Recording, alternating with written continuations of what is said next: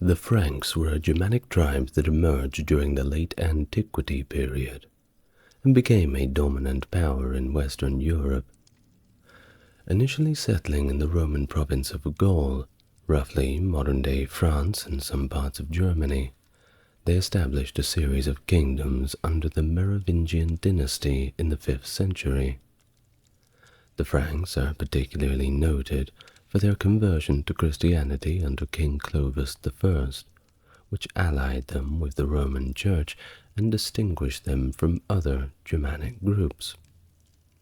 Under the later Carolingian dynasty, which succeeded the Merovingians, the Franks reached their zenith with the reign of Charlemagne, who was crowned emperor in the year 800, symbolically reviving the Western Roman Empire.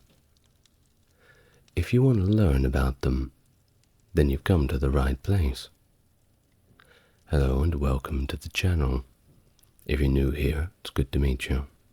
If you're coming back, it's good to have you with me again. As always, if you'd like to support the channel, links to the Patreon are in the description and comments. Otherwise, liking the video helps YouTube know that you're enjoying it, and then they'll let other people know as well.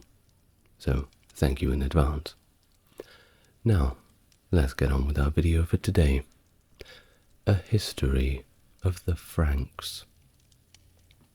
Now, first of all, where did the Franks come from? Well, once more, we walk the thin line between history and mythology. The mythological origins of the Franks are detailed in several early medieval sources, which provide fascinating but largely fictional accounts of the tribe's ancestry. According to the History of the Franks by Gregory of Tours, a historian from the 6th century, the Franks may have originated from Pannonia, settling initially along the Rhine River before moving through Thuringia and establishing a ruling class in the regions they conquered. There is, however, a more fantastical tale that appears in the Chronicle of Fredegar around the 7th century, which claims that the Franks were actually descendants of Trojans, linking them to the ancient epic heroes of Virgil's writings. Fredegar narrates that after the fall of Troy, the Franks, under leaders such as Frigga and Frankio, journeyed from Asia to Macedonia, and eventually to the banks of the Rhine, where they purportedly attempted to rebuild a new Troy. Well, it's a nice story. The Liber Historiae Francorum, another key source from the 8th century, echoes this Trojan lineage by suggesting that the Franks, under leaders like Priam and Antenor, migrated from Troy to Pannonia, and then to the region near the Sea of Azov. This text adds that after aiding the Romans in military campaigns, the group was dubbed the Franks, a name that implied fierceness in battle. Well, of course, modern observers critique these accounts, noting that they reveal the Franks' lack of a unified heritage, or ancient noble lineage, compared to other contemporaneous groups. This absence likely drove to the creation of these grandiose legends, aiming to construct a prestigious origin story for a relatively young confederation of tribes. Of course, historical revisionism is more or less as old as history itself. The early mentions of the Franks in historical sources show their interactions with the Roman Empire, highlighting both cooperative and hostile engagements. The Panegyrici Latini, along with writers like Ammianus Marcellinus, Claudian, Zosimus, and particularly Gregory of Tours provide fragmented but valuable insights into the movements and cultural backdrop of the Frankish tribes. From these accounts, we can summarize that the Franks first emerged in the historical record in the late 3rd century. Their initial appearance is noted during the 260s, when they began to exert pressure on Roman territories. Various Frankish groups like the Chamavi, Bructeri, Chatuari, and Sali, or Salians, also the Tubantes and Amsivari, are sporadically mentioned in Roman accounts from the late 3rd throughout the 4th century.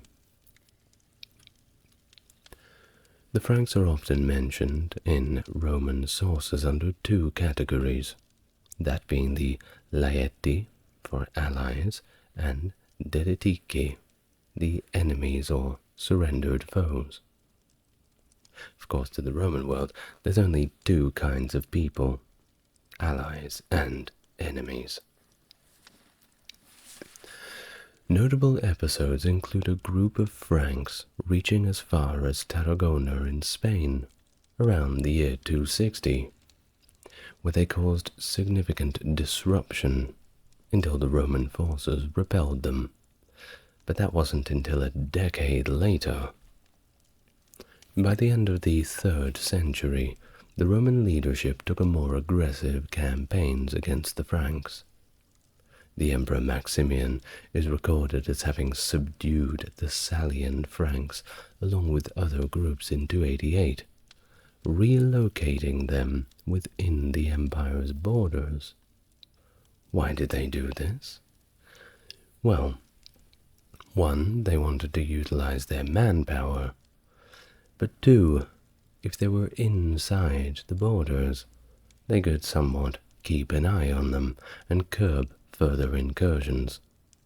I mean, they weren't going to be making any incursions if they were already in. Not bad logic. Keep your friends close and enemies closer, perhaps.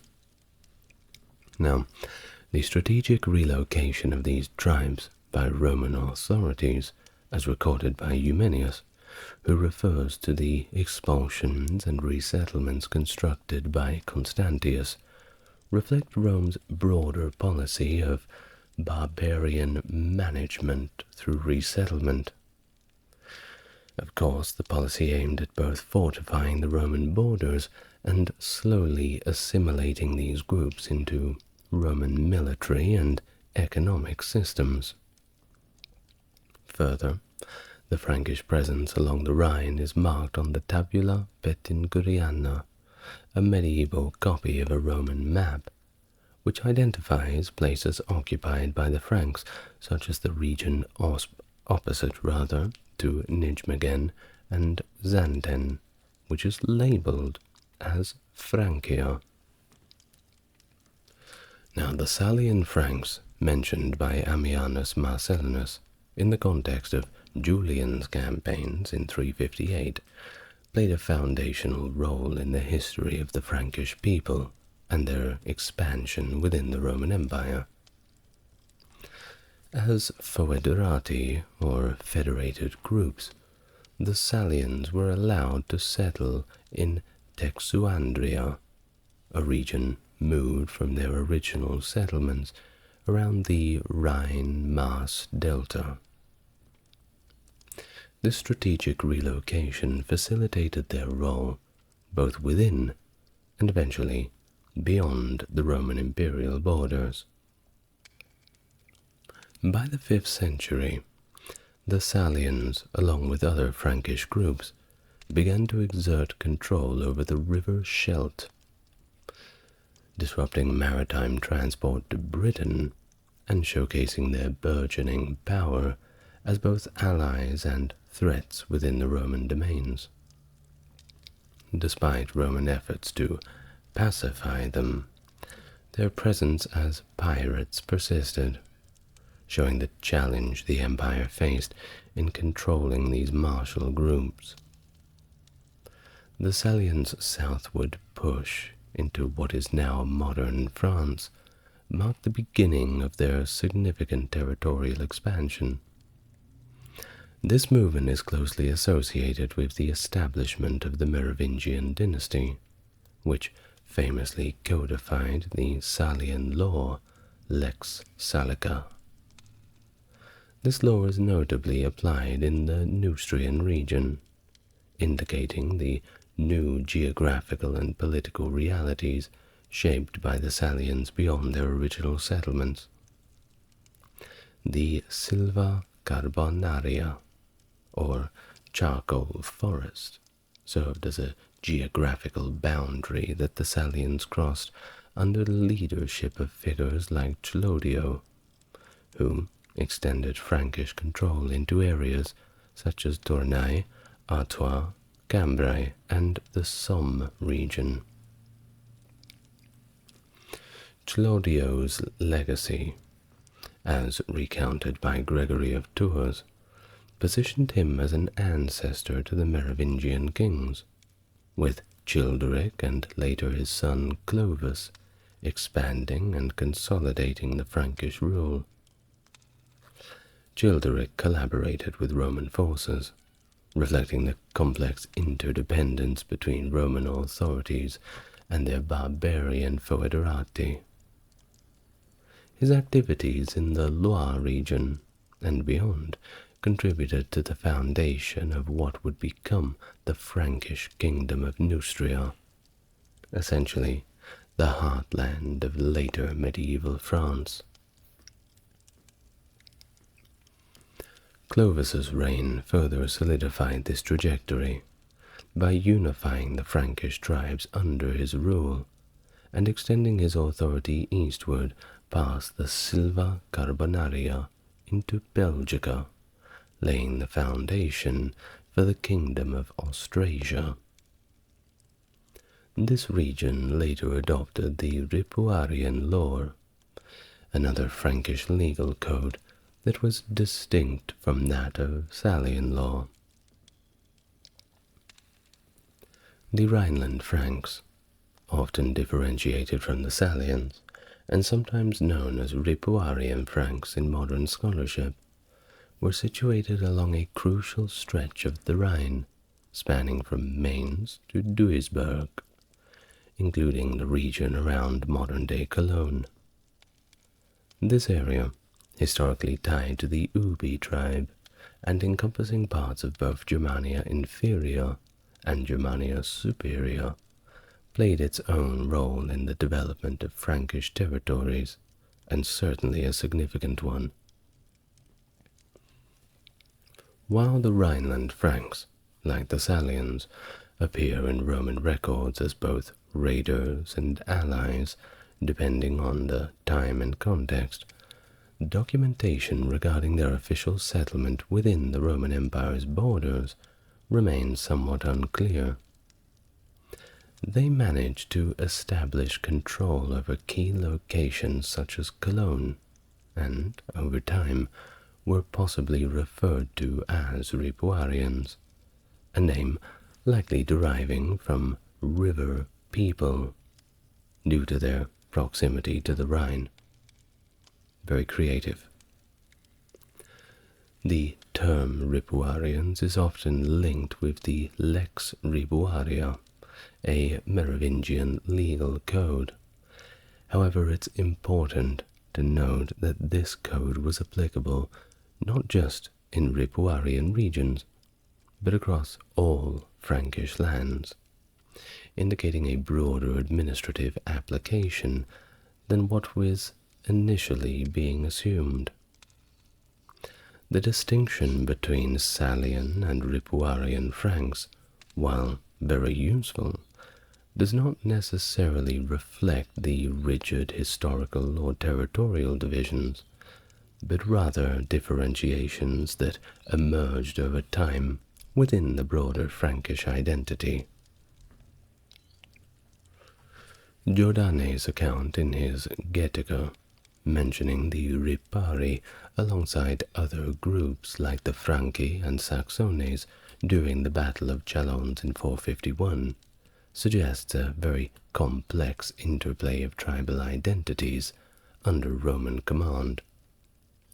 However, these ripari are generally interpreted as a distinct group based along the Rhone, not as Ripuarian Franks from the Rhine region.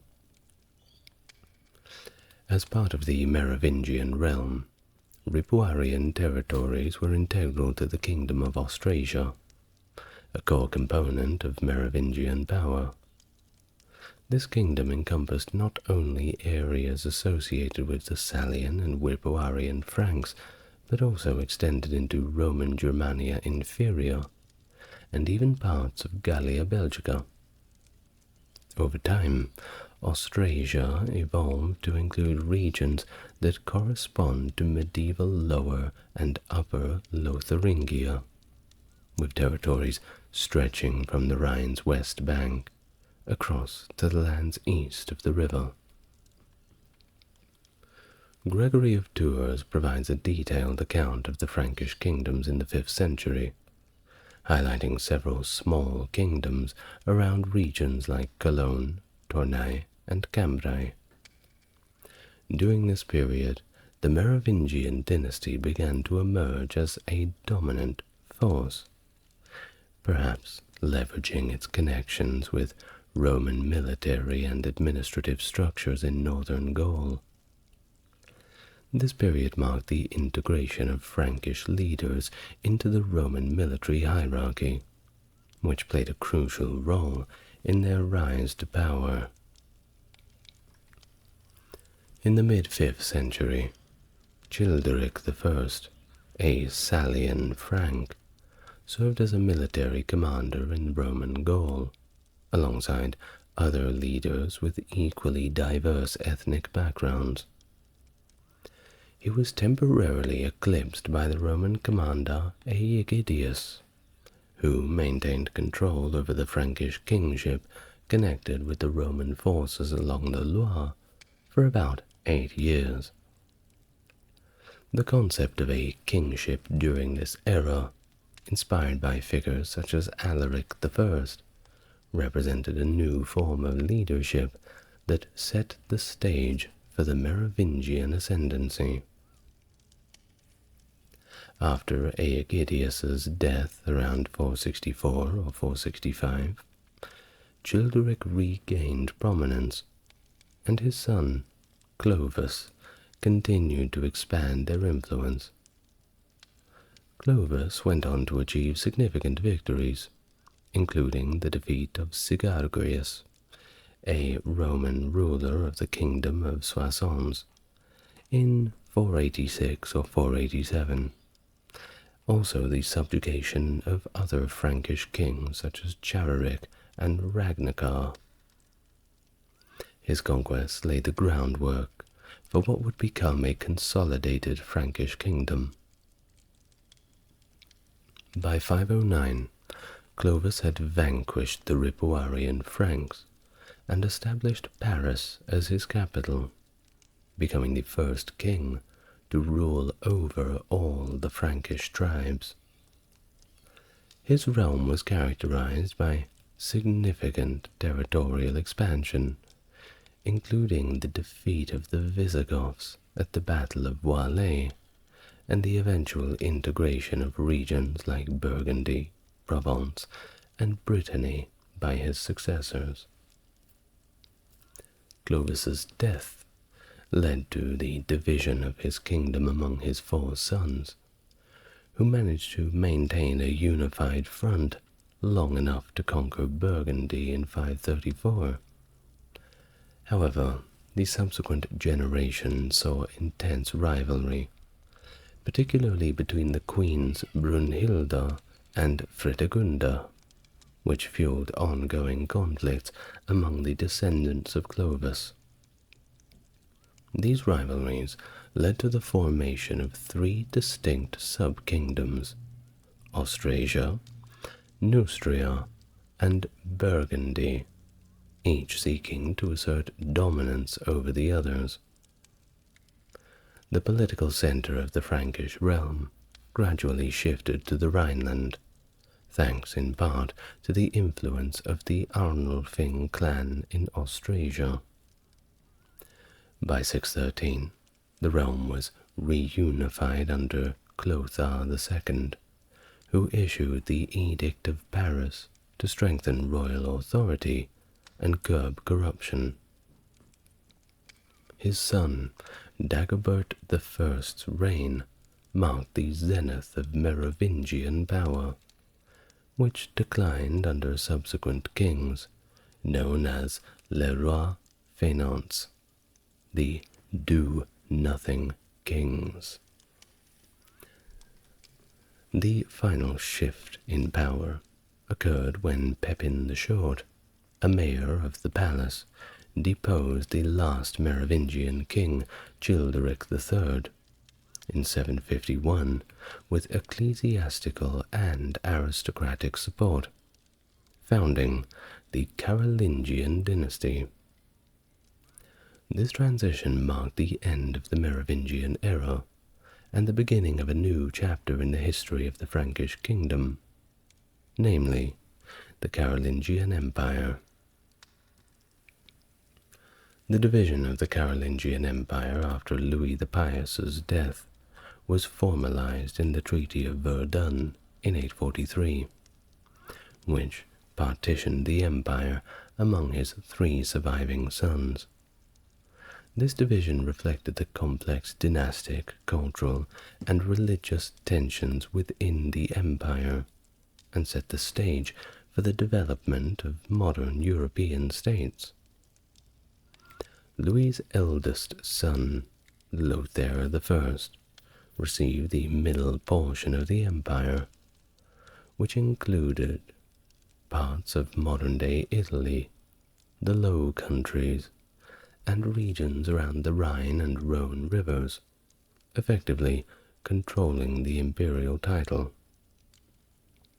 Charles the Bold was granted the western part, which evolved into modern France, and Louis the German, well, you can guess which part he received, which would eventually become the core of the Holy Roman Empire. The tripartite division led to a political fragmentation, and of course frequent conflicts over borders and authority.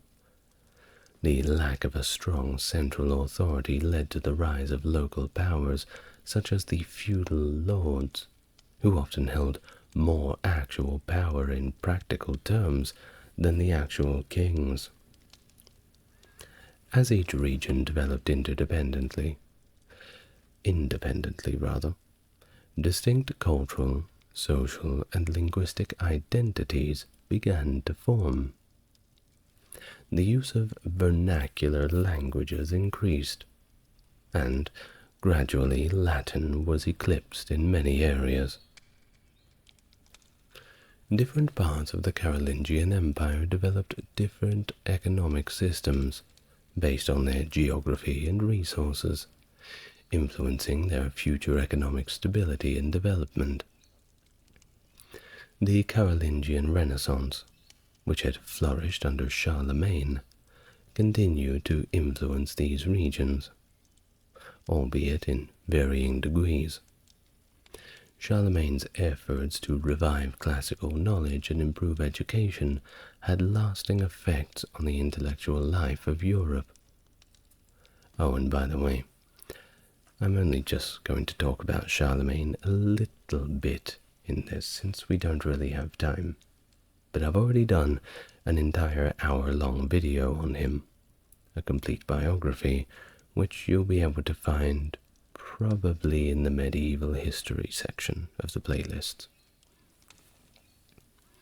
Monasteries and cathedrals continued to be centers of learning and literacy, preserving not only religious knowledge, but also secular texts from antiquity. However, the unity imposed by Charlemagne would never be fully realized again, and the fragmentation of the empire eventually led to the development of feudalism in Europe, This system of local governance, characterized by the decentralization of power, became a defining feature of the Middle Ages. Now, on to a few specifics of the Carolingian Empire, namely some of their culture, some notes about their language, religion, and then we'll have a look at their military structure. The Old Frankish language. It's often called Old Franconian, spoken by the Franks prior to the High German consonant shift between 6 and 700 AD. This shift significantly influenced the linguistics of the region, leading to a divergence where dialects that would become Dutch did not experience the shift, while others did, albeit to varying extents. Consequently, the distinction between Old Dutch and Old Frankish is actually quite minimal, with Old Dutch or Low Old Franconian often used to denote these variations post-shift. Oh, and by the way, they do say that Dutch is the easiest language for native English speakers to learn. That has very little to do with the Franks, but I'm just commenting. The direct evidence of Old Frankish is scarce, primarily limited to a few runic inscriptions, such as the Bergaker inscription. However, a considerable portion of Frankish vocabulary has been reconstructed through early Germanic loanwords in Old French, and comparative linguistic reconstruction, particularly through Dutch. I have no idea how they do all of this with these old languages, but some very, very smart people, some very cunning linguists, of course. The impact of Old Frankish on Gallo-Roman language and culture, including vocabulary and phonological changes, remains a significant area of scholarly inquiry. Notably, Frankish influence on contemporary vocabulary includes words for the cardinal directions, north, south, east, west, and also an estimated 1,000 other words. Linguistically, Northern Gaul became a bilingual region of Vulgar Latin and Frankish during the Frankish conquest, while Latin remained the language of writing and formal affairs. Culturally and artistically, the early Frankish contributions are part of the Migration period art, transitioning into what is recognized as Carolingian art or pre-Romanesque architecture. Surviving Merovingian architecture is rare, with the majority of early churches likely being constructed in timber. The best preserved example includes a baptistery in Poitiers, reflecting a Gallo-Roman style. Furthermore, artifacts such as jewelry, weapons, and manuscript illuminations provide insight into the aesthetic and cultural values of the time. The grave of Queen Aragonde and the treasure of Gourdon highlight the artistry of the period, though the overall quality may not be fully represented by the surviving works. The Carolingian Renaissance, later marked as a significant cultural transformation, of course heavily influenced by Charlemagne's patronage of the arts, included the commission of works from abroad. Carolingian art and architecture, such as the Palatine Chapel in Aachen, demonstrate a confident adaptation of Byzantine influences and sophistication that set the stage for future developments in Western art. Other notable Carolingian sites include the monasteries of Centula, St. Gall, and the original Cologne Cathedral. Look that one up, it's pretty. Now, a little bit about religion, because of course it kind of goes hand in hand with culture, doesn't it? The conversion of the Frankish aristocracy to Christianity followed quickly after Clovis, although converting the entire population under Frankish rule was a very long and complex process. Frankish paganism, which persisted in some forms, shared many traits with broader Germanic paganism, being highly ritualistic and centered around a pantheon of localized deities.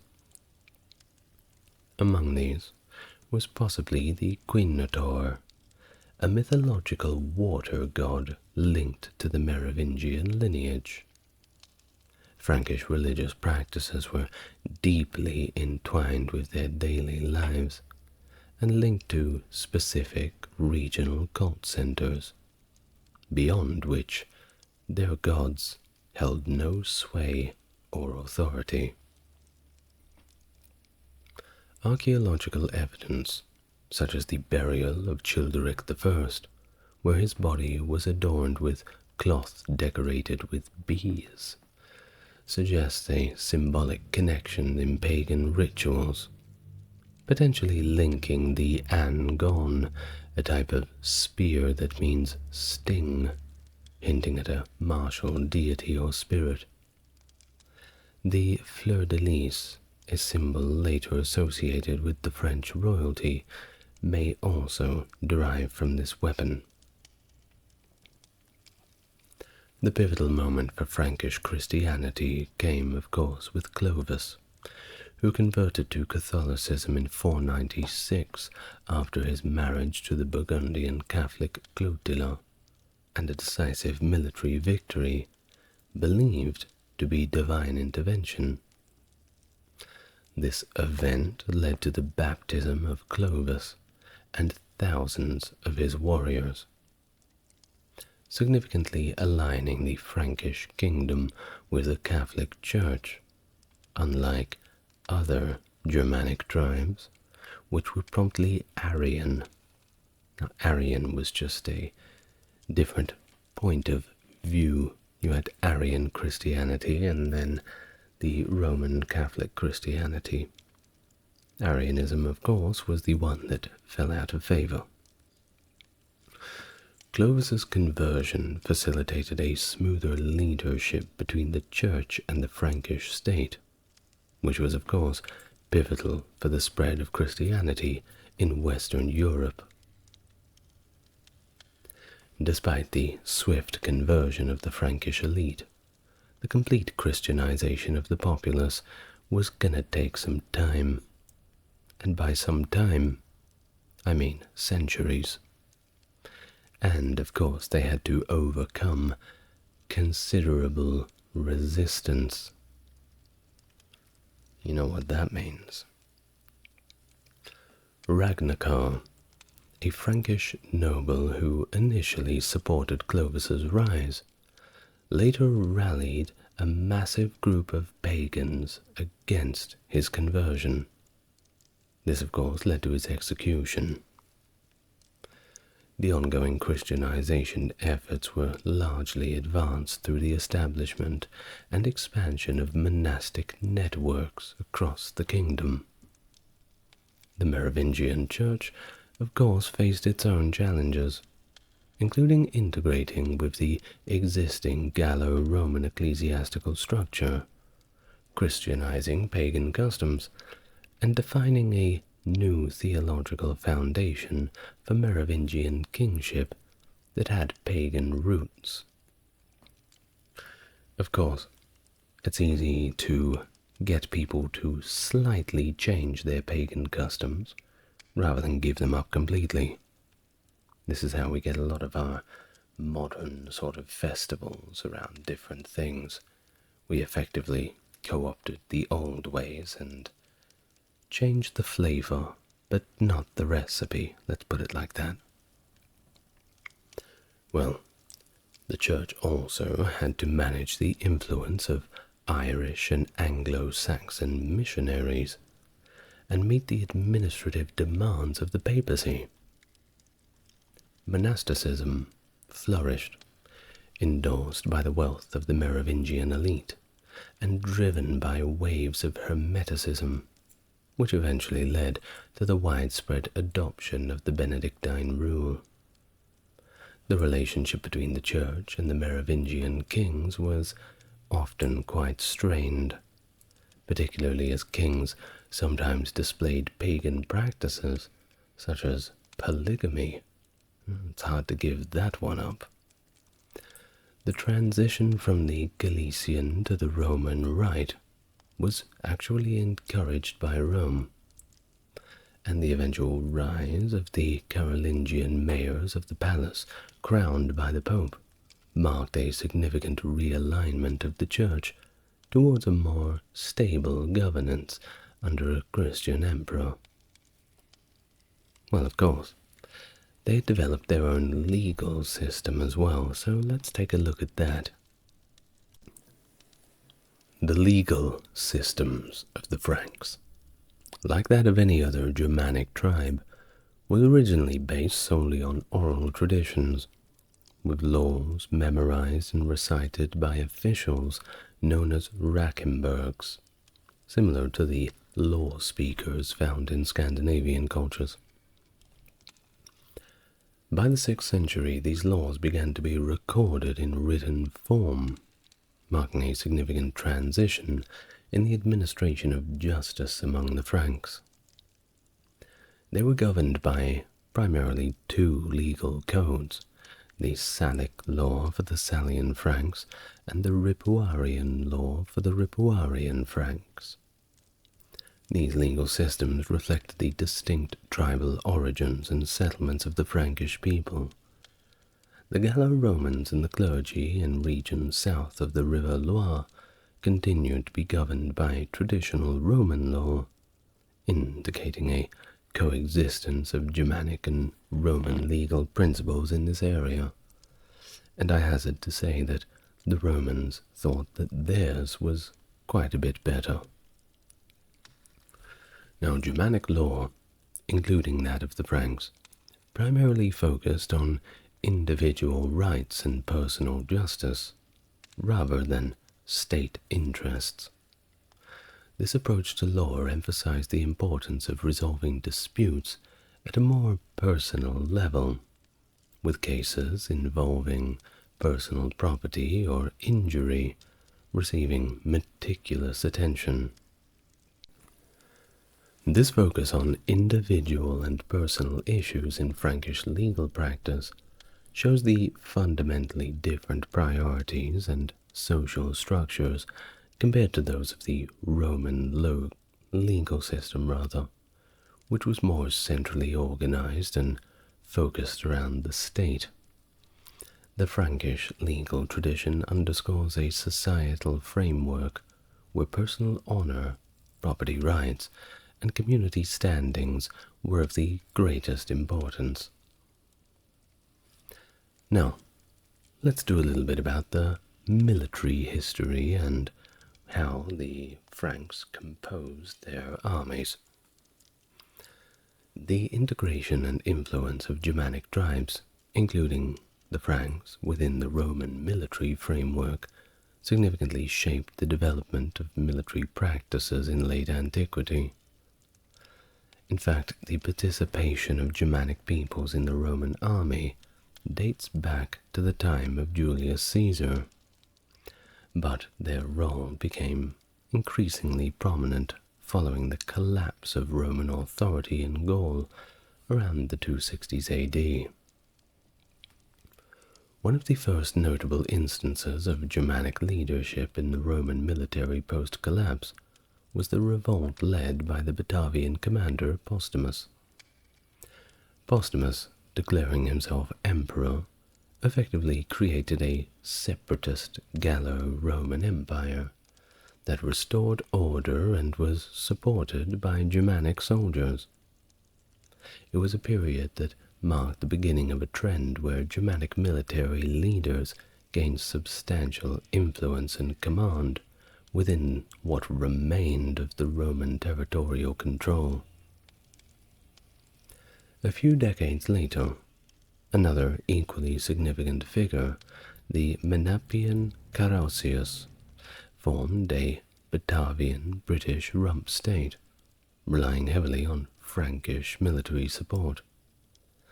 This indicates the growing military capability and autonomy of the Frankish soldiers during this era. And throughout the 4th century, Frankish commanders such as Magnentius, Silvanus, Ricimer, and Bauto held prominent positions within the Roman military itself, showing another way that they were integrated depending on the time and context. Now, Ammianus Marcellinus' accounts provide insights into how Germanic tribes, including the Franks and the Alemanni, adopted Roman military organization and tactics, reflecting a fusion of Roman military discipline with the Germanic warrior culture. This blend of practices continued to evolve, particularly evident after Cholidio's invasion, when the Roman armies at the Rhine border essentially became Frankish, adopting Roman-like organizational structures, tactics, and equipment. The observation by the 6th century scholar Procopius that the Arboricoi, having assimilated with the Franks, retained their Roman legionary organization long after the fall of the Western Roman Empire, gives us another example of the lasting Roman influence on Frankish military structure. Well, under the Merovingian dynasty, the Franks melded their Germanic customs with these Romanized military organizations, leading to significant tactical innovations. These changes not only enabled the Franks to expand their territory, but also laid the groundwork for the development of feudal military systems in medieval Europe. The accounts of Procopius and Agathias, when discussing the military customs of the Franks during the 6th century, give us another example of a distinct blend of simplicity and ferocity in their approach to warfare. Yet these narratives are fraught with contradictions and historical complexities. For example, Procopius depicts the Franks as predominantly infantry, armed primarily with axes and swords and shields, eschewing the use of spears or bows in favor of throwing axes that would of course shatter enemy shields and wreak havoc in their ranks. You don't need to have an axe thrown at you to come to the conclusion that it would be quite a frightening ordeal. Either way, this portrayal emphasizes the Frankish preference for close combat and their reliance on heavy shock tactics rather than missile warfare or cavalry maneuvers, which were of course common among other contemporary military forces. Which seems to be very German. Just get in there, close up, axes, fists. Yeah, seems a bit German to me.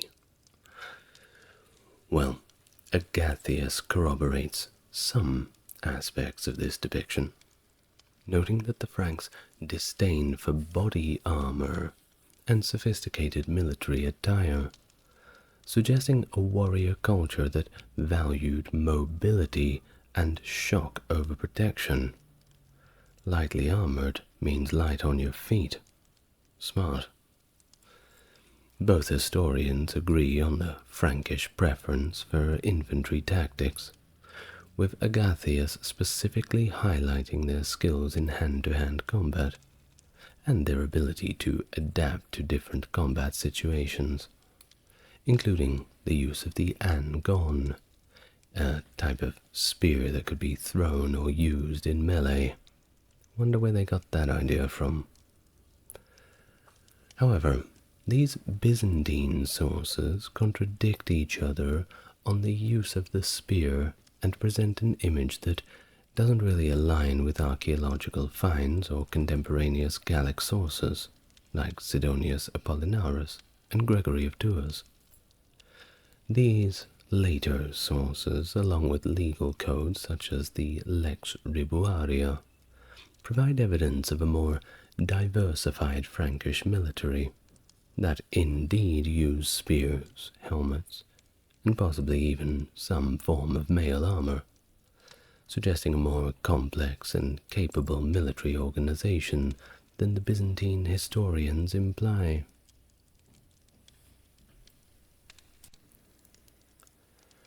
Well, in light of this, while Procopius and Agathias provide a lot of valuable insights into Frankish warfare, their accounts must be considered within the broader scope of all available sources, and that includes archaeological evidence and Frankish legal codes. These suggest a military capability that was both influenced by and distinct from Roman practices, characterized by a flexible approach to warfare that could integrate both Roman and traditional Germanic elements. The Merovingian military, deeply rooted in the Roman traditions, adapted and evolved these influences to form a unique Frankish approach to warfare that was both pragmatic as much as it was versatile. This adaptability was crucial in both defensive and offensive capacities, particularly in their campaigns against external enemies and in internal power struggles within the Frankish realms.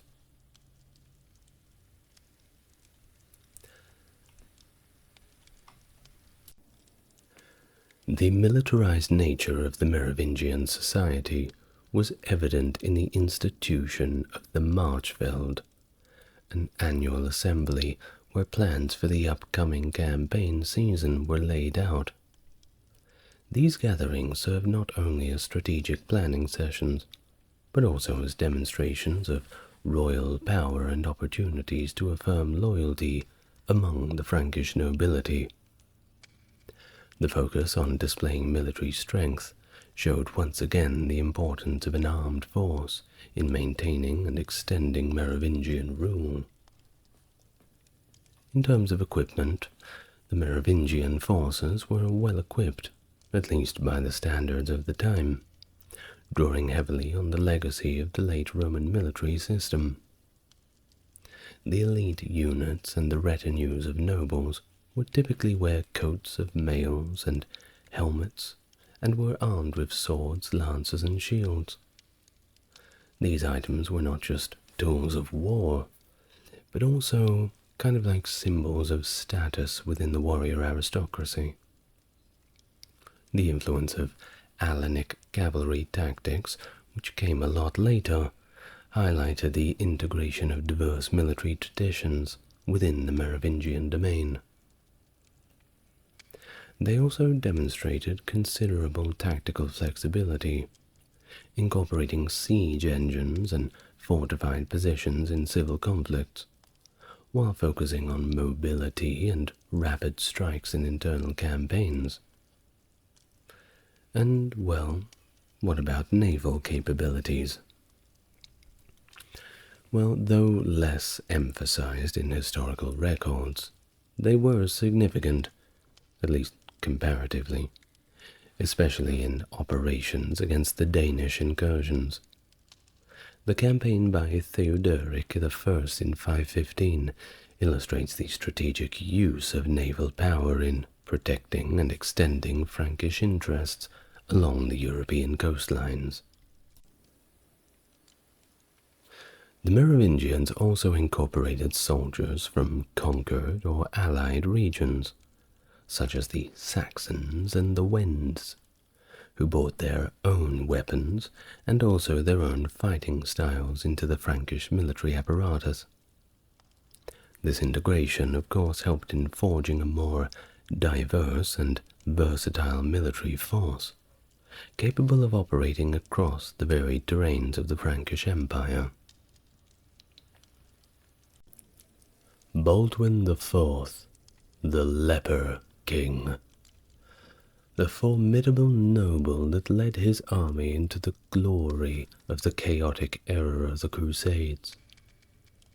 Born in the kingdom of Jerusalem, this grand strategist was bound for the battlefield, etching his name onto the pages of history forever.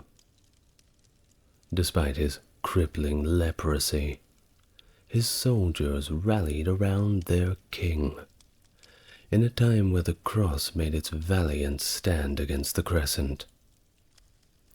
Hello everyone, welcome to the channel. If you're new here, it's good to meet you. If you're coming back, it's good to see you again. And if you'd like to support the channel, hop on over to the Patreon and take a look. Otherwise, if you're inclined to do so, like, comment and subscribe, and we can get on to our topic for today, Baldwin IV. In the middle of the year 1161, a future king was born into a world of nobility and strife. His father, Amalric, held the titles of Count of Jaffa and Ascalon, and his mother was Agnes of Courtenay. This child, Baldwin, was welcomed into the fold of royalty with his uncle King Baldwin III humorously bestowing upon him the grandiose gift of the Kingdom of Jerusalem at his christening. This jest reflected the unlikely prospect of Baldwin's rise to the throne, as King Baldwin III was young and newly wed, presumably poised to have heirs of his own. However, fate had other plans, and by 1163 the king passed away without leaving behind any children, propelling Amalric closer to kingship. The path to the throne was, of course, fraught with obstacles, notably due to the kingdom's nobility's disdain for Agnes, Baldwin's mother. They viewed her potential influence with suspicion and general distaste, ultimately coercing Amalric into annulling his marriage on claims of being too closely related by blood. Despite this, Amalric managed to secure the legitimacy of his children, Sibylla and Baldwin, ensuring their place in the line of succession. Baldwin's childhood was marked by absence. His mother remarried and slowly drifted away from his life, and he rarely saw his sister Sibylla, who at this time had been taken away to be raised in a convent. When Baldwin was 6 years old, his father remarried, bringing Maria Comnene as a stepmother into his life. This new queen, ambitious and calculating, likely saw the young prince as a hurdle to her own offspring's prospects. Amidst these familial complexities, Baldwin's upbringing was distinctly noble, characterized by the martial and cultural education fitting for someone of his noble status. He was especially tutored by William of Tyre, a renowned cleric known for his wisdom and worldly knowledge. Under William's guidance, Baldwin displayed an unusual stoicism and a remarkable knack for learning, despite facing a mysterious ailment at this time that rendered his right arm insensate. Despite the looming shadow of illness, Baldwin grew into a young man of determination and optimism. He inherited his father's charismatic presence and was quick to learn, albeit with a stutter, but that never dampened his spirit. He showed a keen interest in history and tales of the old world, with an exceptional memory that held both grudges and gratitude alike. But, of course, the elephant in the room could not be ignored. The spectre of Baldwin's potential leprosy loomed large, influencing his father's decisions regarding the future of the kingdom. Amalric sought to secure the realm's future by arranging a marriage for Sibylla, Baldwin's sister, with the French Count Stephen I of Sanqueré, envisioning a regency that would safeguard the kingdom in the event of his early demise. However, this plan was disrupted by Amalric's untimely death from dysentery in the July of 1174. Leaving Baldwin as the young heir to a kingdom encircled by adversaries and riddled with internal dissent. This narrative not only charts the early years of Baldwin's life, but also encapsulates the tumultuous era of the Crusader states, surrounded by a mosaic of cultures and religions, with the kingdom of Jerusalem at its beating heart.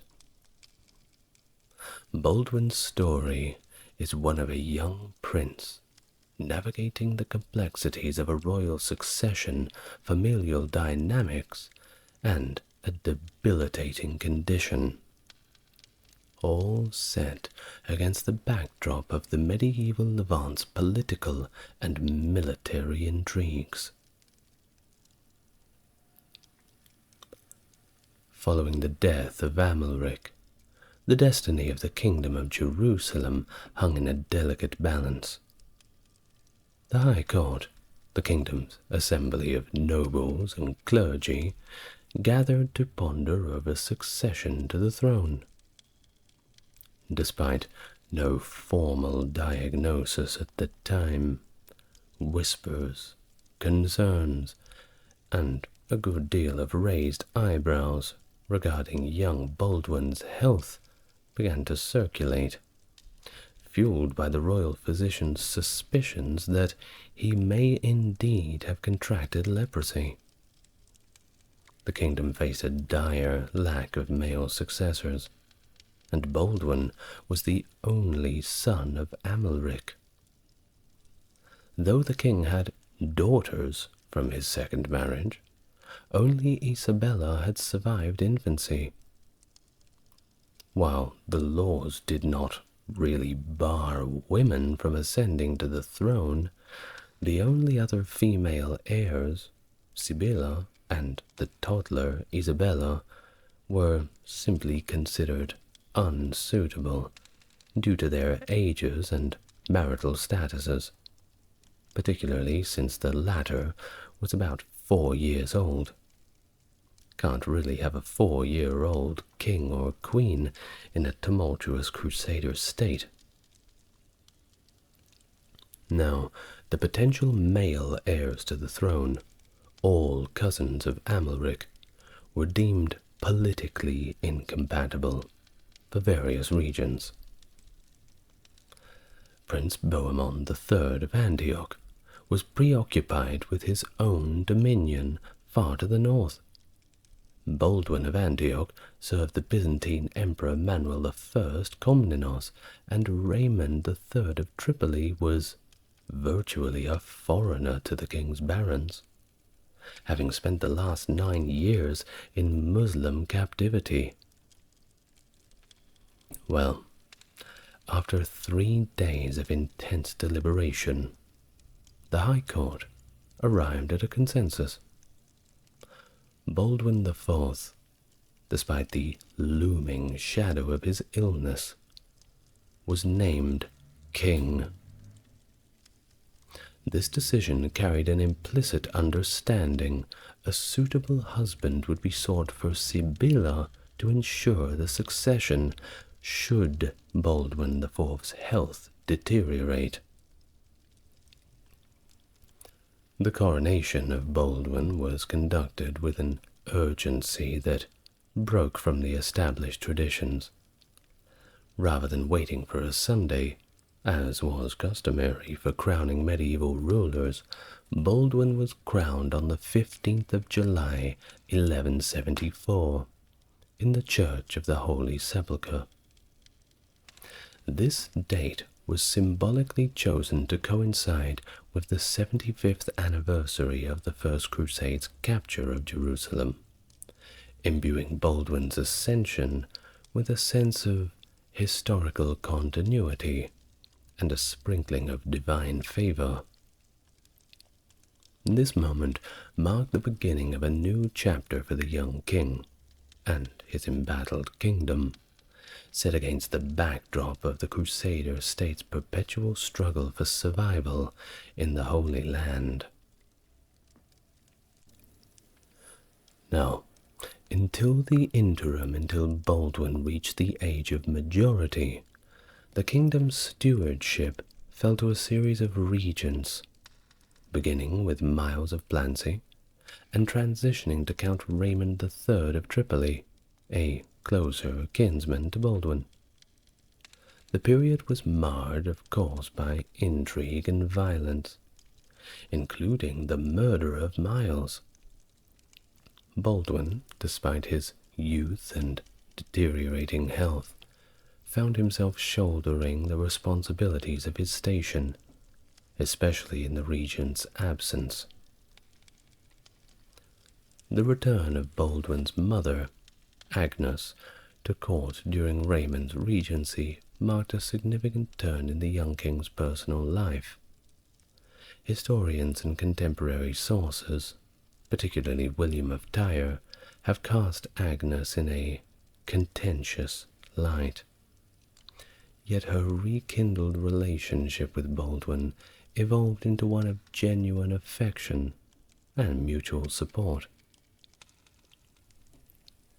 Well, glad that his mother was back there, because he was about to need her. As Baldwin's condition began to progress, the fears of his leprosy were more or less confirmed, and the urgency to secure the royal lineage was intensified. This led to strategic marital arrangements for his sister Sibylla, aiming to strengthen ties with influential European nobility and ensure the kingdom's overall stability. On the momentous day of 15th of July, 1176, marking 2 years since his coronation, Baldwin IV stepped into adulthood and officially took the reins of the Kingdom of Jerusalem, thereby concluding Raymond's term as a regent.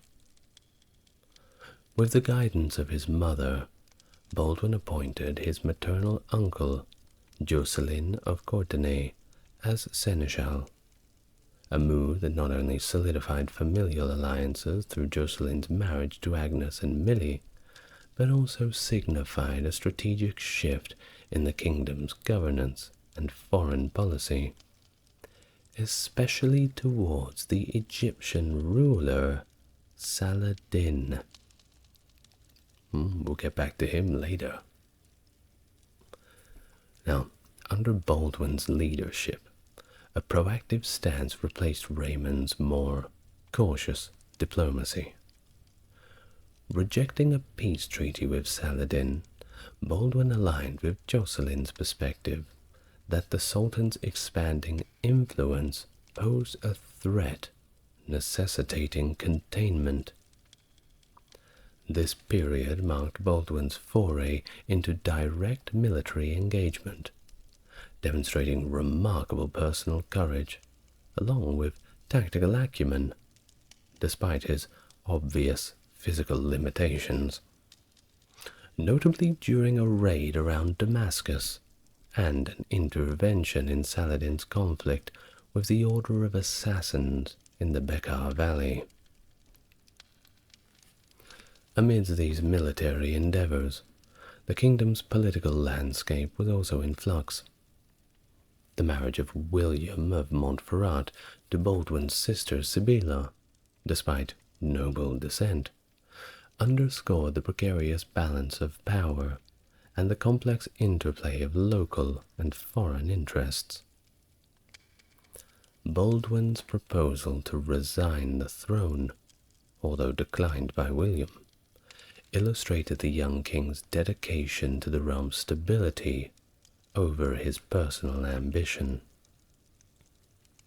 The campaign against Egypt necessitated internal alliances, leading Baldwin to dispatch Reynald of Chatillon on a diplomatic mission to Emperor Manuel in Constantinople. The successful negotiation for Byzantine support in exchange for the significant concessions highlighted Baldwin's strategic foresight, but also set the stage for future complexities, including Reynald's marriage to Stephanie of Milly and the unfortunate passing of William of Montferrat from malaria. As Baldwin continued to contend with his own health issues and the loss of key figures, his decision-making in military and governmental appointments, such as entrusting Reynald over the Count of Tripoli, revealed his adeptness at navigating the kingdom's internal politics, along with its external threats. Despite setbacks, including the withdrawal of Byzantine support due to the fractious behavior of European allies, Baldwin's tenure was characterized by an unwavering commitment to the Crusader state's survival and prosperity, marked by efforts to maintain alliances and seek new avenues for support, even in the face of debilitating illness and the complexities of medieval geopolitics. In the latter part of 1177, with the Frankish forces extended into northern Syria, Saladin perceived a strategic opening to advance into Baldwin's realm. Despite still grappling with the aftermath of malaria, Baldwin's resolve to confront Saladin showcased his indomitable spirit. As Saladin moved closer, Baldwin's initial defensive maneuver in Ascalon demonstrated both desperation and strategic cunning, culminating in an unexpected counterattack against Saladin's forces at Montegassard. This battle, marked by Baldwin's leadership from the very front lines, resulted in a significant victory for the young king, defying all odds and against a very numerically superior enemy. Saladin was embarrassed. However, Baldwin's strategic challenges were far, far from over. His decision to reinforce the kingdom's defenses by initiating the construction of Chastelet, despite previous commitments not to fortify that section of the border, illustrated a pragmatic approach to security, underscored by rejecting Saladin's monetary offer to halt construction. Furthermore, Baldwin's diplomatic engagement, as seen in the hosting of Michael the Syrian, underscored a broader strategy of consolidating support within the broader region. The ongoing conflict with Saladin continued to test Baldwin's military acumen and physical resilience. Encounters in 1179, from ambushes all the way to direct confrontations, highlighted the constant threats at the kingdom's borders and the personal risks that Baldwin was constantly facing. The loss of key figures like Humphrey II of Toron and the physical limitations imposed by his illness underscored the harsh realities of leadership in such turbulent times. The siege and eventual fall of Le Chastelet to Saladin's forces, despite Baldwin's effort to rally support, marked a setback in the continuous struggle for dominance in the region. Yet through these adversaries, Baldwin's reign was characterized by his relentless determination, setting a precedent of leadership amidst the complex and precarious landscape of the Crusader states. As the year 1177 drew to a close, the Kingdom of Jerusalem navigated through a series of pivotal events under Baldwin's rule. Following his sister Sibilla's widowhood, the kingdom entered a period of mourning that culminated in the strategic consideration of her remarriage, a matter of state importance given her position as the king's heir presumptive. Despite the interest from Baldwin of Ibelin, the king looked elsewhere, balancing court politics by permitting Balian of Ibelin to marry Queen Maria, thus avoiding conflict with the influential Ibelin family. In a significant move to secure the kingdom's future, Baldwin began to publicly associate Sibilla with acts of governance, subtly signaling her status as his successor. Baldwin sought a strong ally in marriage for Sibilla, reaching out to the King of France with candid reflections on his condition and the kingdom's vulnerability. The political landscape intensified in 1180, when prominent lords from Antioch and Tripoli appeared poised to challenge Baldwin's decisions regarding Sibilla's future. In a decisive countermove, Baldwin arranged her marriage to Guy of Lusignan, a choice that sidelined the ambitions of Baldwin of Ibelin and maintained the king's autonomy in governance.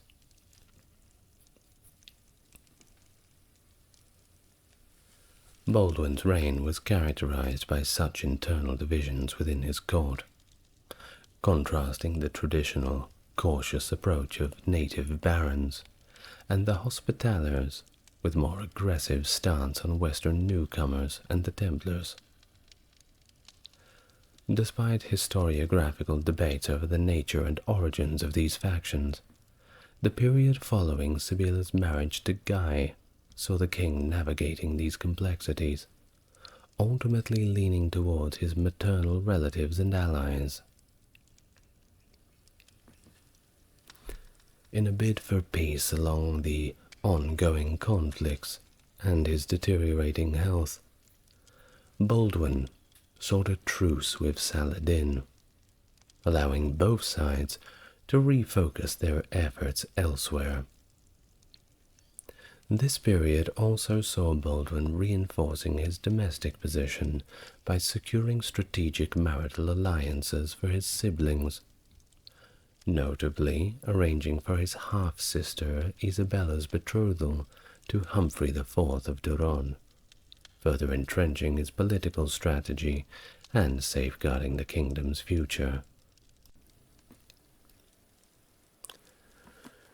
During the period of truce with Saladin, Baldwin astutely consolidated the power of his maternal relatives, enhancing their positions through strategic grants and publicly aligning with Guy and Sibilla, reinforcing his domestic support network. However, the king's relationship with Raymond of Tripoli remained strained, fueled by suspicions of conspiracy and potential challenges to his authority. This tension reached a peak when Baldwin contemplated charging Raymond with treason over the Principality of Galilee, but was persuaded by the High Court to seek reconciliation instead, highlighting a delicate balance between power and influence within the kingdom. The ceasefire with Saladin, a crucial respite for the kingdom, was prematurely disrupted by Renaud's aggressive actions against a merchant caravan, setting the stage for renewed hostilities. As Saladin poised to extend his dominion into Aleppo, Baldwin faced the challenge head-on, opposing Saladin's ambitions and demonstrating a steadfast commitment to safeguarding the Crusader state's interests.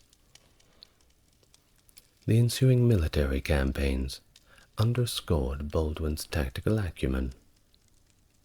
Despite his leprosy continuing to get worse and worse, he led his forces to significant victories, such as the Battle of La Forbelay and the relief of Beirut from Saladin's siege. These successes were not only testament to Baldwin's strategic vision, but also to the loyalty and respect he commanded among his troops and allies, including the crucial support from the Italian maritime republics. As Saladin shifted his focus northward, Baldwin seized the opportunity to press into Damascus territory, showcasing his relentless pursuit of securing the kingdom's borders and asserting its presence in the region. The king's decision-making during these campaigns reflected a nuanced understanding of the politics of the time. Balancing military aggression with diplomatic consideration, he took a cautious approach towards Damascus.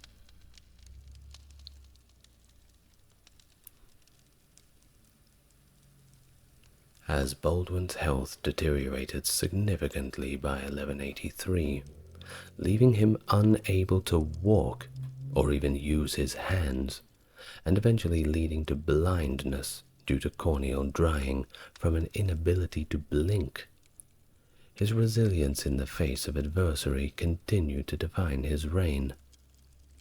Nothing stops him.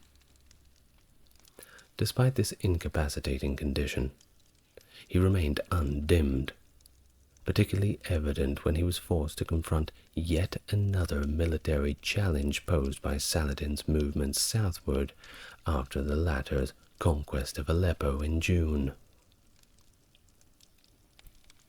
In response to this looming threat, and while battling a life-threatening fever, Baldwin displayed his unwavering commitment by summoning the High Court to his bedside at Nazareth.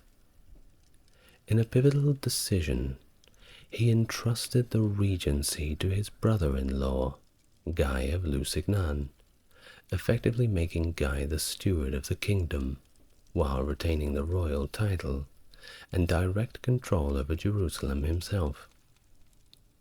This arrangement was underscored by Baldwin's insistence that Guy neither crown himself king nor divest any part of the royal domain during Baldwin's lifetime, reflecting a deep consideration for the kingdom's future and the delicate balance of power within. However, the transition was anything but smooth. Guy's lack of military experience and the resultant refusal of cooperation by the kingdom's most powerful lords and military orders underscored the challenges of leadership and legitimacy. Baldwin's subsequent recovery and return to Jerusalem highlighted the complex interplay between personal health, political power, and the strategic imperative of ruling a Crusader state. The siege of Kerak, coinciding with the wedding of Baldwin's half-sister Isabella and Humphrey of Toron, presented a critical military and familial crisis. Baldwin's decisive action to dismiss Guy from the regency in light of the siege underscored not only the political fallout from Guy's perceived incompetence, but also Baldwin's deep personal involvement in the defense and governance of his realm. Leprosy or not, blindness or not, he was going to protect his kingdom, no matter the cost. The crowning of Baldwin's nephew, also creatively named Baldwin, as co-king, marked a strategic move to secure the succession and the future of the kingdom, even as Baldwin IV continued to lead and inspire his troops, exemplifying his role as a unifying figure.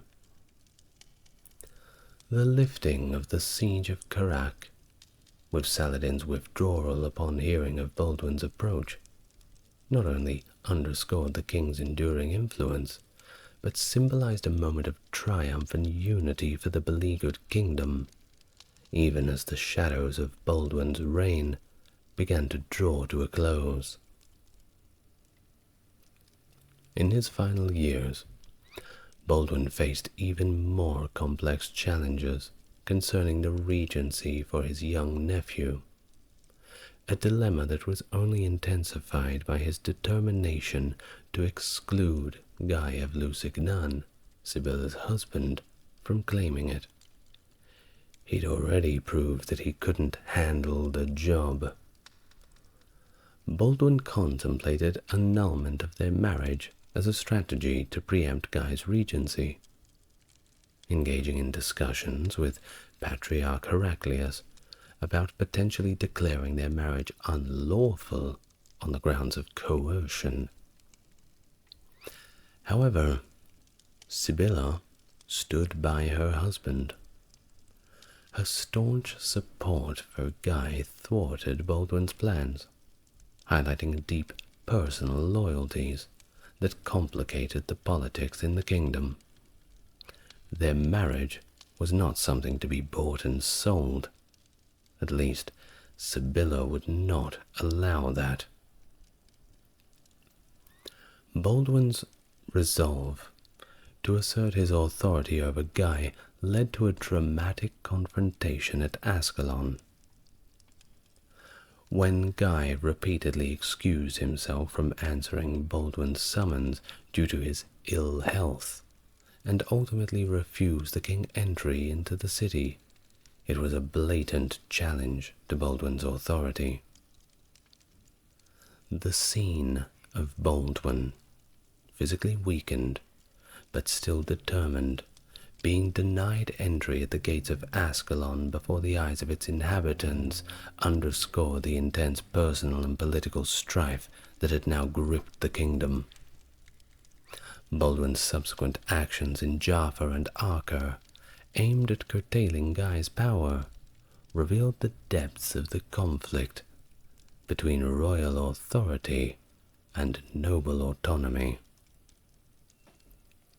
The crisis reached a peak during the council in Acre, where Baldwin sought support for punitive measures against Guy. The intervention of the Patriarch and the Grand Masters, advocating for forgiveness to prevent civil war, highlighted the kingdom's internal divisions. The council's refusal to support Baldwin's proposed actions against Guy, influenced by the ecclesiastical and military leaders' departure, marked a significant moment of political isolation for the king. Reconciliation with the Patriarch and the Grand Masters by June of the same year, coupled with the diplomatic mission to Europe for aid, indicated Baldwin's capacity to navigate through the kingdom's internal division, always for its greater good. The repeated sieges at Kerak by Saladin and Baldwin's responses showcased further the king's relentless commitment to defending his realm, even after his physical condition continued to worsen. Most men at this point would have fell down and given up. but not Baldwin. His efforts to repair and fortify Kerak after Saladin's withdrawal reflected not only his strategic focus on defense, but also his personal investment in the well-being of his subjects. In the waning months of 1184, Baldwin was confronted with the grievous news of Guy of Lusignan's brutal action against the Bedouin of Darum, a group who was under royal protection that had been instrumental in providing intelligence on Egyptian movements. This act not only violated the established protection of these groups that was enjoyed under royal edict, but also threatened the intelligence network that was critical for the kingdom's security.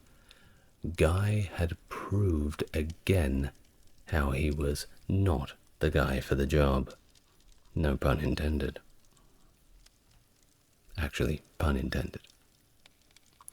Well, this event left Baldwin deeply troubled, contributing to a fever that marked the beginning of his final decline. Well, as he returned to Jerusalem, he could feel it. His health was worsening, and he found himself making a decision that would have once seemed unthinkable: appointing Raymond of Tripoli as regent. Despite a history of distrust and political rivalry, Baldwin recognized Raymond as the only viable option to ensure the kingdom's governance and the protection of his young nephew Baldwin V. His final act was to summon the High Court officially to appoint Raymond as the permanent regent for Baldwin V, ensuring a seamless transition of power and governance. He also mandated that homage be paid by both the young king and Raymond as regent, culminating in a crown-wearing ceremony at the Church of the Holy Sepulchre. These actions further highlight his meticulous planning for the kingdom's future, even as he stared in the face of his own mortality.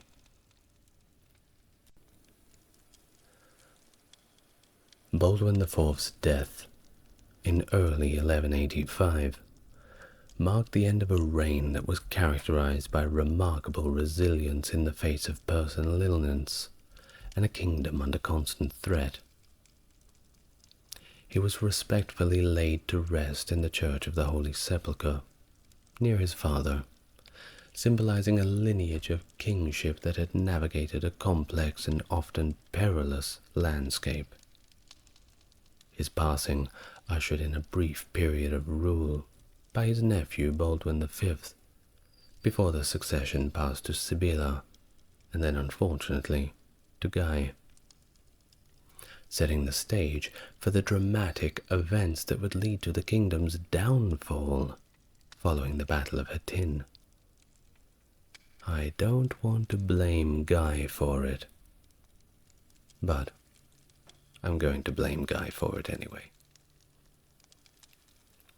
The subsequent loss of Jerusalem to Saladin in 1187, and the deaths of Sibylla and her daughters in 1190, left Isabella I as the sole heir to a kingdom greatly diminished.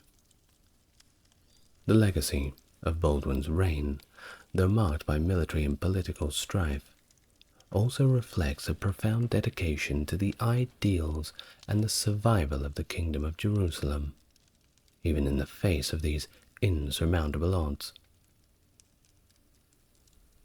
So what happened next?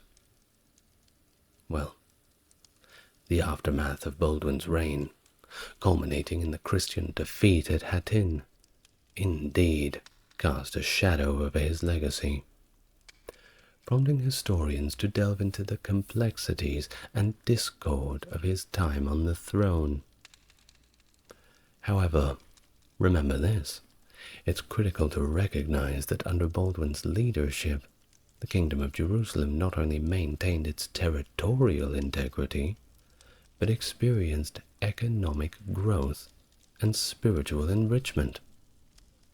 Baldwin's strategic foresight in countering Saladin's ambitions, his careful selection of ministers, and let's not forget his delegation of ecclesiastical patronage and financial management to trusted family members, it all came together to mark a diligent governance and a pure commitment to the kingdom's welfare.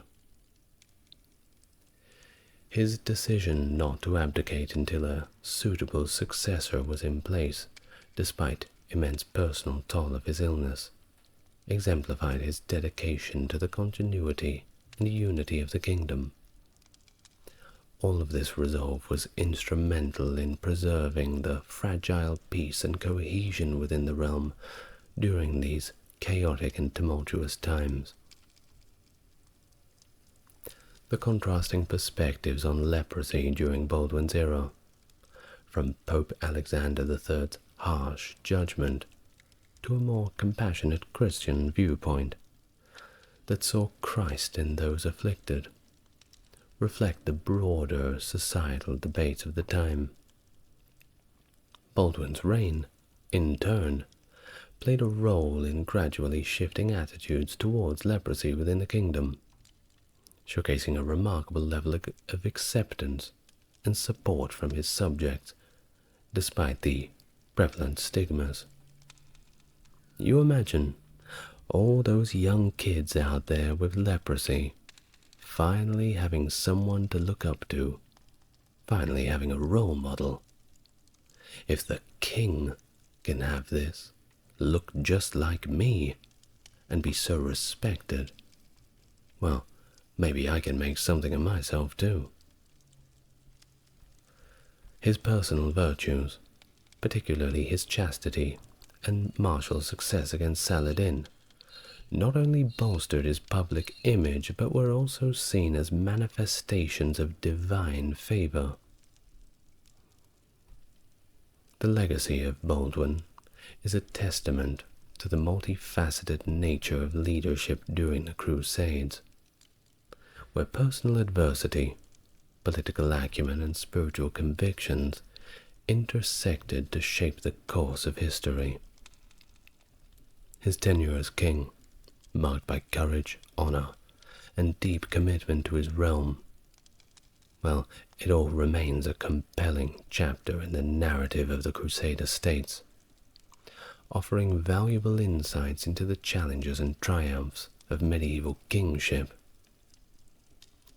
Perhaps there's a lot that we can learn from Baldwin. I know that I certainly have, and I hope you have too, because now we reach the end of our video. No doubt you will hear more about Baldwin in my subsequent videos on the Crusades, which are coming soon.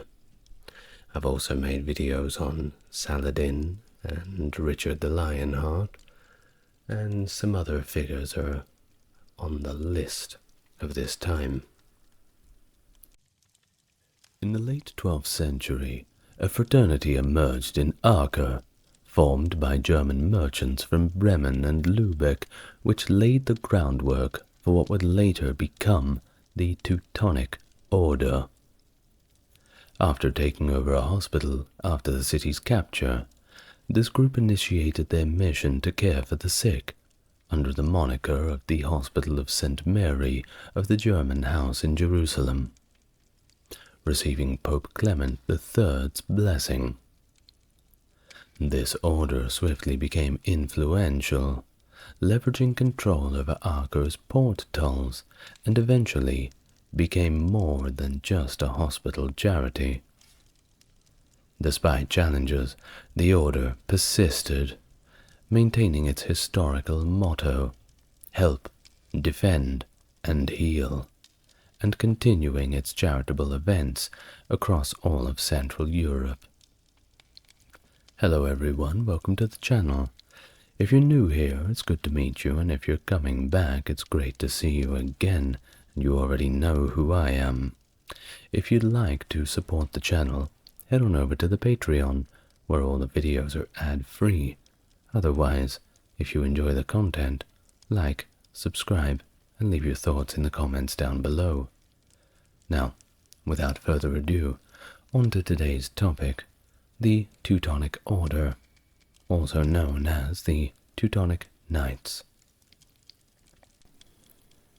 In the midst of the 12th century, under Pope Calliston II's directive, the Knights Hospitalier took charge of a German hospital in Jerusalem, a sanctuary for the myriad of German pilgrims and crusaders unable to communicate in the local or Latin languages, as recounted by chronicler John de Presse. This establishment, while operating under the Hospitallers, was decreed by the Pope to be led by Germans, planting the seeds for a German-led religious institution within the Kingdom of Jerusalem itself. Following Jerusalem's fall in 1187, merchants from Lübeck and Bremen were inspired to establish a field hospital during the siege of Acre in 1190, laying the foundation for what would later be recognized by Pope Calliston II, third rather, in 1192, as the nucleus of a new order. Emulating the Knights Templar, this fledgling group evolved into a military order by 1198, with the head being designated as the Grand Master. Tasked with crusading to reclaim and protect Jerusalem for Christianity, this transformation marked the order's shift from a hospice for pilgrims to a martial organization, under the guidance of Grand Master Hermann von Salza from 1209 to 1239. The order had its established roots in Acre, acquiring Montfort Castle in 1220 to safeguard the passage between Jerusalem and the Mediterranean. Montfort became the Grand Master's headquarters in 1229, though they eventually retreated to Acre after the castle fell to Muslim forces in 1271.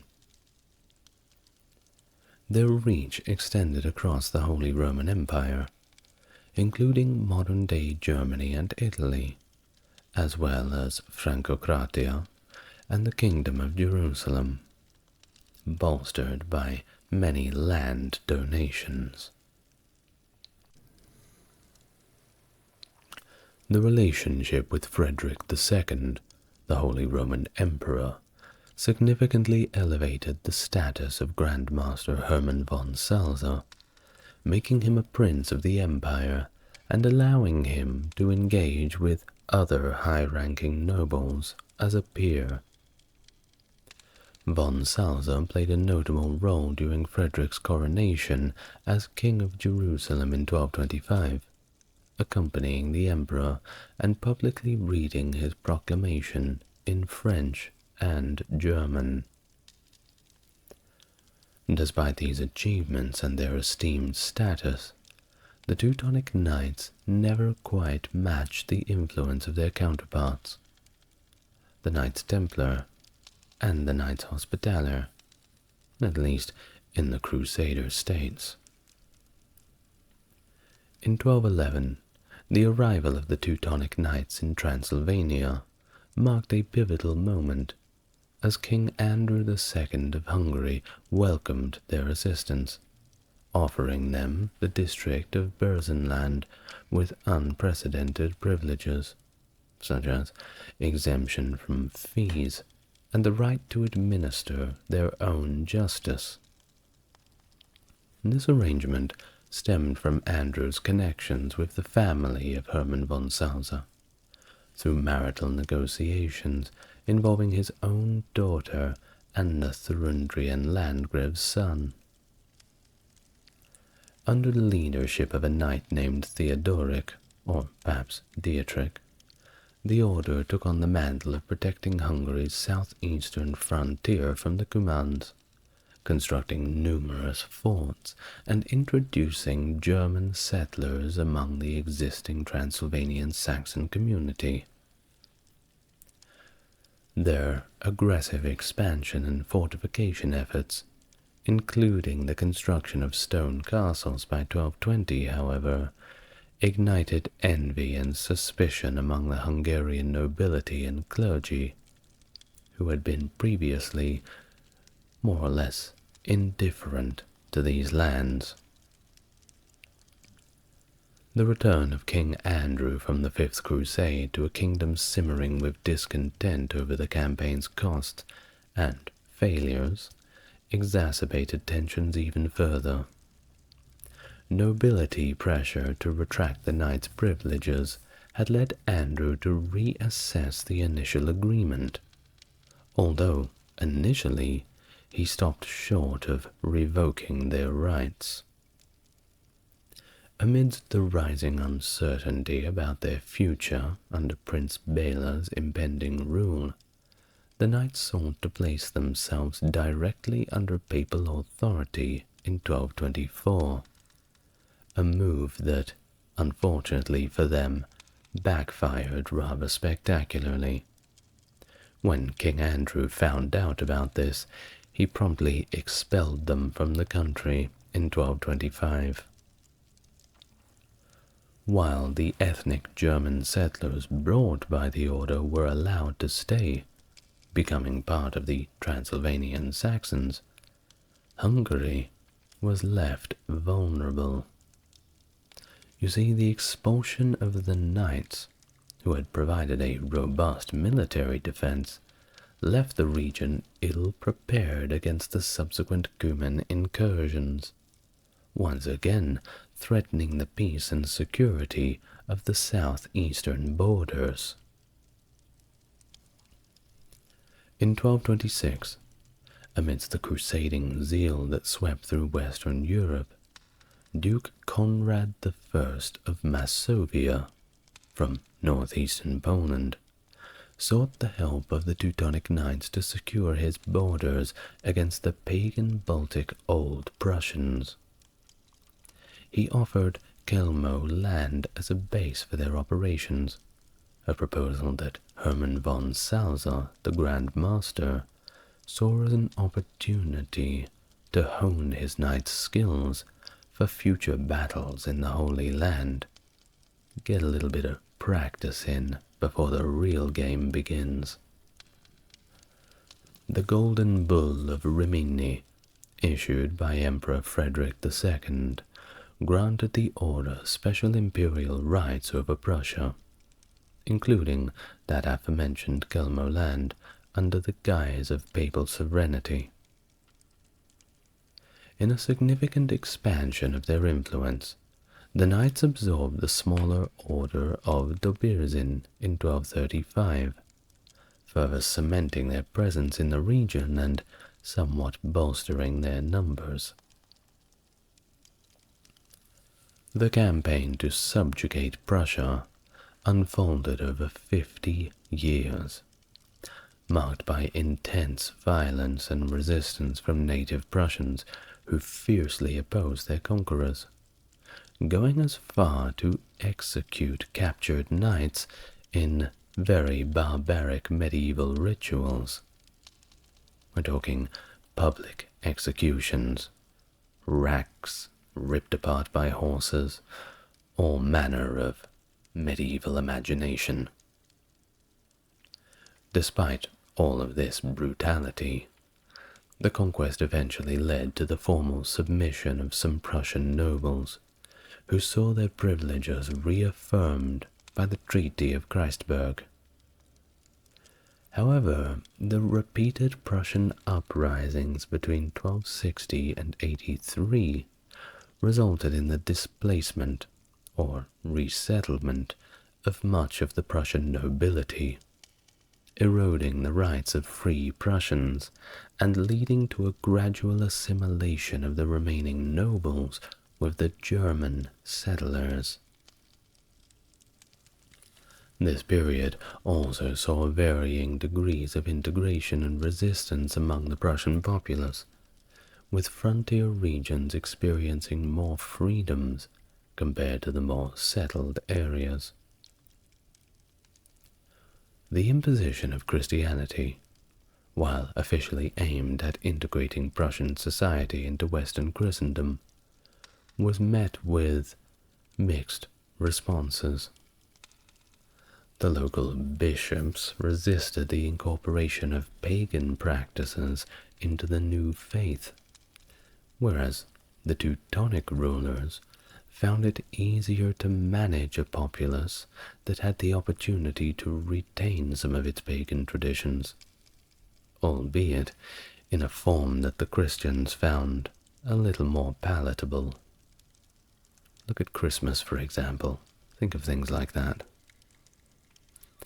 After decades of warfare, the legacy of the Teutonic Knights' conquest of Prussia was largely stripped of its native population,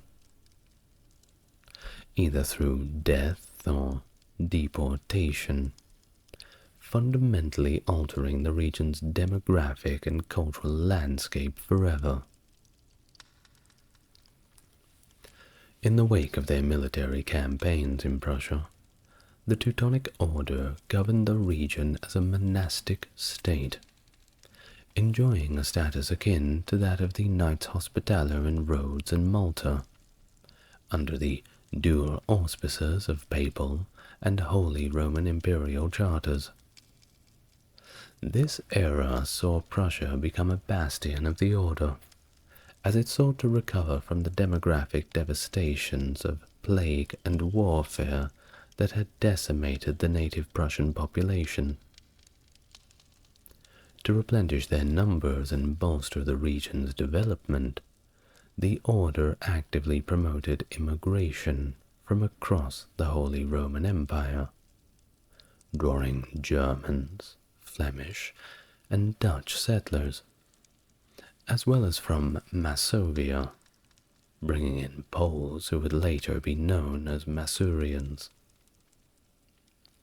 This influx of settlers encompassed a broad social spectrum, including nobles, burghers, and peasants, facilitating a gradual assimilation of Germanization of the surviving Old Prussians. So, the landscape of Prussia was dramatically transformed by the Order's architectural endeavors as well, with the construction of numerous castles serving as military bastions to quell native uprisings and support the ongoing confrontations with neighboring realms, like the Grand Duchy of Lithuania and the Kingdom of Poland. These confrontations were a hallmark of the 14th and 15th centuries, punctuating the Order's tenure in the region with a series of military engagements.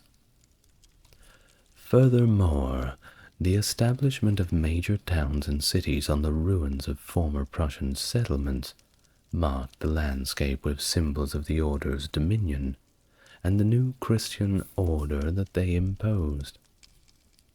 Among these new urban centers were Turin, Kelmo, Olsztyn, Elbląg, and Klaipėda, and notably the more recognizable Königsberg, which was established in 1255 to honor King Otakar II of Bohemia, symbolizing the profound transformation and Christianization of the Prussian lands under the Teutonic Order's rule. Following the catastrophic defeat at the Battle of Sol, the Livonian Brothers of the Sword found themselves incorporated into the Teutonic Knights in 1237, henceforth known as the Livonian Order. This marked the beginning of a series of ambitious, yet ultimately challenging campaigns to extend their dominion. The Knights' aspiration towards Rus met a setback in 1242 at the Battle of the Ice, where they were defeated by Prince Alexander Nevsky of Novgorod. The ensuing years saw the Order's efforts refocused on the conquest of the Curonians and the Semigalians, though this was not without its own difficulties. In 1260, the Battle of Derbe saw the knights suffer a defeat at the hands of the Samogitians, igniting widespread uprisings across Prussia and Livonia. It was not until the siege of Königsberg from 1262 to 1265 that the tide finally began to turn, culminating in the subjugation of the Curonians in 1267 and the Semigalians in 1290. Moreover, a significant Estonian rebellion was quelled between 1343 and 1345, and in 1346 the Duchy of Estonia was acquired from Denmark, further expanding the Order's territory. You see, by now, the Order was getting quite powerful. More land means more power. And, as with the Church, the knightly orders, the nobles, it always comes down to land. The fall of Acre in 1291 and subsequent expulsion from Hungary left the Teutonic Knights in search of a new focus for their crusading zeal. And eventually, they found one, a little more close by, in fact, a stone's throw away. They found a target for their cause in the pagan people of Lithuania. The region's resistance to Christianization, at least compared to the rest of Eastern Europe, presented a protracted challenge. Initially relocating their headquarters to Venice with ambitions to reclaim Outremer, the Order soon shifted focus to Marienburg, better positioning themselves for the conflict with Prussia. The prolonged pagan stance of Lithuania attracted knights from across Western Europe to join the seasonal campaigns, leading to notable victories such as the Battle of Strava in 1348 and the Battle of Rudau in 1370. The warfare between the Order and Lithuania was once again marked by extraordinary brutality, as was the style in the 14th century, with recorded instances of torture and ritualistic killings on both sides. The conflict deeply influenced the political landscape, fostering enduring rivalries and impacting the cultural psyche of the region. It was never really the same after these wars. This protracted struggle actually spanned the breadth of over 200 years, with the front line stretching along the Neman River, dotted with numerous forts and castles, encapsulating the enduring and bloody saga of the Teutonic Knights' campaigns in the Baltic. At the dawn of the 14th century, the Teutonic Knights found themselves embroiled in a conflict over Pomeralia's succession, a territory embattled by claims from the Margraves of Brandenburg and Duke Vladislav I, the elbow high of Poland, each bolstered by diverging historical ties and local support of nobility. The death of King Wenceslas of Poland in 1306 intensified these disputes, leading Brandenburg to seize much of Pomerania leaving only Gdansk's citadel unoccupied. Unable to defend Gdansk, Vladislav sought the aid of the Teutonic Knights, led by Grand Master Siegfried von Furtwangen. My goodness, those German names. Please excuse my Polish and the German pronunciations. It's not what this channel is best at. In a significant turn of events, the knights under Prussian Landmaster Henrik von Plotzk expelled the Brandenburgers from Gdansk on September 1308, but then, controversially, retained control over the city.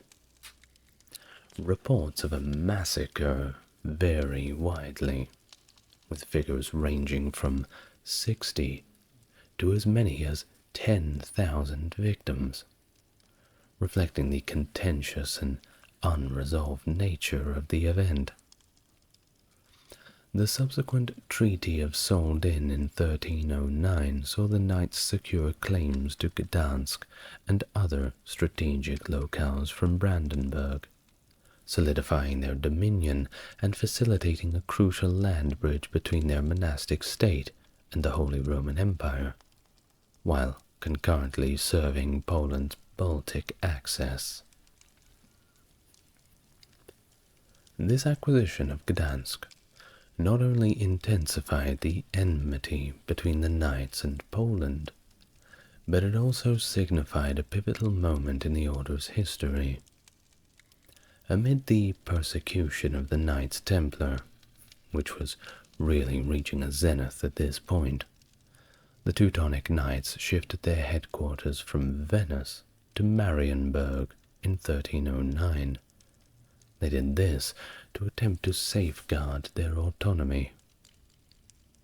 Now, despite the growing papal scrutiny, the Order maintained its position and continued its campaigns against the pagans in Lithuania, now facing a vengeful Poland and ongoing legal scrutiny. The Treaty of Kalitz in 1343 eventually managed to temper the conflict, with the knights ceding territories to Poland, but retaining Pomerania and Gdansk, thus preventing their strategic gains. This period also saw participation from the knights in the Battle of Legnica in 1241, alongside a contingent from the English Knights of St. Thomas, marking their involvement in the Mongol invasions of Poland. Despite the disastrous outcome for the combined Polish-German forces against the Mongols' superior tactics. Granted, many of these were tactics that the Mongols had been using in the East, and the Europeans had never really seen anything like it before. Very difficult to deal with, very difficult to plan for a Mongol attack. But that's for the Mongol video. I'll do that one soon. In the mid-14th century, the Teutonic Knights were granted an ambitious mandate by Emperor Louis IV, which purportedly included the right to conquer all of Lithuania and Russia, signifying a dramatic expansion of their crusading frontier. Under the leadership of the new Grand Master Winrich von Niprod, 1351–82, the Order ascended to the zenith of its power and, of course, the zenith of its influence, becoming a beacon for European crusaders and nobility seeking glory and spiritual redemption in the Northern Crusades.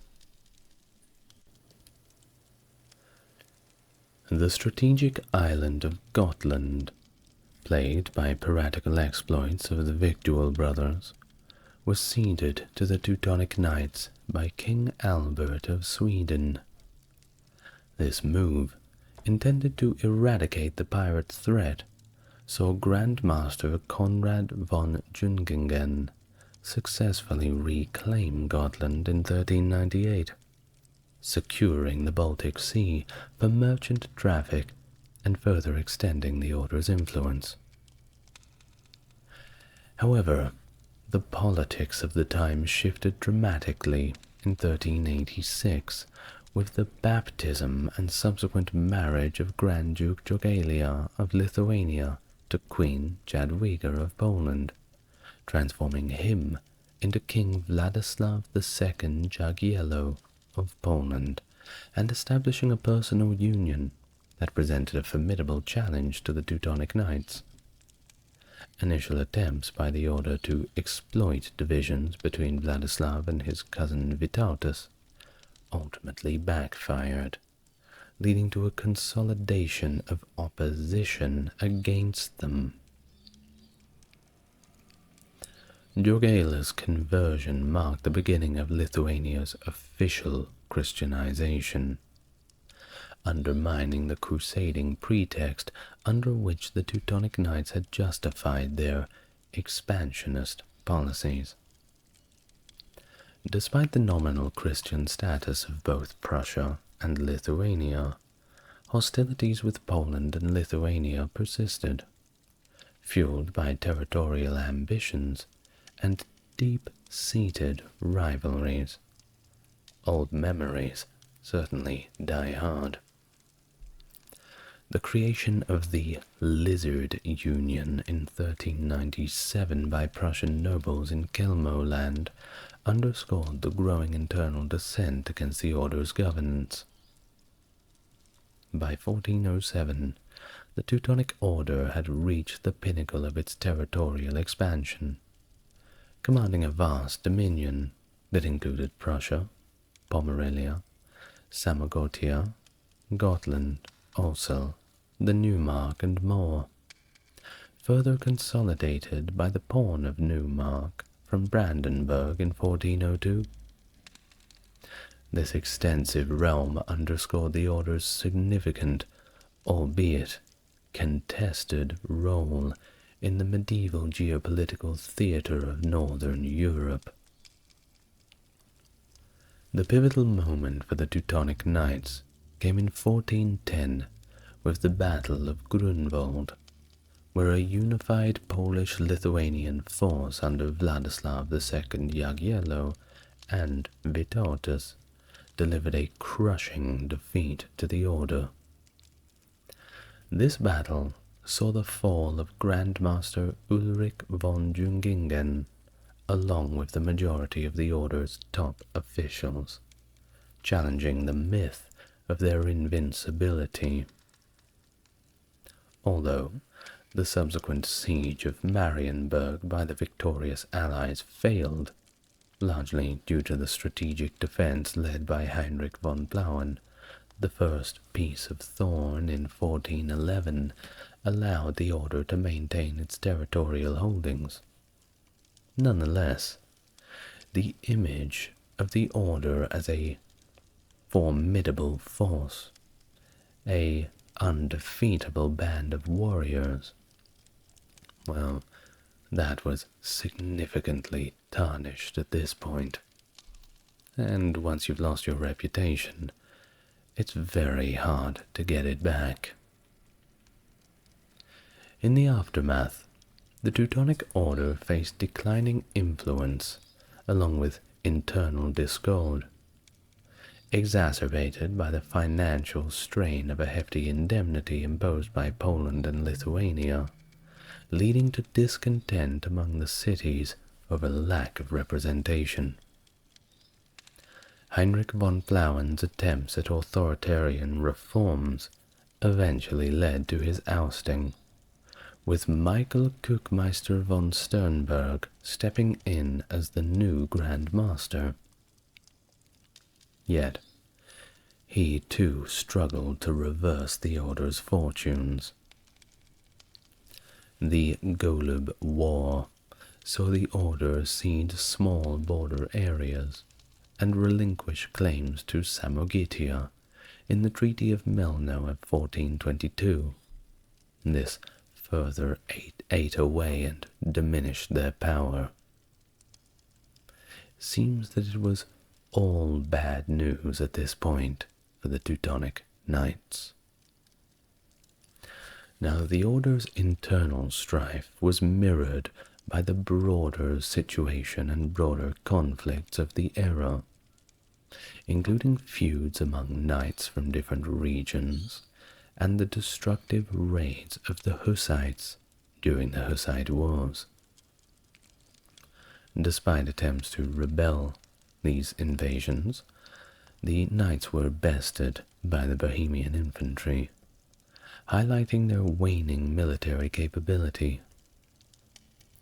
Further setbacks were encountered in the Polish-Teutonic War from 1431 to 1435, marking a period of sustained decline for the once mighty military order, as they grappled with both external pressures and internal fractures. The formation of the Polish Confederation in 1440 by the gentry and the burghers within the state of the Teutonic Order marked the beginning of significant political upheaval.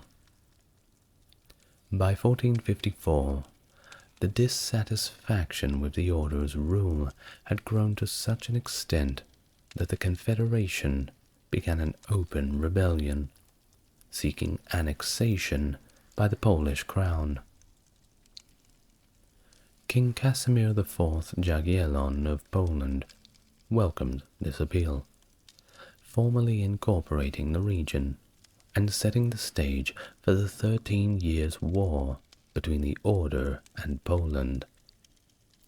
This conflict saw Prussia ravaged and led to significant territorial and political losses for the Order. In an effort to fund their war efforts, the Order returned Neumark to Brandenburg in 1455, and subsequently lost control of Marienburg Castle, prompting a relocation of their headquarters to Königsberg. The second Peace of Thorn in 1466 decisively ended the war, with the Order ceding significant territories to Poland and agreeing to become a Polish fief, fundamentally altering its position in the region.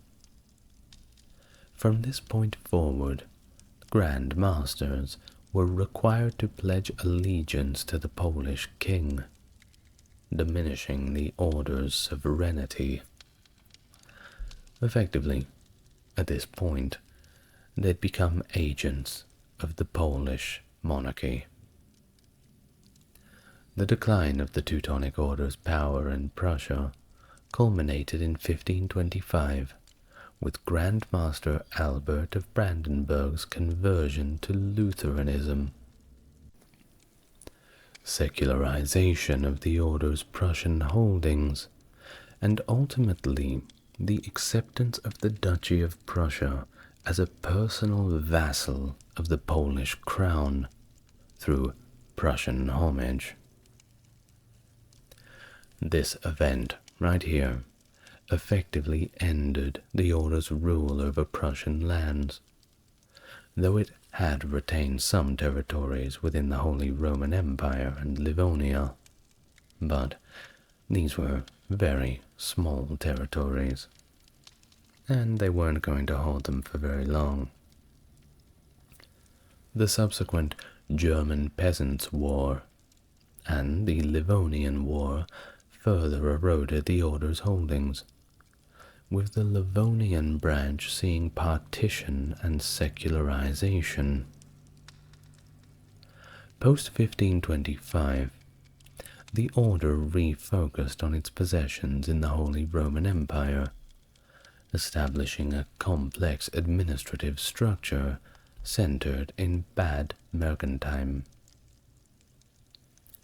Despite these changes, the Order's loss of Prussia remained a significant reduction in its power and territorial control, shifting its role from a sovereign military entity to a more fragmented and largely ceremonial organization within the shifting landscape of early modern Europe.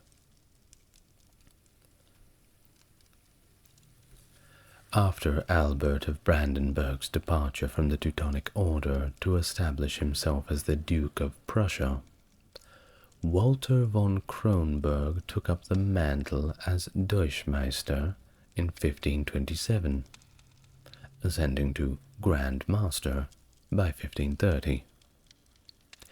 His leadership marked a significant transitional period for the order, notably recognized by Emperor Charles V, who amalgamated the roles of Deutschmeister and Grand Master into the title of Hoch- und Deutschmeister in 1531, elevating the position to the status of Prince of the Empire. This reorganization ushered in a new chapter for the order, with its Grand Magistery relocated to Mergentheim in Württemberg, an area that suffered quite a lot during the earlier German Peasants' War. The order's commitment to the imperial cause, particularly its support for Charles V against the Schmalkaldic League, underscored its enduring martial spirit. Old habits were hard to shake. The Peace of Augsburg in 1555 marked a significant shift, allowing for Protestant membership while maintaining a predominantly Catholic composition, leading to a tri-denominational structure encompassing Catholic, Lutheran, and Reformed factions. This period also saw Grand Masters from notable German families, and after 1761, the House of Habsburg-Lorraine, managing the order's extensive holdings and leveraging its military expertise in service to the Habsburg monarchy against the Ottoman Empire. The order's storied military tradition faced its denouement in 1805 with the Peace of Pressburg's Article 12, which transitioned the German territories of the Knights into a hereditary domain under the prospective governance of the Habsburg prince. However, the provisions of Pressburg went unfulfilled by the Treaty of Schönbrunn in 1809, leading Napoleon Bonaparte to order the dissolution of the Knights' remaining territories, distributing them among his German allies by 1810. And this marked the definitive end of the Teutonic Knights' territorial sovereignty, transitioning the order from a formidable military and monastic power into a chapter of European history shaped by centuries of crusade, conflict, and change. And with that, we reach the end of our video for this evening. I'd like to thank my Mega Chad tier patron, Stark Factory, for his generous contribution to the channel. Contributing to the Patreon keeps me going, so I can keep up this pace. The East-West Schism, also known as the Great Schism, marks a pivotal moment in Christian history that resulted in the permanent division between the Eastern Orthodox Church and the Roman Catholic Church. The schism, which occurred in 1054, was the culmination of centuries of theological, cultural, and political differences.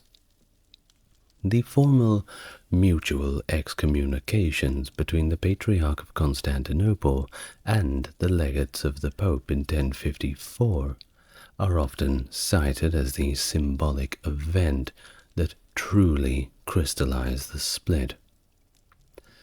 However, the roots of the schism extend far back into history and were influenced by a complex interplay of factors. And that's what we're going to talk about today.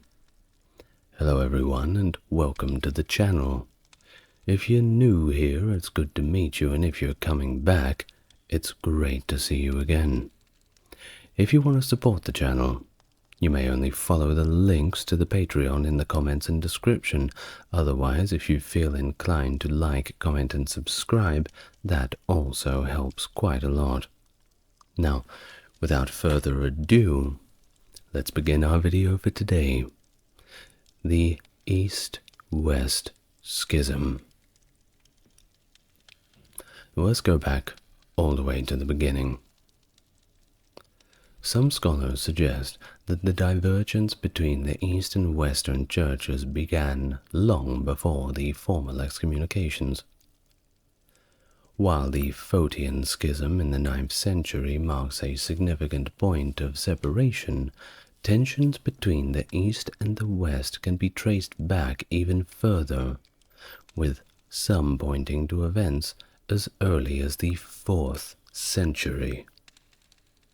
Orthodox apologists often highlight instances from the 2nd century as evident of early claims to papal primacy by Rome and subsequent rejection by Eastern churches. Other scholars have identified several sporadic schisms within the early church, occurring under popes such as Victor I in the 2nd century, Stephen I in the 3rd century, and Damasus in the 4th century. One theory regarding the schism suggests that the transfer of the imperial capital to Rome to Constantinople in the 6th century played a role. Some have proposed that primacy in the church shifted along with the capital, a view that was later supported by Photios I of Constantinople in the 9th century. Constantinople, as the seat of the imperial ruler and symbol of worldly power, was regarded as the highest among the patriarchs, and thus claimed the right to govern them, basically akin to the authority of the emperor. Now, after the fall and destruction of Jerusalem by the Romans, the early centers of Christian learning were, of course, somewhat damaged, and the influence shifted to Antioch and Alexandria in Egypt, more stable cities. The Church of Alexandria was said to have been assisted in its founding by Mark, one of the 70 apostles, while Antioch attracted prominent figures like Peter, Paul, Barnabas, among others. I'm sure that if you're somewhat versed in the New Testament, these names are familiar to you. Antioch served as a base from which Paul embarked on his missionary journeys, spreading Christianity across various regions. Additionally, the Church of Antioch played a significant role in sending Peter and Paul to Rome to support the growth of the nascent Christian community there, with Peter being regarded as the first bishop. In the early development of the Eastern Church, Saint Thomas is said to have traveled eastward and played a key role in establishing the Church in the Persian Empire and its neighboring kingdoms and areas. On the other hand, Saint Addai and Saint Mary, two of the 70 apostles, are credited with much of the work in Persia. The Church of the East, therefore, grew to prominence, rivaling the Mediterranean Church in size, at least at the time, the 6th to the 8th centuries, when it expanded into the Far East. Now, during the 4th century, theological debates and questions proliferated across the Roman Empire as the emperors sought to exert control over the Church. The influence of Greek speculative thought on Christian theology led to a proliferation of divergent and, frankly, conflicting opinions among many theologians. Some, of course, influenced by politics and other things that influence religious authorities. Amidst this intellectual ferment, the fundamental commandment of Christ to love others as oneself often seemed overshadowed by more abstract and avant-garde theological debates, not quite seeing the forest for the trees, it seems. Theological disputes were not merely academic, but they were used as weapons in power struggles among bishops, as of course being labeled a heretic was a means for one bishop to depose another. Consequently, tensions arose within the Church when leaders were perceived to overstep their bounds, or when theological disagreements escalated into actual conflicts with much broader implications. The early Christian empire, if we may refer to it as such, experienced a significant shift in its politics, with politics being one of the first institutions to undergo change. By the 5th century, Western imperial power began to wane, even before the invasion of the barbarian kings. We're talking about the Visigoths, who were being pushed into the Roman Empire's territory by Hunnic incursions from the east. And by the way, around this time, don't think that the entire empire had just flicked the switch and become Christian.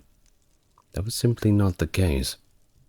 Many people were still holding to their old beliefs. In fact, in 410, when Rome was being sacked by the Visigoths, a lot of the bishops there thought, well, perhaps it's the old gods that are angry with us. Well, shall we perform some sacrifices, everybody?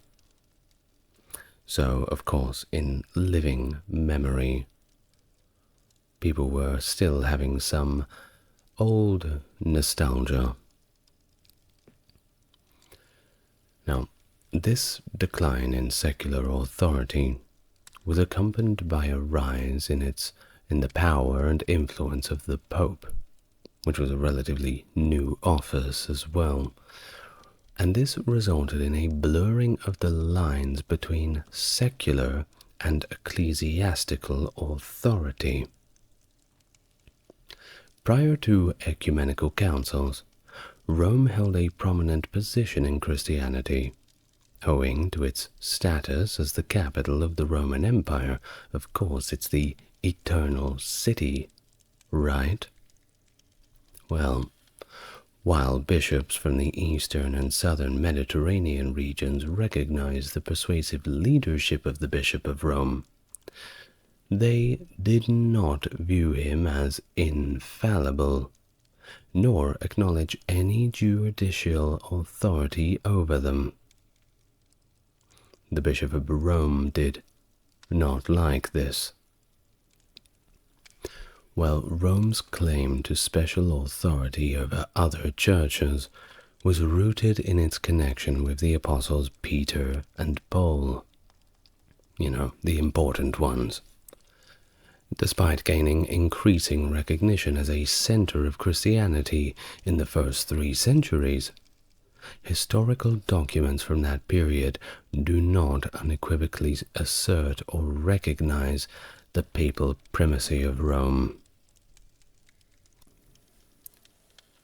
Now, after Jerusalem, the Church of Rome naturally emerged as the primary center of Christianity, of course due to its early and significant Christian population. Constantine made sure of that one.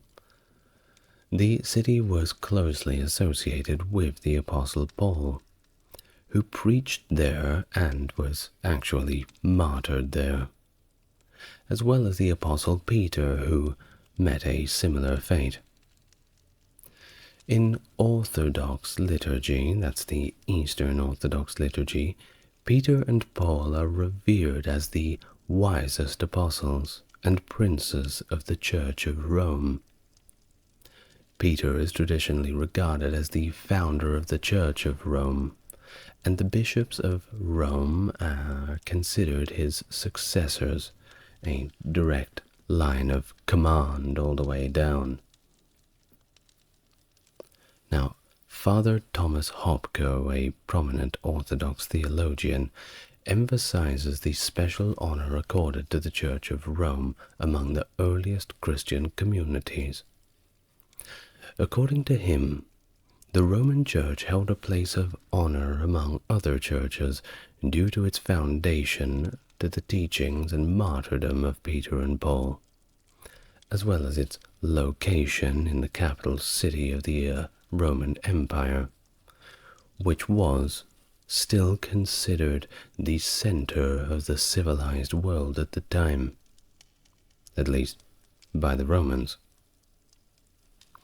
Ignatius, the bishop of Antioch, praised the church in Rome as worthy of God's honor and love, unconditionally of course, highlighting its role as a leader among the early Christian churches. Of course, it's the Roman Empire. Any policy change, well, they had to take the reins, didn't they? The Quartodeciman controversy in the 2nd century actually marks an early instance of tension between the Bishop of Rome and Eastern churches, particularly in the Roman provinces of Asia. And when we say Asia in terms of a Roman province, we mean Western Anatolia, a region of modern-day Turkey. Now this controversy, the Quartodeciman controversy, arose over the official date of Easter, with churches in Asia following the Jewish Passover tradition of celebrating it on the spring full moon, while others observed it on the following Sunday. Bishop Victor of Rome attempted to resolve the controversy by excommunicating churches in the Roman province of Asia, but he faced resistance from the Eastern bishop, including Polycrates of Ephesus. Well, despite Victor's efforts, and he did make great efforts to accomplish this, the Eastern churches maintained their paschal tradition, prompting Victor to reconsider his decision after the intervention of other bishops such as Irenaeus of Gaul. Perhaps an intervention was called where Victor was politely told to, as we say in Australia, pull your head in. Well, while some Catholic apologists view Victor's actions as evidence of papal primacy and authority, Orthodox apologists argue that the Eastern churches, well, they never recognized Victor's authority beyond his own city. That's a Roman idea, and we are from the Eastern Empire, so mind your own business. The rejection of Victor's decision by the Eastern bishops is cited as proof against the idea that the churches in Asia Minor accepted the primacy of the Bishop of Rome. Now, throughout the earliest of the early church history, the opinion of the Bishop of Rome was often sought in resolving disputes, especially among patriarchs in the eastern Mediterranean. Rome's distance from the theological disputes of the eastern Mediterranean allowed its bishop to be perceived as more impartial. However, following the sack of Rome by invading Goths in 410, Rome entered a period of decline and isolation, becoming increasingly irrelevant to the wider Mediterranean Church. It didn't help that it was almost completely just wrecked. It looked like a bomb had hit it after the Goths had went there. It took until the rise of Charlemagne and his successors that the Church of Rome regained prominence, coinciding with the military successes of Western Mediterranean adventurers and the eventual emergence of the Papal States. That's another video in itself. Now, onto the First Ecumenical Council at Nicaea, convened by Emperor Constantine the Great, which played a pivotal role in shaping the organizational structure of the early Christian Church and establishing the authority of key bishoprics, or metropolitan sees. One of the significant outcomes of the council was the confirmation of the authority of certain metropolitan sees beyond their own provinces. The bishops of the council affirmed the authority of the metropolitan sees of Rome and Alexandria, recognizing their jurisdiction outside of their respective provinces. Additionally, the existing privileges of churches in Antioch and other provinces were also affirmed. These metropolitan sees were later designated as patriarchates and were given a specific order of precedence. Rome, as the capital of the empire, was of course in the first place, followed by Alexandria and Antioch. However, as the center of political power shifted to the eastern Mediterranean, particularly to Constantinople, that grand city named after Constantine himself, the status and influence of Rome began to slowly drip away. With the elevation of the local bishop to the position of patriarch under Constantine, Constantinople, previously Byzantium and currently Istanbul, by the way, began to rise in prominence. The Bishop of Constantinople, known as Metrophanes, gradually freed himself from ecclesiastical dependency and obtained recognition as the second-ranking see after Rome. The elevation of Constantinople's status, described as New Rome, which I'm sure raised a few eyebrows back in actual Rome, and this raised it above the sees of Alexandria and Antioch, leading to ecclesiastical rivalry between Constantinople and Rome. Now this rivalry, along with Alexandria's objections to Constantinople's promotion, fueled a struggle between the two sees in the first half of the 5th century. You see how far this all goes back? Old grievances. Now, Rome, asserting its authority based on the theory of the three Petrine sees, with Rome in the first place, supported Alexandria's objections to Constantinople's elevation, and of course they would. However, after the Council of Chalcedon in the year 451, the position of Patriarchate of Alexandria was weakened due to a division within its Christian population, with the majority following a form of Christianity termed monophysitism. These developments sowed the seeds for the ecclesiastical rivalry between Constantinople and Rome, ultimately contributing to the schism between East and West in later centuries. Now, rewinding back a little bit, the Second Ecumenical Council, convened by Emperor Theodosius I in 381, marked another significant development in the ecclesiastical history of the Christian Church. The council elevated the See of Constantinople to a position ahead of the other major metropolitan sees, except for Rome. It also divided the Eastern Roman Empire into 5 separate dioceses, each managed by a synod of bishops, with special privileges granted to Alexandria and Antioch.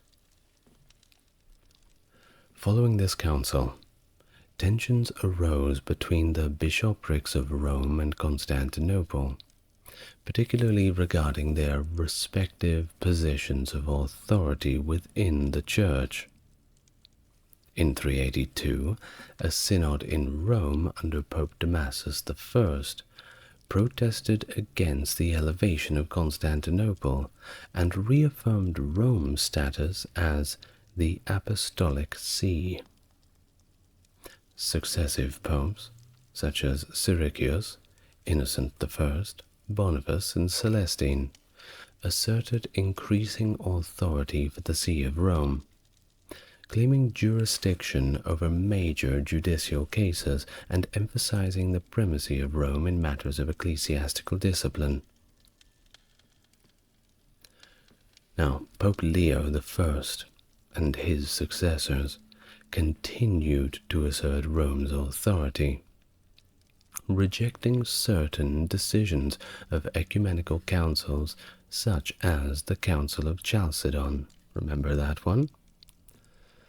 Well, the Akkadian Schism from 484 to 519 further highlighted the division between East and West, with Pope Hormosidas insisting on declarations affirming communion with the Apostolic See of Rome. Pope Gelasius I emphasized the distinction between the power of civil rulers and that of bishops, asserting the supreme authority of the Bishop of Rome in religious matters. Pope Nicholas I also reinforced the idea of papal supremacy, claiming authority over all churches on earth. These assertions of papal primacy only contributed to the growing tension between the East and West.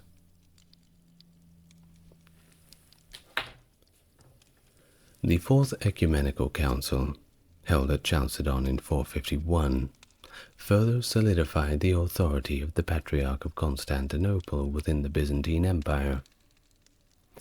The council granted the Archbishop of Constantinople jurisdiction over the provinces of Pontus and Thrace, elevating its status among the patriarchates. Additionally, an agreement ratified between Antioch and Jerusalem established Jerusalem's jurisdiction over 3 provinces, placing it among the 5 great sees. The order of precedence among the patriarchs within the Byzantine Empire was established as follows: the Patriarch of Rome, the Patriarch of Constantinople, then Alexandria, Antioch, and Jerusalem. While the Pope was considered first among equals, whatever that means, the authority of Constantinople was increasingly recognized, especially given its status as the imperial capital. Also, Constantinople was just generally the place to be. Alexandria was pretty good, but Rome, well, it was... Let's just say after all the barbarian invasions and massacres, it had somewhat lost some of its land value. Now, Pope Leo I, although his delegates were absent during the council, recognized its ecumenical status and confirmed its doctrinal decrees. However, he rejected Canon 28 of the council, arguing that it infringed upon the rights of Alexandria and Antioch and contradicted the 6th canon of Nicaea. Despite Rome's opposition, the influence of Constantinople as the residence of the emperor only continued to grow. Now, Canon 28, let's quickly just clear that up.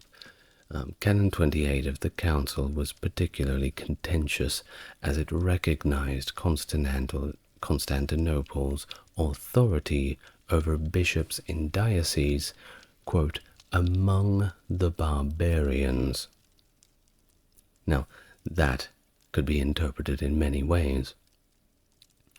It also led to friction between the East and West, although the issue became irrelevant after the mutual excommunications of 1054. Nevertheless, debates persist regarding the applicability of this canon to the authority of the Patriarchate of Constantinople. And furthermore, Canon 9 of the Council conferred upon Constantinople the privilege of resolving disputes between bishops and the metropolitan of their province, further enhancing its own authority within the ecclesiastical hierarchy. Disunion within the Roman Empire significantly contributed to disunity within the Church. Emperor Diocletian's division of the administration of the eastern and western portions of the empire in the early 4th century all but set the stage for subsequent political fragmentation.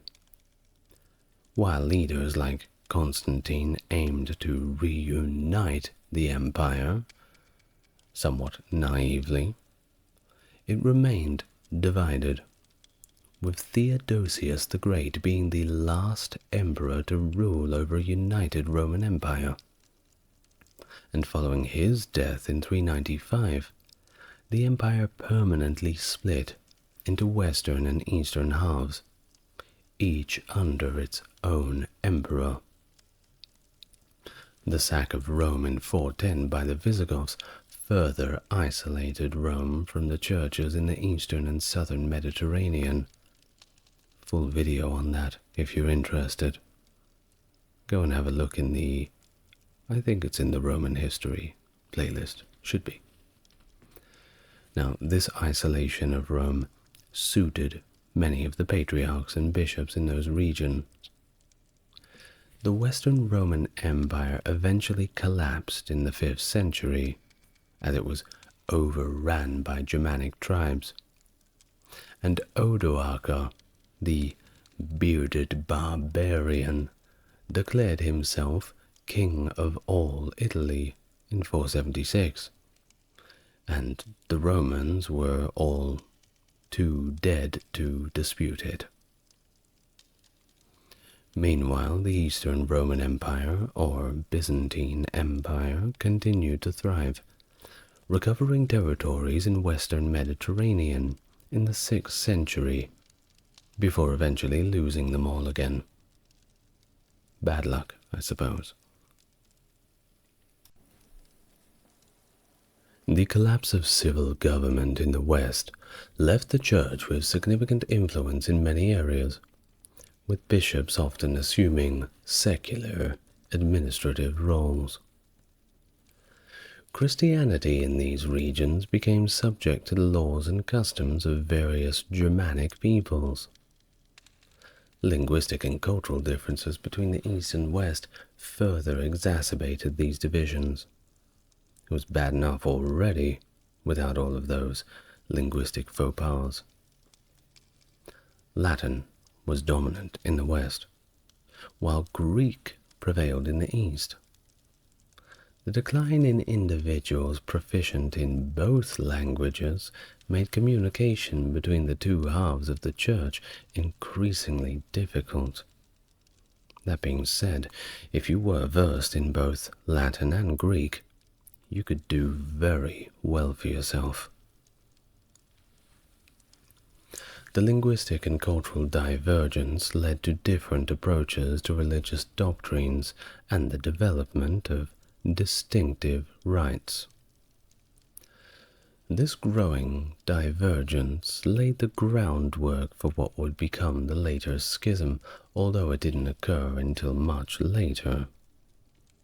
Nevertheless, this is just another piece of the puzzle where the outlines of the schism were becoming discernible, as suspicion and mistrust between the East and West continued to deepen. And then things got even worse.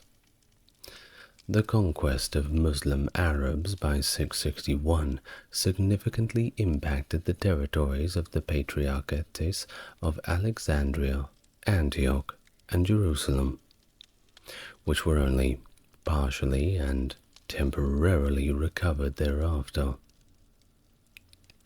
Additionally, in 732, Emperor Leo III transferred territories including Sicily, Calabria, and Illyria from the jurisdiction of the Patriarchate of Rome to that of Constantinople, as a response to Pope Gregory III's opposition to the emperor's iconoclast policies. This transfer expanded the jurisdiction of the Patriarch of Constantinople to the west, aligning it practically with the Byzantines' borders. Now, time for another council. The Quinisext Council of 692 highlighted the divergence between the East and West, as the West outright rejected the Council's decisions. This rejection led to pressure from the Eastern Empire on the West to abandon certain Latin customs that by this time were deemed unorthodox. These customs including celebrating Mass on weekdays during Lent, fasting on Saturdays throughout the year, omitting the Alleluia during Lent, depicting Christ as a lamb, and using unleavened bread. The council also addressed disputes over celibacy for priests and deacons, affirming the right for married men to become priests, but forbidding priests to marry and bishops to live with their wives. Deposition was prescribed for anyone attempting to separate a clergyman from his wife.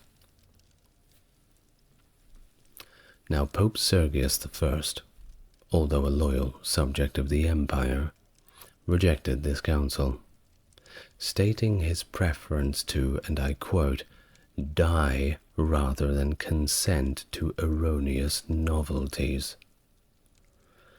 Now he certainly made his point clear. Well, after he did that, he refused to sign the canons, leading to Emperor Justinian II ordering his arrest and abduction to Constantinople. However, the attempt was thwarted by the militia of the Exarchate of Ravenna. The council was ratified in Visigothic Hispania by the 18th Council of Toledo under King Witiza's urging, although later reversed again by Fruela I of Asturias. The primary causes of the East-West Schism were rooted in these disputes over claims of jurisdiction, particularly concerning papal authorities and the insertion of the Filioque clause in the Nicene Creed by the Western Patriarch in 1014. The seventh canon of the Council of Ephesus explicitly prohibited modification of the Nicene Creed, which was established by the First Ecumenical Council in 325. The Eastern Orthodox, argue that this canon prevented any modification of the creed by any individual or body, including ecumenical councils, by the way. Once it's there, it's there. The creed quoted in the Acts of the Council of Ephesus in 431 is that of the First Ecumenical Council of Nicaea, without the modifications made by the Second Ecumenical Council of Constantinople in 381, such as the addition of "who proceeds from the Father." This change was seen as addressing teachings outside of the Church, particularly the teachings of Macedonius I of Constantinople, without altering the original orthodoxy of the creed. Therefore, the word "different" in the seventh canon of the Council of Ephesus is understood to mean contradictory, rather than merely adding explanatory elements to the existing creed.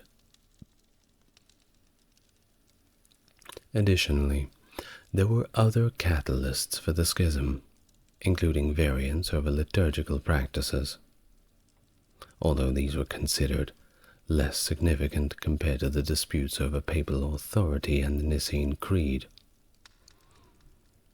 Now, here's the big one. The major break between the churches of Rome and Constantinople occurred in 863 and lasted for several years due to a series of events surrounding the deposition of Patriarch Ignatius of Constantinople and his replacement by Patriarch Photios, enforced by Byzantine Emperor Michael III. In response to the deposition of Ignatius and the appointment of Photios, Pope Nicholas I held a synod at the Lateran in 863. This synod reverted the decisions made in 858, confirmed Ignatius as Patriarch, and anathemized Photios. However, this intervention by the Pope was viewed as unacceptable by the East, as it was seen as an intrusion into the process of election and confirmation of patriarchs in the ecclesial jurisdictions outside Rome's authority. Additionally, the Pope's attempt to remove Photios and reappoint Ignatius was seen as meddling in matters of imperial authority and the internal affairs of the Eastern churches, and they certainly did not appreciate that. Well, in response to the actions of Pope Nicholas I, Patriarch Photios convened a council in 867 at Constantinople. The council deposed Pope Nicholas I, condemned the teaching of the Filioque Clause, and excommunicated Nicholas. Pope Adrian II succeeded Nicholas after his death. However, the council's decisions were later annulled by the Constantinople Council in 869–70. Following the Council of Constantinople of 870, the Council of Constantinople in 880 restored the conclusions of the Council of 867. The Roman Catholic Church rejects the councils of 861, 67, and 880, but accepts the councils of 870. I know, it's so easy, right? Now, I'm going to skip forward a little bit. Leading up to 1054, relations between the papacy and the Byzantine court were relatively positive. Emperor Constantine IX and Pope Leo IX were allied against pretty common enemies, particularly the Normans, who were imposing Latin customs in areas under their control, with papal approval, by the way. However, the defeat of the papal forces at the Battle of Civite in 1053, where Pope Leo IX was captured and imprisoned, strained relations between the papacy and the Byzantine court. The absence of the Lombard Catapran Argyrus, a key figure in the alliance between Pope Leo and Constantine, further exacerbated the rift. Meanwhile, Patriarch Michael I of Constantinople made it a habit of criticizing Western practices, such as the use of unleavened bread, which he deemed as Judaistic. The criticism was conveyed to Pope Leo IX by Humbert of Mormotiers, who then translated it into Latin and brought it to the Pope's attention. In response, Pope Leo sent a letter to the Patriarch Michael Caralius, citing the donation of Constantine, a forgery that claimed papal primacy, which the Patriarch then rejected. The situation escalated when Humbert, along with other legates, arrived in Constantinople in the April of 1054 to address the ongoing disputes. However, their reception was hostile, and they stormed out of the palace, leaving behind a contentious letter for the Patriarch. The Patriarch refused to recognize their authority, and when Pope Leo IX died later that month, the legates continued to assert their authority despite the legal technicality of their mandate ending with the Pope's death. Well, the events leading up to the proper Great Schism in 1054 reached a climax when the papal legates, frustrated with Patriarch Michael of Constantinople's refusal to address the issues at hand, got together and decided to take drastic action. On July 16, 1054, they issued a charter of excommunication directed against Patriarch Michael, Archbishop Leo of Ohrid, and their followers. Well, this charter listed 11 accusations against Michael and his supporters, ranging from promoting eunuchs to the episcopacy, to refusing communion to women who were menstruating. The legates then entered the Hagia Sophia during divine liturgy and placed the charter on the altar, officially excommunicating those named. The Hagia Sophia is the main church, or rather, was the main church in Constantinople. It is now the main mosque in Istanbul. But they still kept up a lot of the decorations, so that was nice of them. Well, 2 days later, they left Constantinople, leaving behind a city on the brink of riot. Patriarch Michael, supported by the people, retaliated by holding a synod on July 20 of 1054, when he excommunicated the legates in return, hitting them with the Uno reverse card, it seems. The tension between the papal legates and the Byzantine authorities escalated further when the Patriarch had Argyrus's family arrested to appease the angry populace. Although an imperial envoy attempted to invite the legates back for further discussions, they failed to return and departed for Rome. In response, Patriarch Michael presided over the synod that formally anathemized the legates on July 24th, 1054, and burned copies of their charter while placing the original in the patriarchal archive.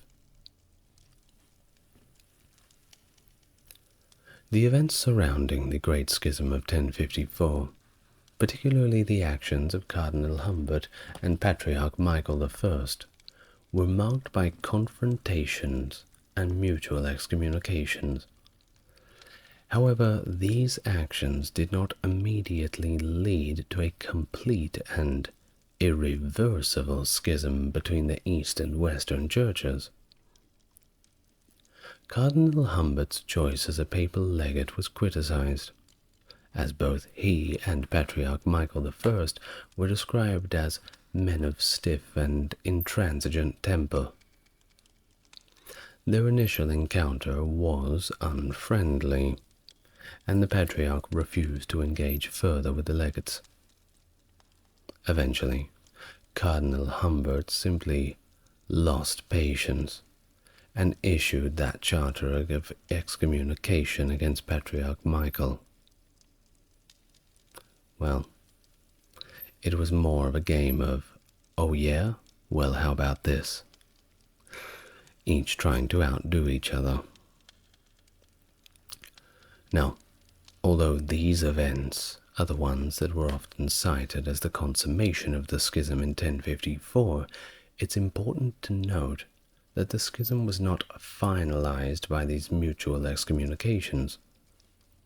The charter of excommunication targeted only Patriarch Michael Siluranius, Archbishop Leo of Ohrid, and their adherents, without implying a general excommunication of the Byzantine Church. It was targeted more at individuals rather than the overall structure. And because of this, this dispute could have potentially been resolved without leading to a permanent schism, similar to the excommunication of any of the bishops that weren't towing the line or perhaps had too many of their own ideas.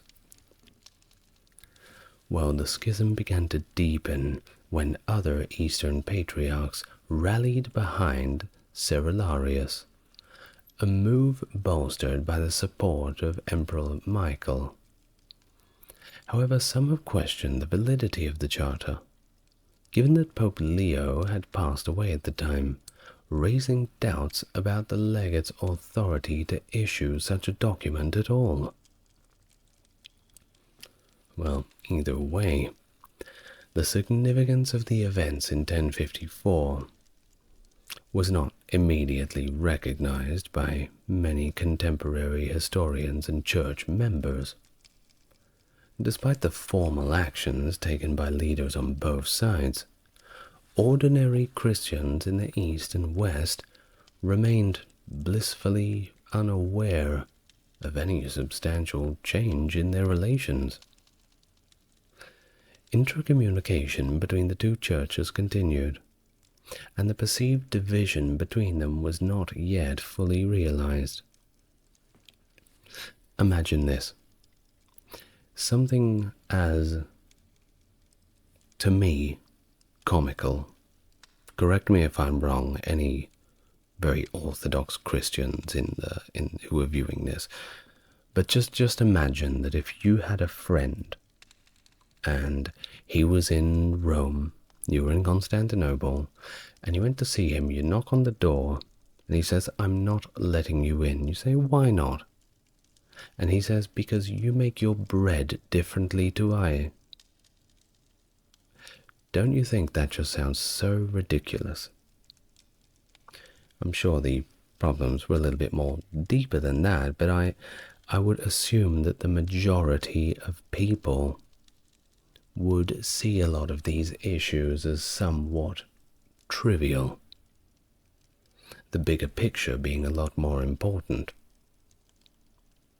If your friend is a Christian and you're a Christian too, then, well, just get along with each other. Well, I digress. Even in the years following 1054, friendly relations persisted, and the sense of separation between East and West was not deeply felt among the faithful. For example, in 1089, the Russian Church commemorated the translation of the relics of St. Nicholas of Myra to Italy, without any strong sense of division from the Western Church at all. The fluidity of the whole situation is reflected in differing interpretations of the geographical division between the East and West.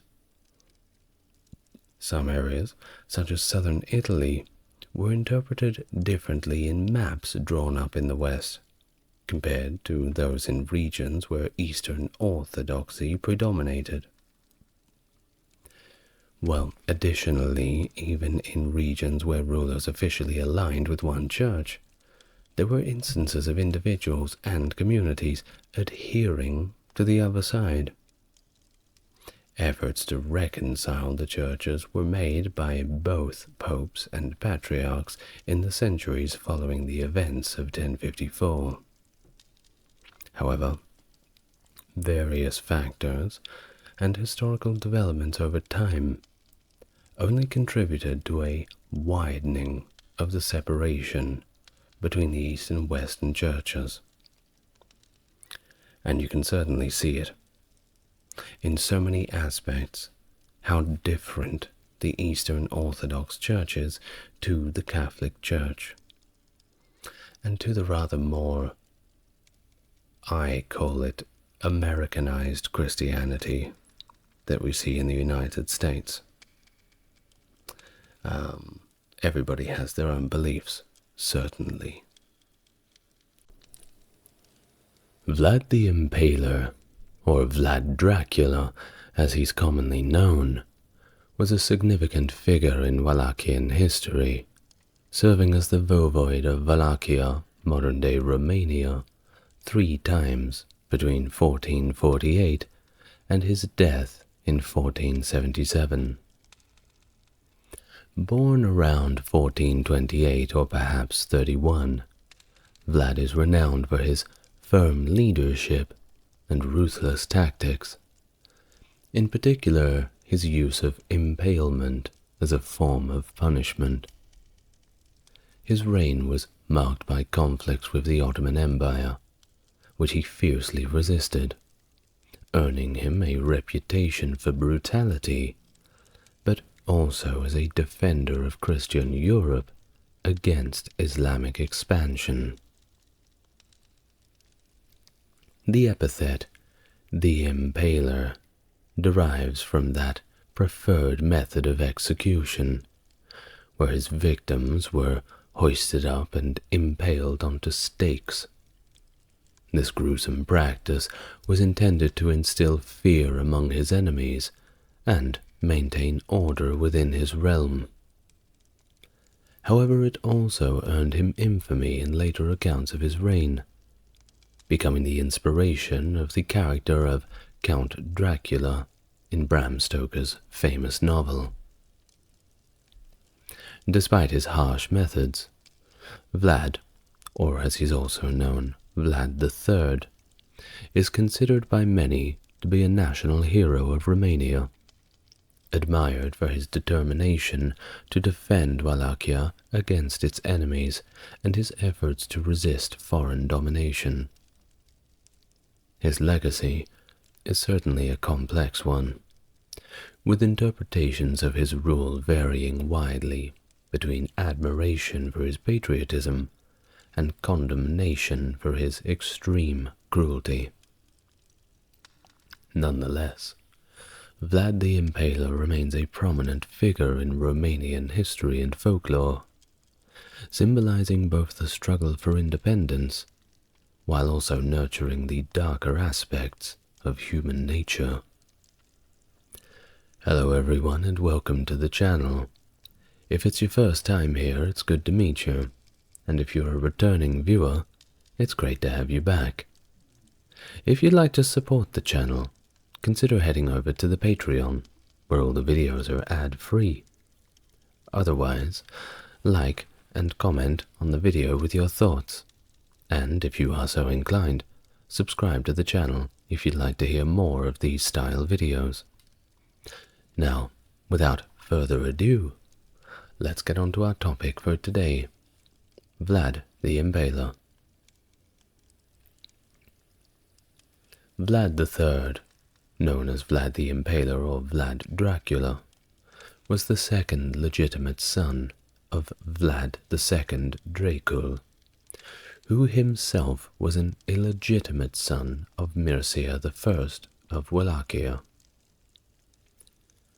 Vlad II earned the moniker Dracul due to his membership in the Order of the Dragon, a chivalric order founded by Sigismund of Luxembourg, King of Hungary, dedicated to defending Christendom against the Ottoman Empire's expansion into Europe. Between 1428 and 1431, Vlad III was likely born after his father settled in Transylvania around 1429. Historian Radu Florescu suggests that Vlad was born in the Transylvanian Saxon town of Sigasaura, where his father lived from 1431 to 35.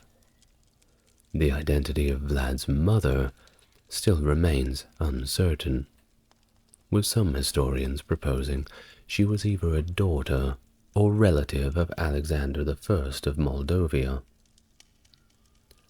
while others suggest she may have been Vlad II's first wife, whose details are also unknown. After seizing power in Wallachia, following the death of his half-brother Alexander I Aldia in 1436, Vlad II, that's Vlad's father, issued a charter on January the 20th, 1437, which mentioned Vlad III and his elder brother Mircea as his firstborn sons. Subsequent documents from 1437 to 1439 also refer to Vlad and Mircea, as well as their younger brother, Radu, who was also called Radu the Handsome. Apparently, he was quite the looker. In March 1442, Vlad Dracul, Vlad II, refused to support an Ottoman invasion of Transylvania after a meeting with John Hunyadi, voivode of Transylvania. As a result, he was ordered by the Ottoman Sultan, Murad II, to Gallipoli to demonstrate his loyalty. Vlad II, accompanied by his sons Vlad III and Radu, went to the Ottoman Empire, where they were all imprisoned. Although Vlad Dracul was released later that year, his sons Vlad III and Radu remained hostages to ensure their father's continued loyalty, imprisoned in the fortress of Ergigos Emit. Their lives were in danger after their father supported Vladislaus, King of Poland in Hungary, against the Ottoman Empire during the Crusade of Varna in 1444. Although Vlad II Dracul feared for his son's safety, neither Vlad nor Radu were harmed after their father's rebellion. Around 1446, Vlad Dracul once again acknowledged the Sultan's suzerainty and promised to pay a yearly tribute. In November 1447, John Hunyadi invaded Wallachia, leading to Vlad Dracul's murder, along with his eldest son, Mircea. Vlad and Radu fled to the Ottoman Empire, and Hunyadi installed Vladislav II as the ruler of Wallachia. Upon the deaths of his father and their elder brother, Vlad became a potential claimant to the throne of Wallachia. Vladislav II of Wallachia, accompanied by John Hunyadi, launched a campaign against the Ottoman Empire in September 1448. Sensing an opportunity, Vlad led an Ottoman army into Wallachia in early October, taking advantage of Vladislav's absence. However, the Ottomans had already captured and fortified the fortress of Giurgiu on the Danube, which hindered Vlad's advance. In the ensuing Battle of Kosovo between October 17th and 18th, the Ottomans defeated Hunyadi's army. Despite urging from Hunyadi's deputy, Nicholas Vizakni, for Vlad to meet him in Transylvania, Vlad, unfortunately for him, refused. With the remnants of his army, Vladislav II returned to Wallachia, forcing Vlad to retreat to the Ottoman Empire by December 7th, 1448. After his fall, Vlad initially settled in Edirne in the Ottoman Empire. However, he soon moved to Moldavia, where his relative, Bogdan II, had ascended to the throne with John Hunyadi's support in the autumn of 1449. Following Bogdan's murder by Peter III, Aaron, in October 1451, Bogdan's son Stefan fled to Transylvania with Vlad to seek assistance from Hunyadi. Despite their efforts, Hunyadi concluded a 3-year truce with the Ottoman Empire on November 20th, 1451, acknowledging the Wallachian boyar's right to elect Vladislav II's successor if he died. Vlad then attempted to settle in Brasov, a center of Wallachian boyars expelled by Vladislav II. But Hunyadi forbade the burghers from sheltering him on February 6th, 1452. So, Vlad decided to return to Moldavia, where Alexandrel had dethroned Peter Aaron. His activities during the following years are unclear, but he likely returned to Hungary before July 3rd, 1456, when Hunyadi tasked him with defending the Transylvanian border. The circumstances and the exact date of Vlad's return to Wallachia are uncertain, but it is believed that he invaded Wallachia with Hungarian support, either in April, July, or August of 1456. Vladislav II died during this invasion. Shortly after, Vlad sent his first extant letter as voivode of Wallachia to the burghers of Brasov on September 10th. In this letter, he promised to protect them in case of an Ottoman invasion of Transylvania, and sought their assistance if the Ottomans occupied Wallachia. Additionally, he expressed his authoritarian personality by stating, and I quote, "When a man or a prince is strong and powerful, he can make peace as he wants to, but when he is weak, a stronger one will come and do what he wants to him." According to various sources, including Launikos Chalkokinodel's Chronicle, hundreds or even thousands of people were executed at Vlad's order at the beginning of his reign. He initiated a purge against the boyars, who had participated in the murder of his father and elder brother, or at least whom he expected of doing so or plotting against him.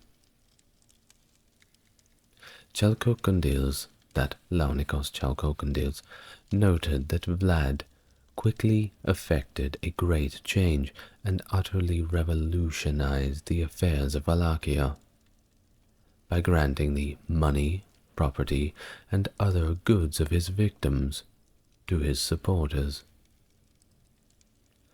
The lists of members of the princely council during Vlad's reign also indicate a significant turnover, with only 2 members retaining their positions between 1457 and 1461. After the death of John Hunyadi on August 11, 1456, his elder son, Ladislaus Hunyadi, became the Captain General of Hungary.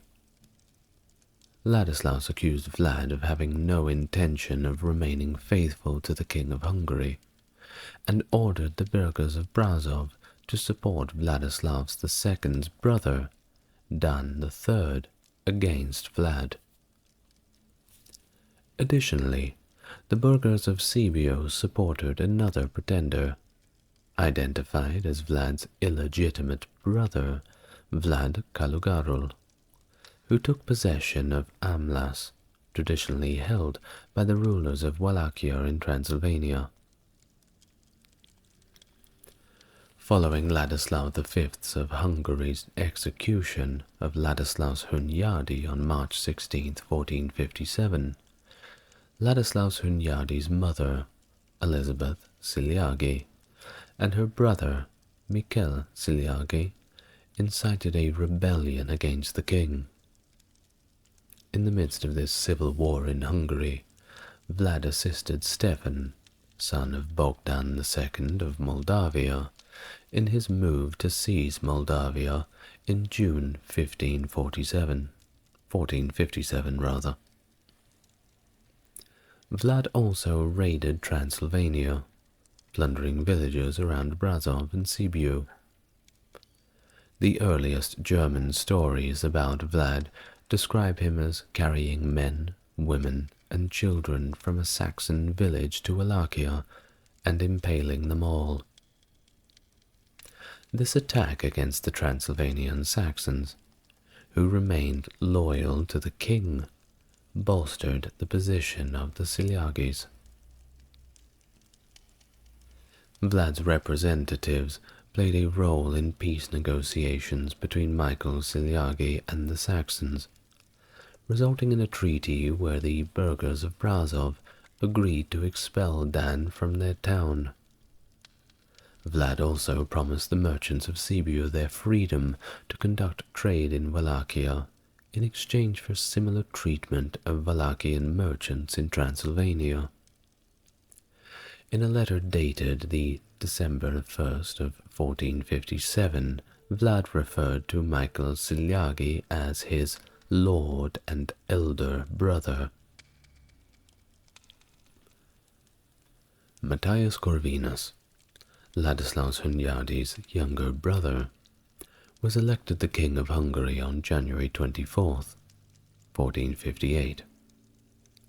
He ordered the burghers of Sibiu to maintain peace with Vlad on March 3rd. Vlad, asserting his authority, styled himself Lord and Ruler of all of Wallachia and the duchies of Amlas and Fagarash on September 20, 1459, indicating his control over these traditional Transylvanian territories. Moving on to the late March of that same year, 1458, Michael Siliagi allowed the Wallachian boyars, including one official named Vladislav II of Wallachia, to settle in Transylvania. However, Vlad had this boyar, named Michael, killed soon after. Although Vlad initially sought the assistance of the burghers in Brasov in sending craftsmen to Wallachia in May, his relationship with the Saxons soured by the end of the year.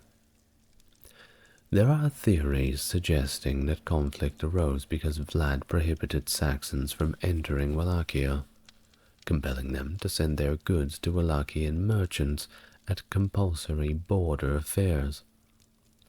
However, there's no direct documentation of Vlad's protectionist measures or border fairs at all. It's merely speculation at this point. And also, Vlad emphasized that he had also always promoted free trade during his reign.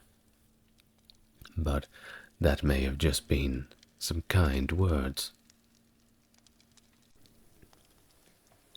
In response to the Saxons confiscating steel bought by a Wallachian merchant without repaying him, Vlad took severe actions against some of the Saxon merchants, reportedly ransacking and torturing them, as documented in a letter written by Basarab Laiota on January the 1st, 1459.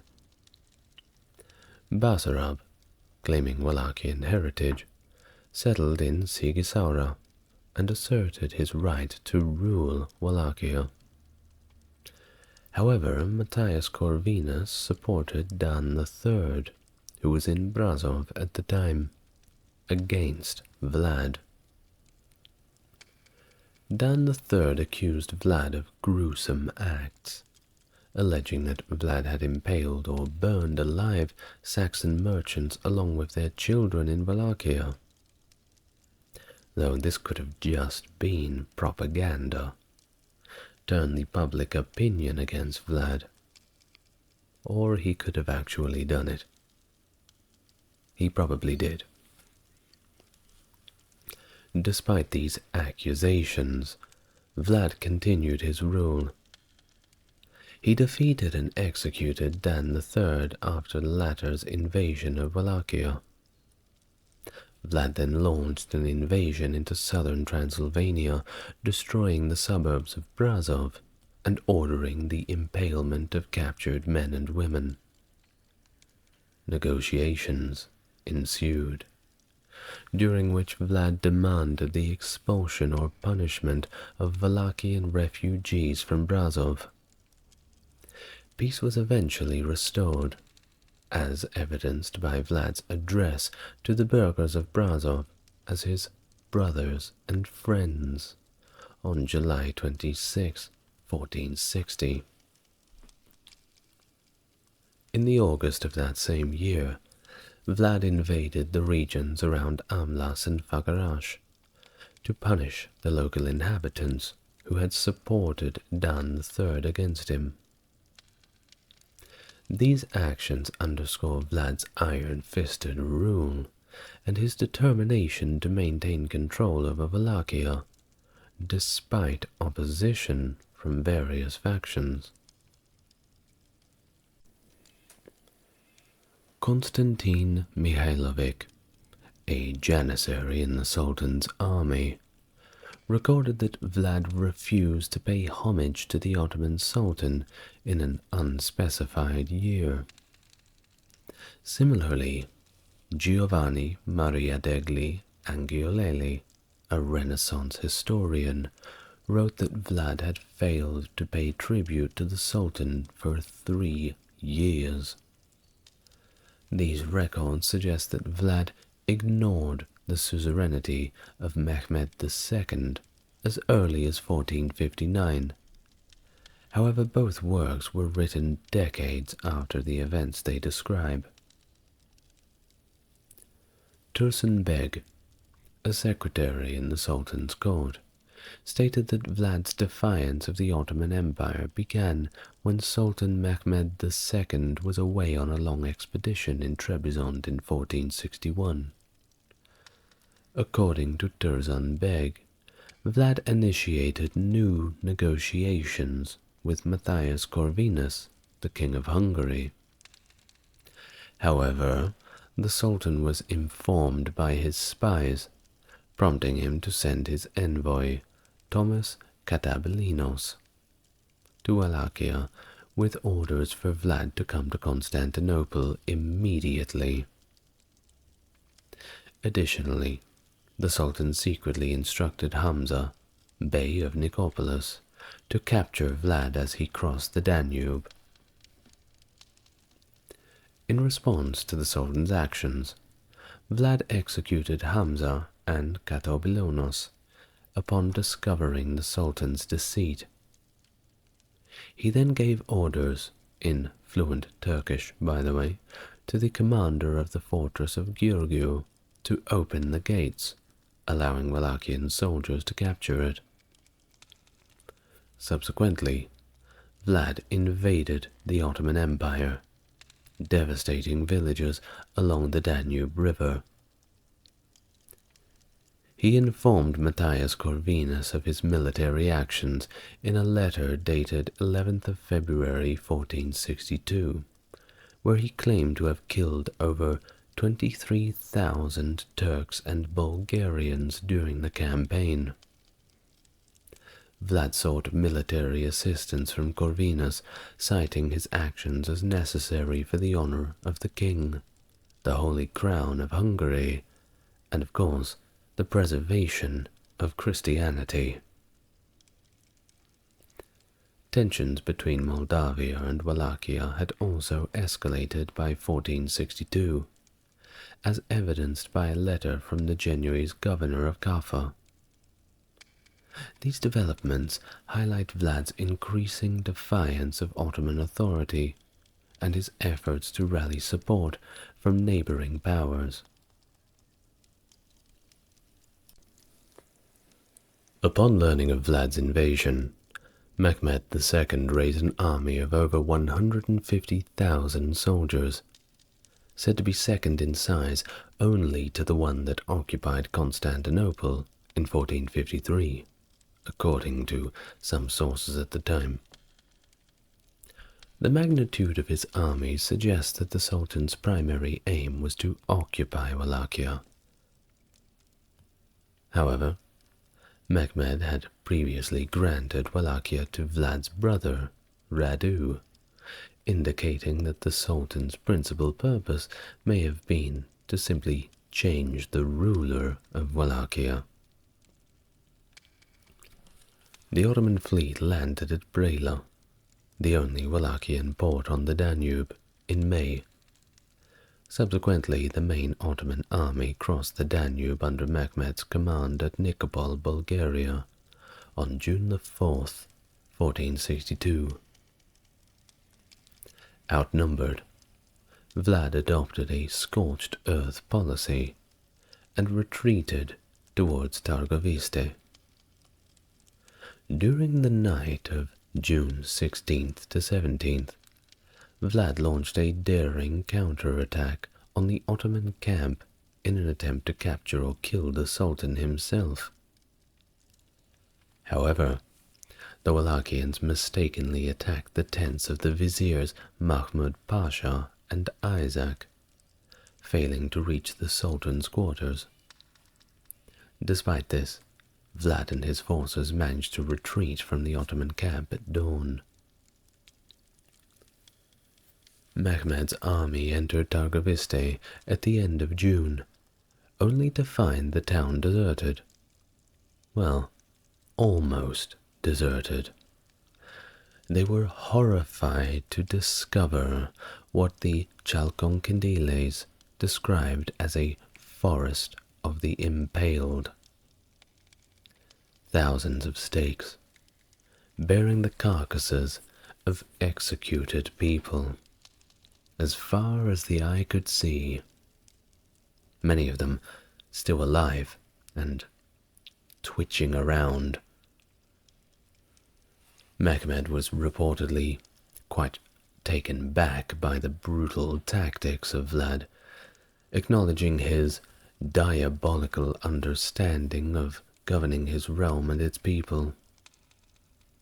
This spectacle certainly left the Turkish forces in complete disbelief, as they witnessed men, women, and children impaled on stakes, with birds nesting in their entrails.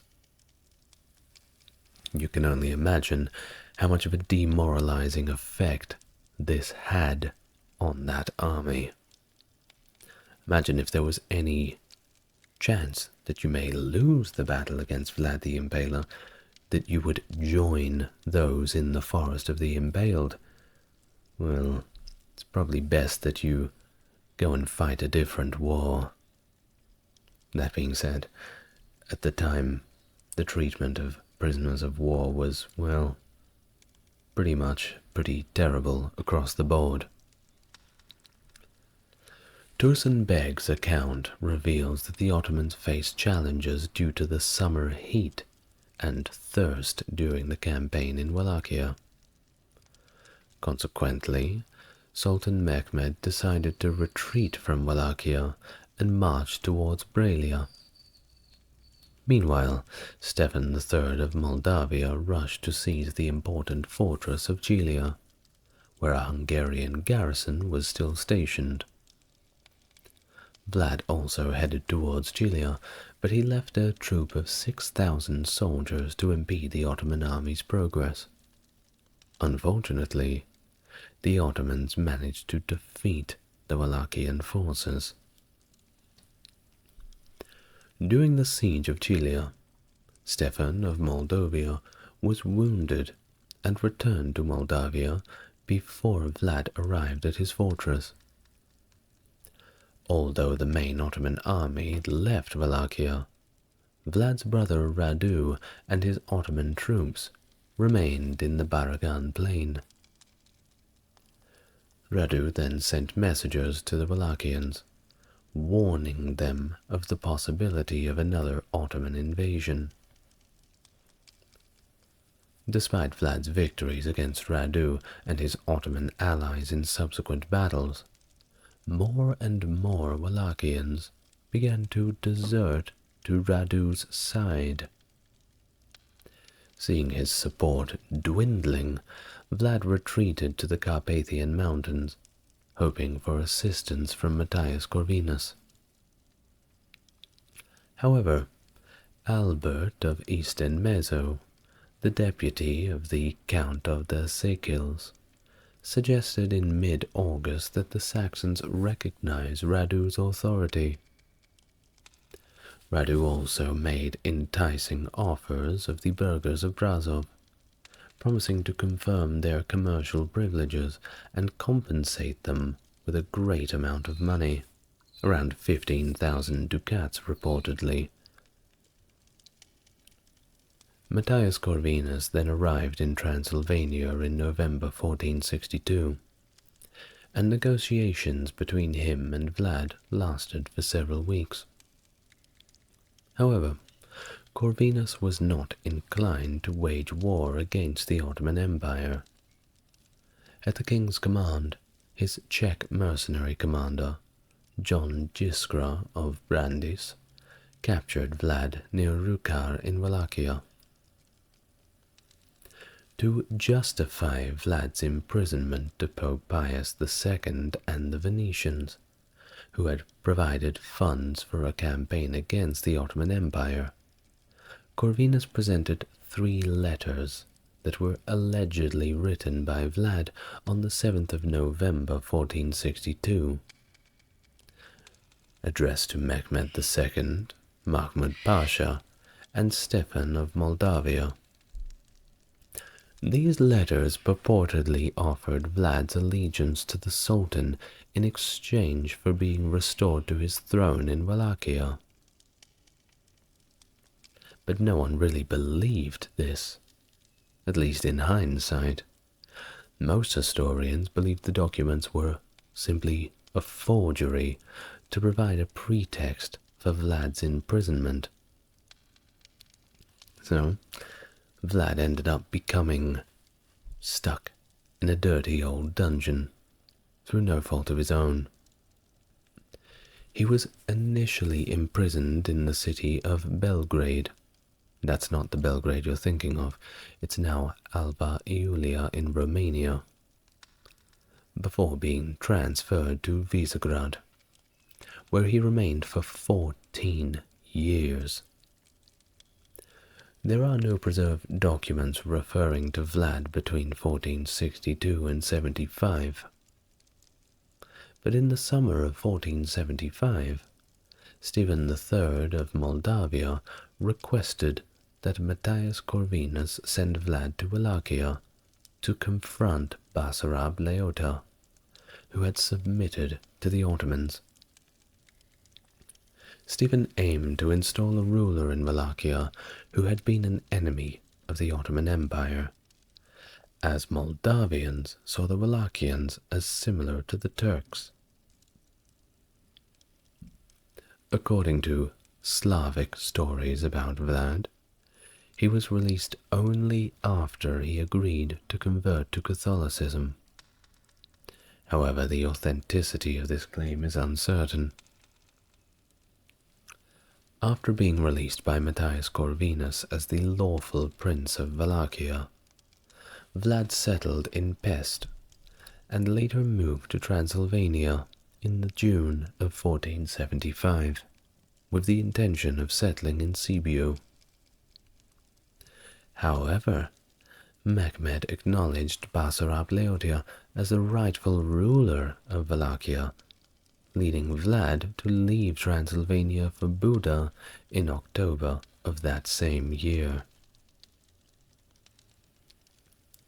In Pécs, Vlad purchased a house known as Draculaháza, or Dracula's house in Hungarian. In January 1476, John Pongrak of Dengeleg, voivode of Transylvania, urged the people of Brasov to send Vlad his supporters who had settled in the town, as Corvinus and Basarab Leotia had concluded a treaty. However, the tensions between the Transylvanian Saxons and Basarab remained high, leading the Saxons to shelter Basarab's opponents. Corvinus then dispatched Vlad and the Serbian Vuk Gurevic to fight against the Ottomans in Bosnia. They captured Srebrenica and the other fortresses in early 1476, with Vlad employing his notorious terror tactics during the campaign. Meanwhile, Mehmed invaded Moldavia and defeated Stephen III at the Battle of Valea Alba on July 26, 1476. Stephen Bathory and Vlad then entered Moldavia, lifting the siege of the fortress at Targu Neamt in late August. Corvinus ordered the Transylvanian Saxons to support Bathory's planned invasion of Wallachia on September the 6th, with Vlad confirming the commercial privileges of the local burghers in Wallachia on October 7th. Bathory's forces then captured Targoviste on November the 8th, and Stephen of Moldavia and Vlad occupied Bucharest, forcing Basarab to seek refuge in the Ottoman Empire on November the 16th. Vlad was then crowned before November 26th, and he informed the merchants of Brasov about his victory, urging them to come to Wallachia. But it didn't last too long. Vlad met his demise while fighting against Basarab, who had returned to Wallachia, but this time with Ottoman support. Vlad passed away in late December of 1476, or perhaps January of the following year. According to various sources, including Stephen III of Moldavia, Vlad's Moldavian retinue was also massacred. So rest in peace to those guys. The circumstances, at least the specific details of Vlad's death, are still pretty unclear. Most reliable sources suggest that Vlad's army of about 2,000 was simply overwhelmed and destroyed by Basarab's force of 4,000 near Snagov. The exact details, of course, vary, with some accounts suggesting he was killed by a disguised Turkish assassin in his camp, while others propose that he was mistaken for a Turk during his own troops during the chaos of battle. According to Leonardo Botta, an ambassador to Buda, Vlad's severed head was sent to Mehmed II and eventually displayed on a high stake in Constantinople. As for his burial, once again, we don't quite know.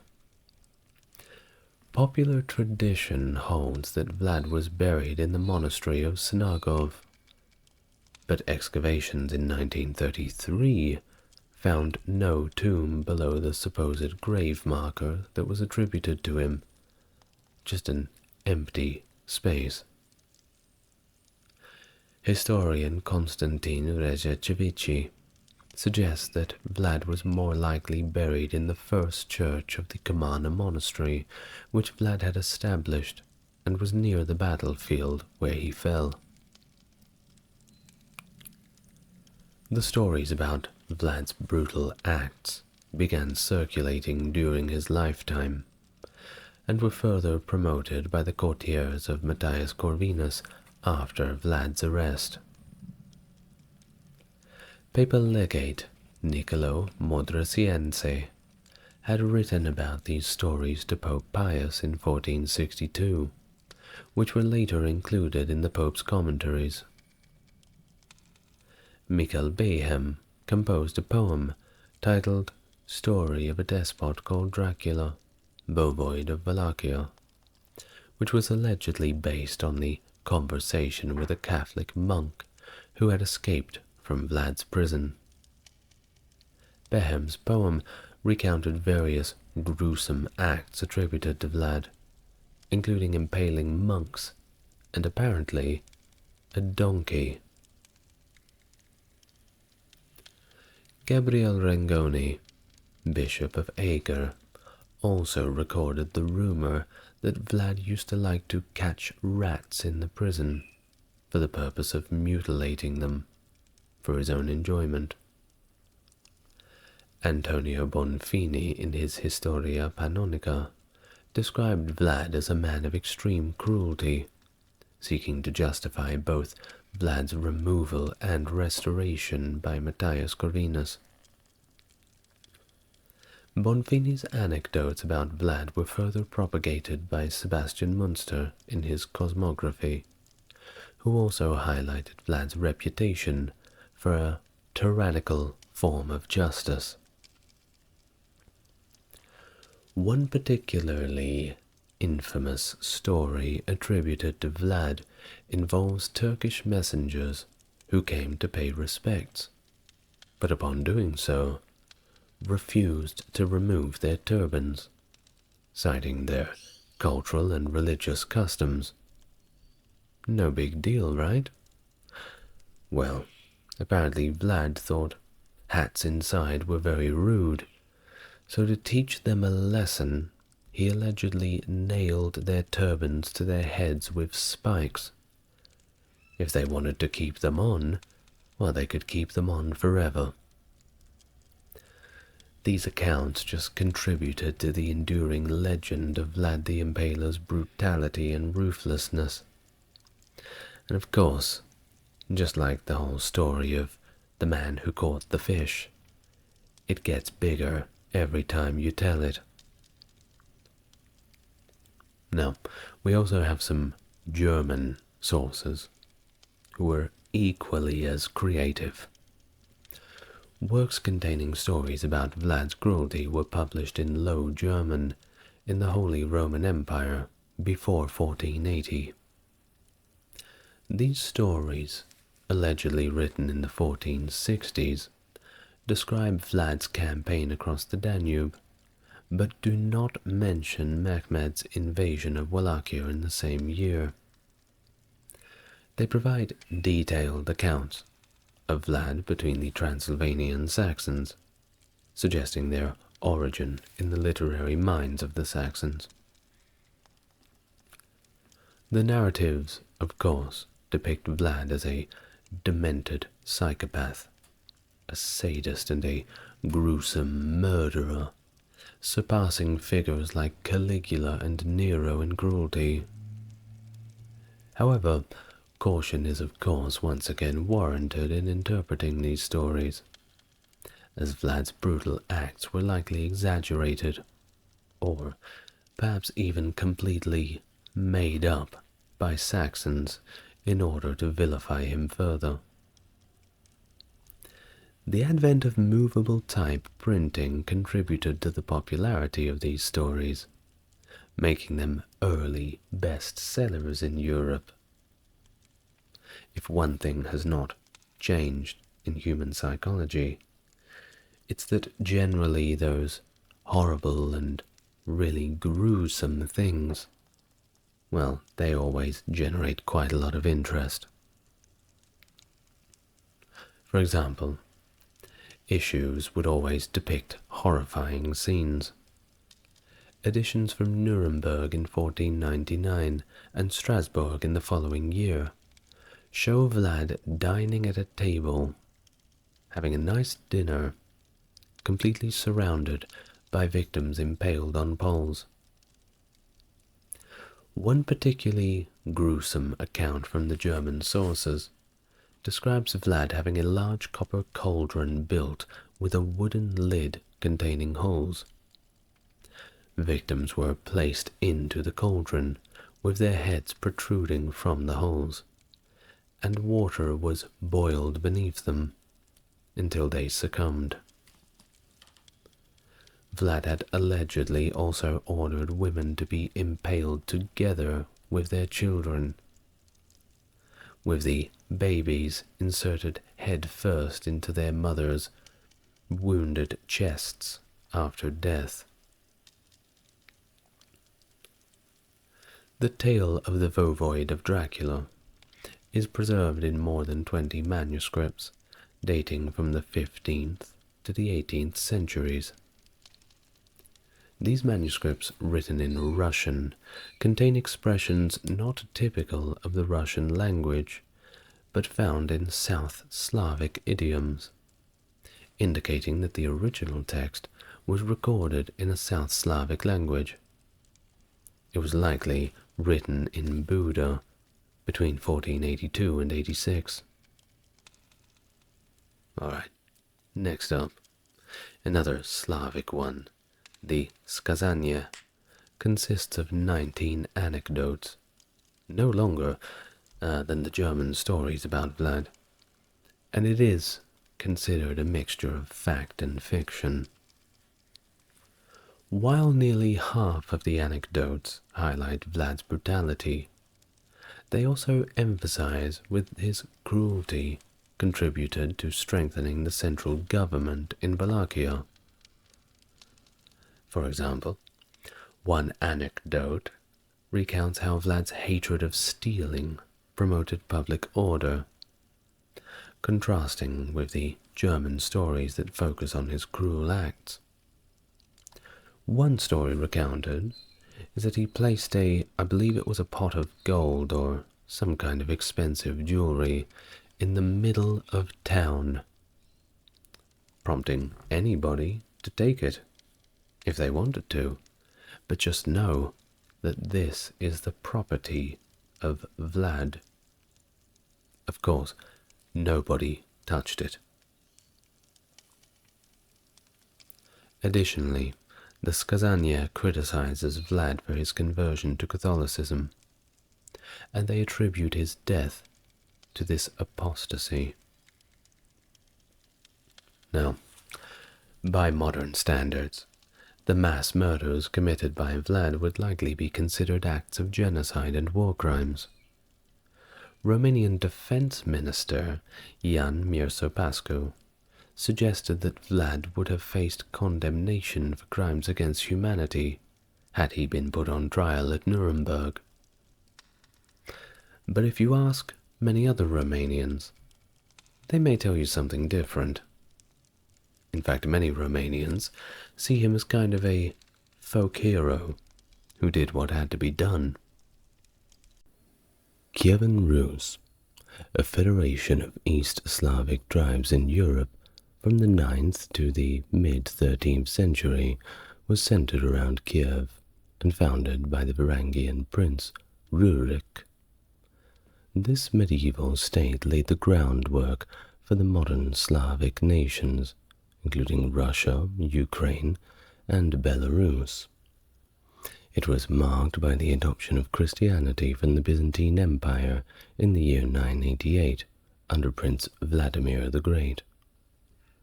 Kievan Rus was a major trade hub also, especially between the Baltic and the Byzantine Empire, which helped in developing a rich cultural mix along with a strong political organization.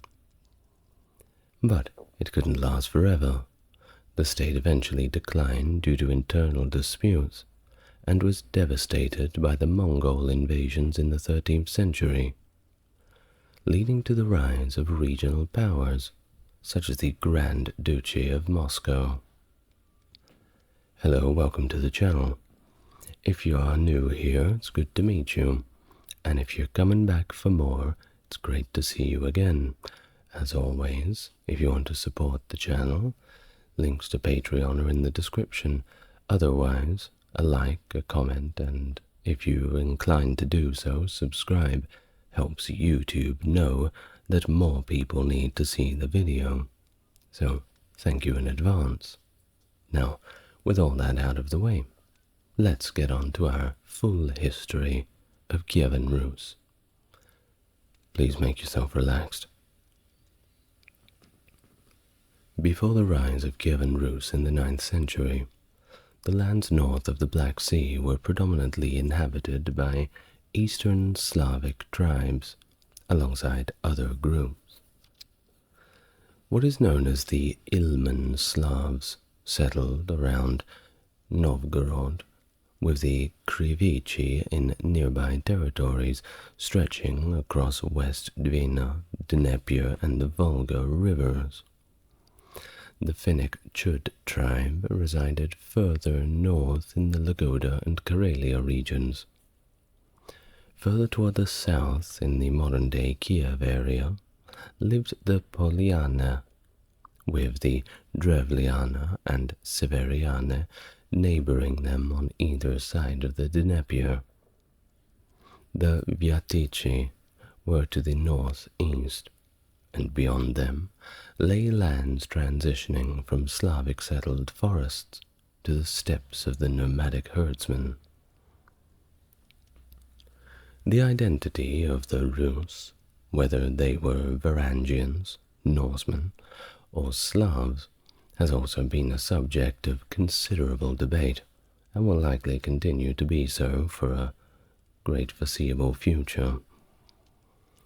Current scholarly focus has shifted from determining their exact origins to understanding the pace, and nature of the Norse assimilation into Slavic culture.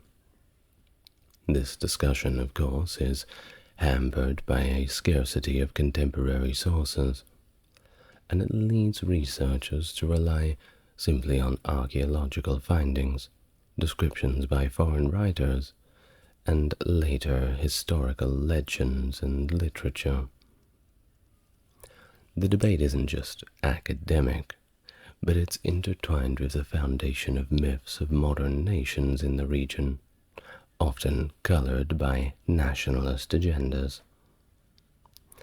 Now, during the Stalinist era, and I know we're jumping forward a little bit, but it's all relevant, Soviet historiography emphasized the Slavic origins of the Rus to counteract the German claims of a Germanic foundation of the Russian state. More recently, post-Soviet nationalism has influenced scholarly and political discourse, with some efforts to revise the narrative of the Rus' origins actually being supported by the state apparatus. This has led to the promotion of foundation myths that align with current national identities, even finding their way into educational materials like those in Russia.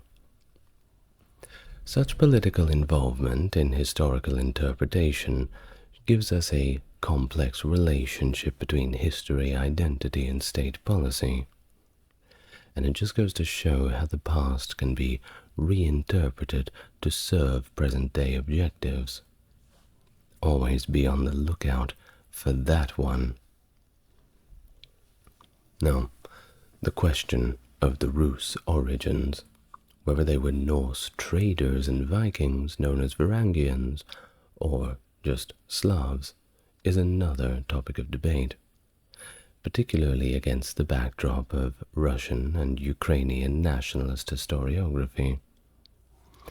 The debate is known as the Normanist versus anti-Normanist controversy, and it's centered around the interpretation of historical sources, linguistic evidence, and archaeological findings. Normanist theories draw heavily on the primary chronicle, a key 12th century source for East Slavic history, asserting that the Varangians, coming from Scandinavia, played a critical role in the formation of the Rus state. Anti-Normanists, of course, challenged this view, arguing that the Rus were Slavic in origin, predating Varangian influence. They point to the minimal presence of Scandinavian words in Russian, and the quick substitution of Scandinavian names with Slavic ones in historical records as evidence for their stance. Well, despite all the divergent views, there is significant evidence of the extensive Scandinavian settlement across Ukraine, Belarus, and Russia, alongside clear Slavic influences in the Swedish language. We really cannot deny them. This suggests a more complex interaction between the Slavic and Norse people, which ultimately led to a rapid assimilation of the Varangians into Slavic culture, should the Proto-Rus have been Norse. There is a broadly accepted view, at least outside the ultra-nationalist narratives, of this cultural integration, a transformation from Swedish to Slavic identity within a couple of centuries. This perspective is supported by descriptions from contemporary observers like Aman Abin Fadlan, Liutprand of Cremona, and Leo the Deacon, who provide external accounts of the Rus. Ibn Fadlan noted their distinctive physical appearance and attire. Liutprand associated the Rusi, as he called them, with the Norse, but based on physical characteristics rather than cultural or linguistic traits. And Leo the Deacon referred to the Rus as Scythians, observing their adoption of Greek rituals. All makes it a little bit more confusing, doesn't it? Well, the primary chronicle, as we mentioned before, offers a narrative that depicts the early interactions between the Varangians, Slavic, and Finnic tribes, and also the Khazars in the 9th century, outlining a foundational moment in the history of Eastern Europe. According to this account, Slavic and Finnic tribes initially paid tribute to the Varangians, until 862, when they decided to rebel, wanting to govern themselves independently. The subsequent appeal to the Varangians for a prince to bring order to their rich but chaotic lands led to the invitation of the Varangian Rus, including the brothers Rurik, Cineas, and Truvor, to rule over them. This tale, which scholars consider to be crafted by 12th century authors to justify the Rurikid dynasty's rule and the swift Varangian conquests, established Rurik as the progenitor of the Rurik dynasty, with Novgorod as his seat of power. Rurik's associates, Askold and Dir, embarked on a journey to Tsargrad, which was Constantinople in their tongue, stopping at Kiev, which was then under Khazar tribute, and establishing their dominion there. Their venture to Constantinople in the mid-860s marked the first recorded military encounter between the Rus and the Byzantine Empire. The surprise attack led by Askold and Dir resulted in significant devastation in the suburbs and nearby islands of Constantinople. Various accounts detail the destruction and the Rus' eventual retreat, attributed to either a storm, the emperor's return, or perhaps divine intervention following prayers to the Virgin Mary. This episode spurred the Byzantine Patriarch Photius to send missionaries to the north, aiming to convert the Rus and the Slavs, setting the stage for the Christianization of the region, which is a saga on its own.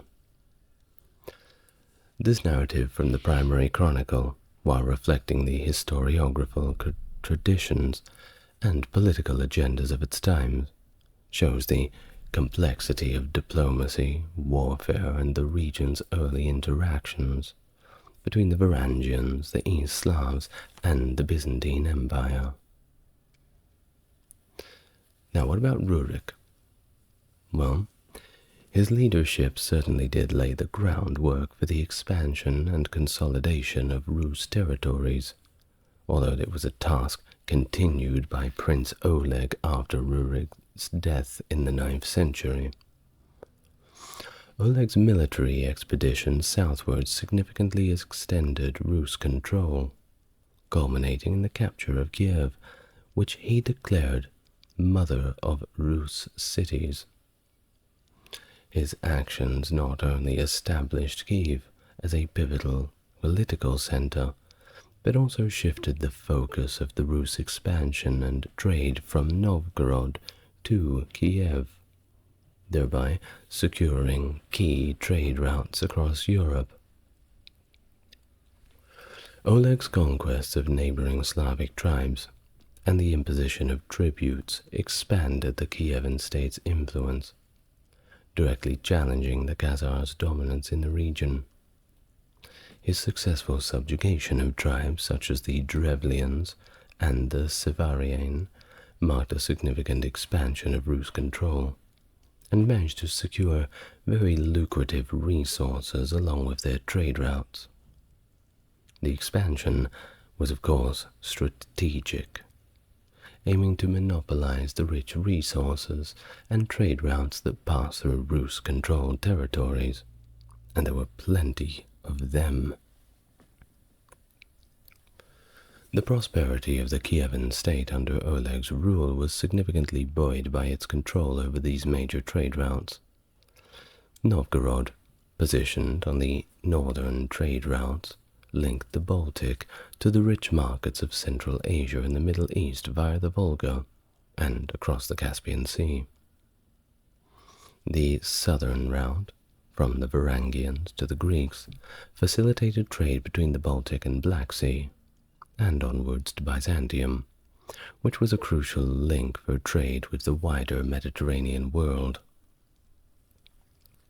Kiev emerged as a crucial commercial hub, benefiting from its strategic location along the Dnieper and its connection to both east-west overland trade route with the Khazars in Central Europe, and possibly serving as a key node for Radhanite Jewish traders.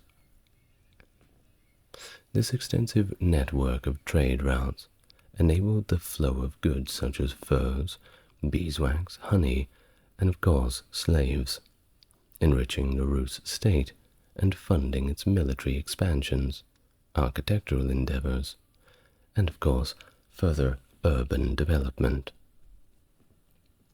The economic boom facilitated by these trade networks fostered a vibrant production of luxury goods and jewelry, catering to the demand for such items within and beyond the Rus territories.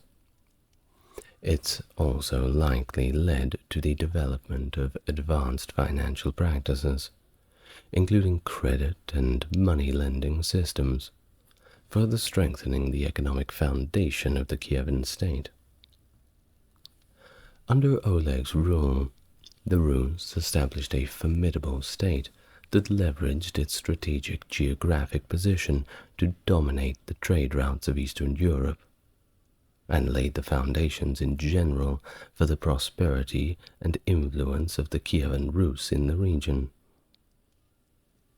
The expansion of the Rus southwards in the late 9th century not only transformed the politics of Eastern Europe, but also upended a balance of power across the Pontic steppe and the Black Sea region. The period marked a shift from the dominance of the Khazars, who had facilitated trade and maintained peace, at least a relative peace, known as the Pax Khazarica, Pax being the Latin word for peace, by the way, to an era of increased conflict and realignment among regional powers, including the Rus, Byzantines, Magyars, which are the Hungarians, Pechenegs, and others. The Rus challenged the Khazar control over these key trade routes, aligning and then conflicting with the Khazars to secure their own strategic advantages. The rivalry was part of a broader shift caused by the westward migration of Turkic peoples, including the Magyars and Pechenegs, following the collapse of the Göktürk Khaganate. These migrations introduced new military pressures on the Khazars and disrupted traditional trade networks, contributing to regional instability. The Byzantine Empire, of course, was watching very closely and capitalized on this turmoil, strengthening its commercial and political ties first with the Khazars and later with the Rus and other steppe groups. The establishment of the theme of Kherson in Crimea aimed to protect Byzantine interests, serving both as a defense against raids and a diplomatic bridge to the steppe. The fortress at Sarkel, built with Byzantine assistance, exemplified efforts to maintain the Khazar buffer against incursions by the Rus and other nomadic groups. Oleg's campaigns in the lands of the lower Dniester and Dnieper rivers around the year 890 show the ongoing contest for access to the Black Sea and its trade routes. The Byzantine manipulation of Magyar and Pecheneg movements against the Bulgarian Empire in 894 further shows this intricacy of the alliances and conflicts that were shaping the region in this time. The forced migration of the Magyars into the Hungarian plain opened the Black Sea to Rus expansion, marking a significant shift in the regional dynamic. The Rus raids into the Caspian Sea by the early 10th century, particularly the large-scale expedition in 913, signify a broadening scope of their ambitions, and also the decline of Khazar influence. As the century progressed, the Khazars' ability to command tribute and maintain alliances dwindled, with the Byzantines increasingly aligning with the Pechenegs against them. Relations between the Rus and the Pechenegs were characterized by alternating periods of peace and conflict, reflecting a fluid nature of steppe politics. The Pechenegs' strategic position between the Rus and Byzantine Empire made them pivotal in controlling access to trade routes, leading to a pragmatic, if uneasy, coexistence punctuated by bouts of sporadic warfare. The aftermath of the Rus raid on Constantinople in 860 catalyzed a significant shift in Byzantine diplomacy and religious outreach, leading to the mission of Cyril and Methodius to the Slavs. Sent by the Byzantine emperor at the request of Prince Rastislav of Moravia, the brothers aimed to evangelize the Slavic peoples, who at the time lacked a written language. Their creation of the Glagolitic alphabet, which later evolved into Cyrillic in the First Bulgarian Empire, and their standardization of Old Church Slavonic facilitated the translation of the Bible and the drafting of Slavic civil codes. This linguistic and cultural mission helped spread Byzantine influence throughout Slavic territories, including Kievan Rus, intertwining evangelical efforts with Byzantine foreign policy goals. By the time Oleg had seized Kiev, the Rus' interactions with the Byzantine Empire had grown increasingly complex, underpinning by a blend of commercial, cultural, and military dynamic. The Rus' economy was heavily reliant on trade with Byzantium, necessitating an annual journey by the princes of Kiev along the Dnieper to the Black Sea, bringing goods to trade in Constantinople. These expeditions were crucial not only for the wealth they generated through exchange of goods such as furs for silk, fabrics, spices, and wine, but also for maintaining the political and economic stature of Kievan Rus.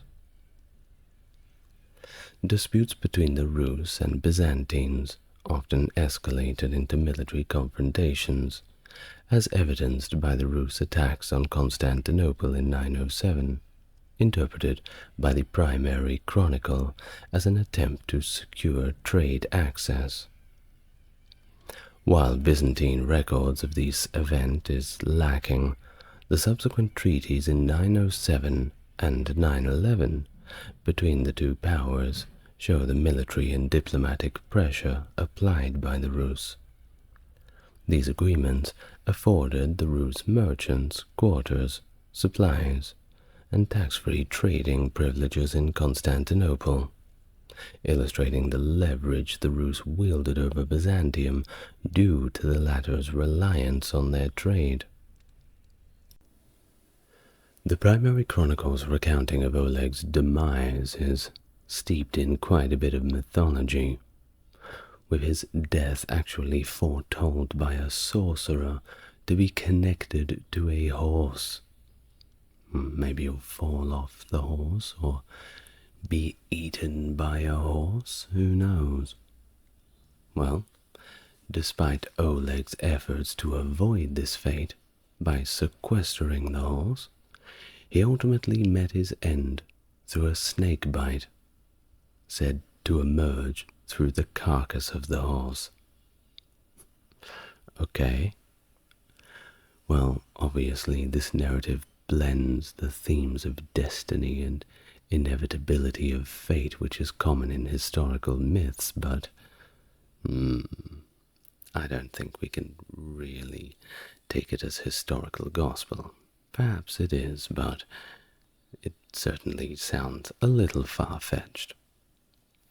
Now, following Oleg, Prince Igor ascends to the rule, leading Kievan Rus into a period of relative peace, after the initial conflicts, of course, marking the continuation of the Rus leadership's lineage and their engagements with neighboring peoples.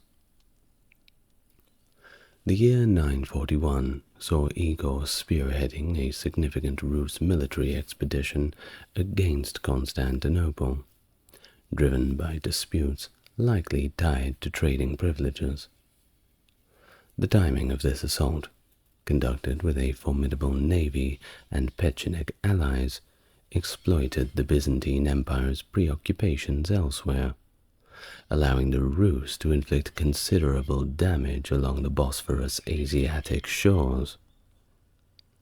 The Byzantine response, utilizing Greek fire against the Rus fleet, showcased the empire's ingenuity and military capability, significantly diminishing the Rus' military and naval strength and curtailing their advance.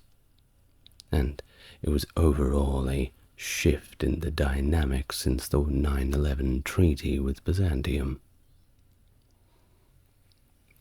Igor's subsequent attempts to get his revenge, involved rallying a vast force comprising Slavic and Pecheneг allies, alongside Varangian reinforcements. However, the 944 campaigns against the Byzantines culminated not in further conflict, but rather a negotiated peace, with the Byzantines securing terms more favorable than in the past. This treaty, emphasizing trade regulations and merchant conduct, shows Byzantium's diplomatic acumen in mitigating the threat posed by a potential Rus-Pecheneг-Bulgarian alliance. Now, regarding Igor's reign, from his succession to the campaigns against Constantinople and the ensuing treaty, it shows the evolving power dynamic between Kievan Rus and the Byzantine Empire. It shows the importance of trade and diplomacy in medieval statecraft, as well as the shifting balance of power that characterized interaction between emerging states and established powers. I mean, it's pretty hard to go up against Byzantium, but of course, that depends on the time period. Well, after Igor's death in 945, Olga assumed regency over Kievan Rus, steering the state until her son, Sviatoslav, could take the throne around 963. Sviatoslav's rule heralded a period of remarkable territorial expansion for the Rus, notably through conquest of the Khazars in the Pontic steppe and his own ventures into the Balkans. This era of expansion under Sviatoslav significantly altered the politics of Eastern Europe, and it was the moment that Kievan Rus became a formidable power by anyone's definition. Sviatoslav's decision to relocate the capital to Pereyaslawets on the Danube in 969 showed his ambition and a shift towards the Balkans and Byzantine Empire. However, his reign, while notable for its military achievements, was also marked by a steadfast adherence to pagan traditions, setting him apart from his Christianized mother, Olga. This divergence in religious paths between mother and son, it highlights a bit of a transitional nature of the Kievan Rus during this period, which was pretty much always a kingdom that was caught between its pagan roots and this emerging influence of Christianity, a veritable seesaw of theologians. Sviatoslav's untimely death in an ambush in 972 abruptly ended his expansionist projects. His conquests, as vast as they were, lacked the administrative framework needed to sustain a unified empire. It was all brawn, no brains, I'm afraid. And his oversight in securing a stable succession precipitated a destructive struggle among his sons. This internal discord, culminating in the death of two of Sviatoslav's three sons, fractured the unity of the Kievan Rus, and once again shows the fragility of the state amidst its own territorial expansion. The aftermath of Sviatoslav's rule illustrates the challenges of consolidating conquests into a lasting political structure, and the critical importance of stable succession mechanisms. If only people would learn, write a proper will.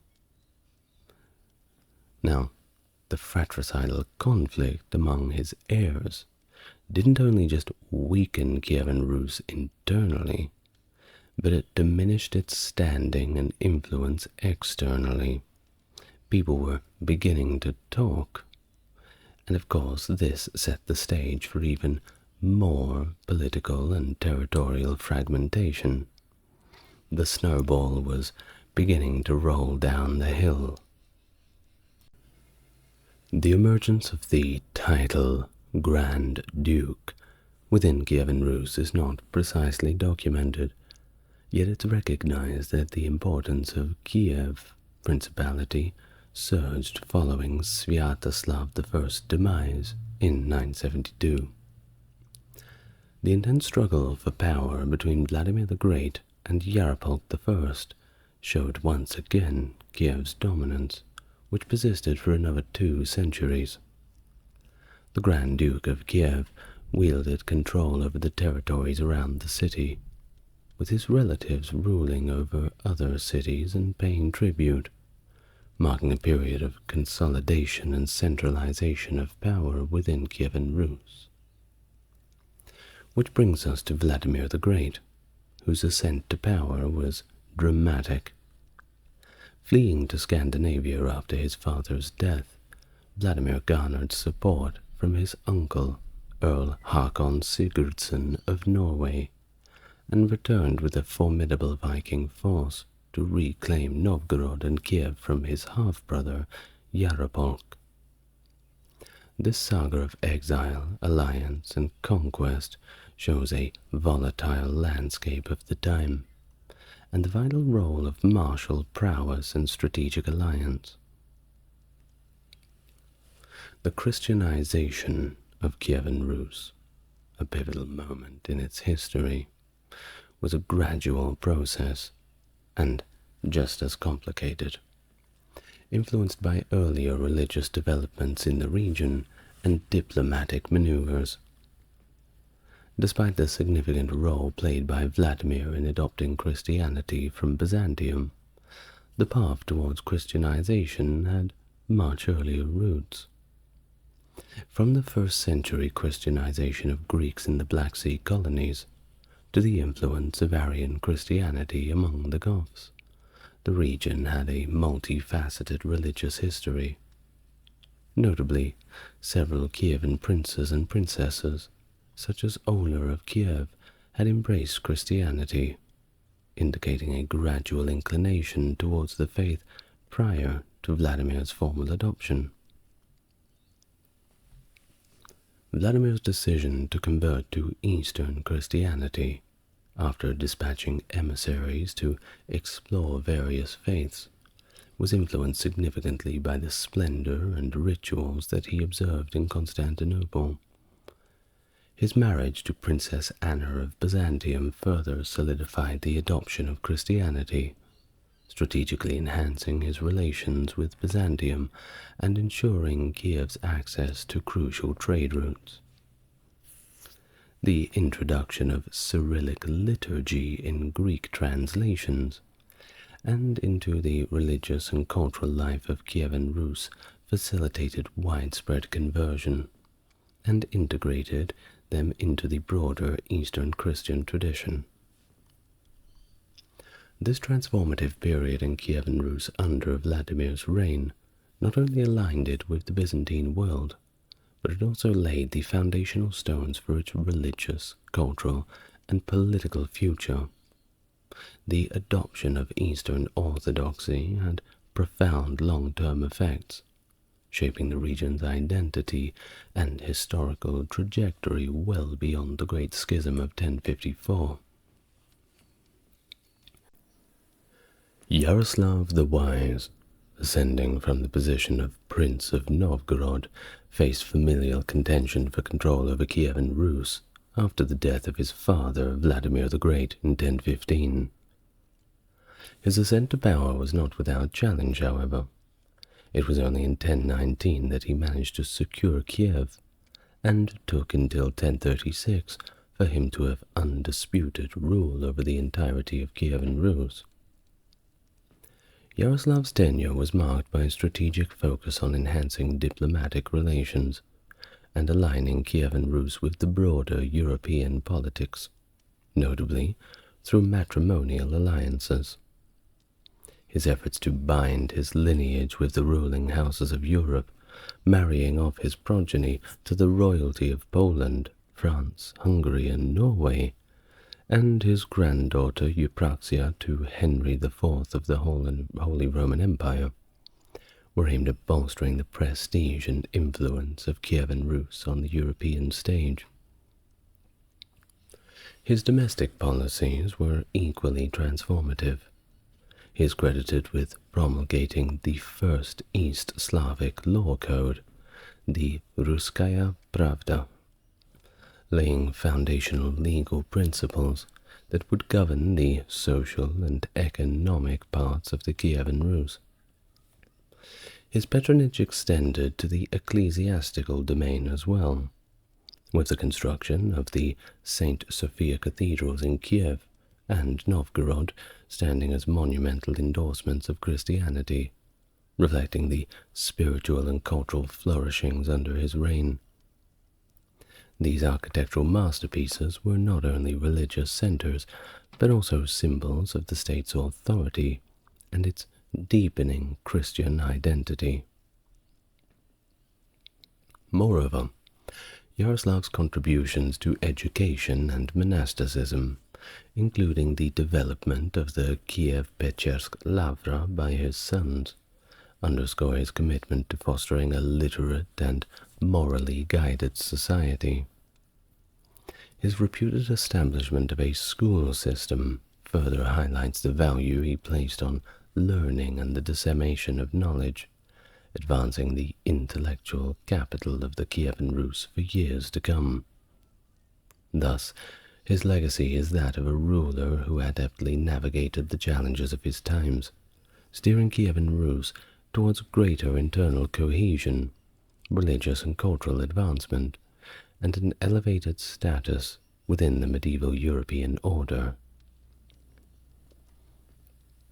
The succession dynamics within Kievan Rus, followed by establishment by Rurik's lineage, presented a complex and often disputed process that played a significant role in the state's gradual fragmentation. The mechanisms for transferring royal power among the Rurikid rulers still remain somewhat ambitious, with scholars divided over the existence or nature of any standardized succession system. Now, some have highlighted the uncertainty surrounding the actual practice, but others in our modern scholarship suggest the utilization of a rota system. Now, this system purportedly allowed princely succession to move among family members, including from elder to younger brother, from uncle to nephew, and of course from father to son. Typically, junior dynasty members would ascend through the ranks by initially governing less significant districts, progressing to more affluent principalities once they had a little bit more experience, and ultimately vying for control over Kiev, which was the most coveted throne. However, the lack of a clear and effective succession system, particularly after the reign of Yaroslav the Wise, 1019 to 1054, is cited as a catalyst for the Kievan Rus' incremental destruction. The absence of structured inheritance rules led to pervasive family conflicts and fostered an overall environment ripe for rivalry and contention. The period saw the frequent use of familicide as a means to usurp power, a tactic that became especially prevalent among Yaroslav the Wise descendants, the Yaroslavici. The succession to Vladimir II, monarch as the Grand Prince of Kiev, which seemingly bypassed the established rota system, ignited significant disputes among various princely factions, including the Olegovichi from Chernigov, the Monomarchs from Pereyaslav, and the Izyaslavichi from Turov and Volhynia, and the Polotsk princes. The challenges of succession exacerbated existing divisions within the royal family and weakened the central authority of the Grand Prince of Kiev. Growing influence of regional clans further eroded the unity and strength of the Kievan state, setting the stage for its fragmentation into a patchwork of semi-autonomous principalities. The web of conflicts and alliances among the principalities of Kievan Rus in the 11th and 12th century show the challenges that beset the state. The competition for power was not only internal, among the descendants of Yaroslav the Wise, but also involved external threats. For example, the invasion of the Cumans, which dealt a significant blow to the Rus forces at the Battle of the Alta River in 1068. The aftermath saw the Grand Prince Izyaslav seeking assistance from Poland, marking a period of heightened instability and incessant warfare. The discord culminated in the Council of Lübeck in 1097, convened by Vladimir II, monarch, near Chernigov. The council aimed to reconcile the conflicting factions, but the peace was short-lived. By 1130, the descendants of Veseslav the Seer were exiled by Mstislav the Great, highlighting enduring power struggles notably against the Olegovichi and the Rostislavichi, with Vsevolod II's accession to Grand Prince of Kiev exemplifying the turbulent power dynamic. On to the decline of Constantinople, a pivotal trading partner, which severely impacted Kievan Rus as well. The trade route from the Varangians to the Greeks, crucial for the movement of goods and the prosperity of Kievan Rus, lost its significance as the Byzantine Empire waned and Western Europe established alternate trade routes. Now Mstislav the Great was the last ruler to maintain a semblance of unity, arguably, within the Kievan Rus. His death in 1132 heralded a period of decline, and Kiev actually got sacked in 1169 by Andrei Bogolyubsky of Vladimir, symbolizing the fragmentation of the state to its worst stage. The end of the 12th century saw the proper disintegration of Kievan Rus into this mosaic of different little principalities. But it wasn't quite fragmented enough. The Crusades in 1204 further isolated Kievan Rus, especially after the Fourth Crusade's sack of Constantinople in 1204, rendering the Dnieper trade route completely obsolete. Meanwhile, the Northern Crusades threatened the Baltics, encroaching on Novgorod's territories. But Novgorod, by contrast, flourished by controlling trade from the Volga to the Baltic, gradually gaining independence from Kievan rule. By 1136, it had effectively become a self-governing republic, expanding its mercantile influence to the west and the north. Now in the west, the unification of Halych and Volhynia under Prince Roman Mstislavic in 1199, and the subsequent reign of his son Danilo, who sought support from the West and accepted a crown from the papacy, marked the continuing evolution of the former territories of Kievan Rus. Until, of course, the Mongol invasion, which significantly reshaped everything. The Kuman's flight into Rus territories due to the Mongol onslaught was a precursor to the widespread devastation that would soon follow. The Mongol invasion not only decimated the population through slaughter and enslavement, but also dismantled the region's economy, devastating its urban centers and agricultural production. But the disintegration of Kievan Rus paved the way for new political entities. The Principality of Galicia-Volhynia emerged in the southwest, finally falling under the influence of the Gediminids and becoming a part of the Grand Duchy of Lithuania. This entity, which would later expand to include Ruthenia and Samogitia, heavily drew upon Rus's cultural and legal traditions, demonstrating the lasting influence of Kievan Rus on the region. And in the northeast, the Vladimir Suzdal Principality, and eventually Moscow, began to rise as significant centers of power, gradually absorbing the traditions of Kievan Rus and leading to the formation of a distinct Russian state. The Novgorod and Sukhov federal republics, with their less autocratic structures, remained somewhat independent until their incorporation into the expanding Grand Duchy of Moscow. And if you want to learn about the Grand Duchy of Moscow, I suppose you're just going to have to wait for the video on it. Well, thank you very much for listening to this history of Kievan Rus. I hope it was all you expected.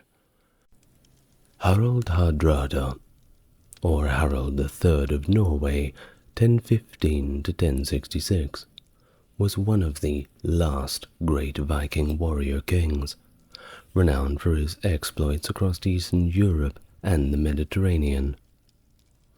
Before becoming king, he served as a mercenary in the Byzantine Empire's Varangian Guard, amassing wealth and military experience.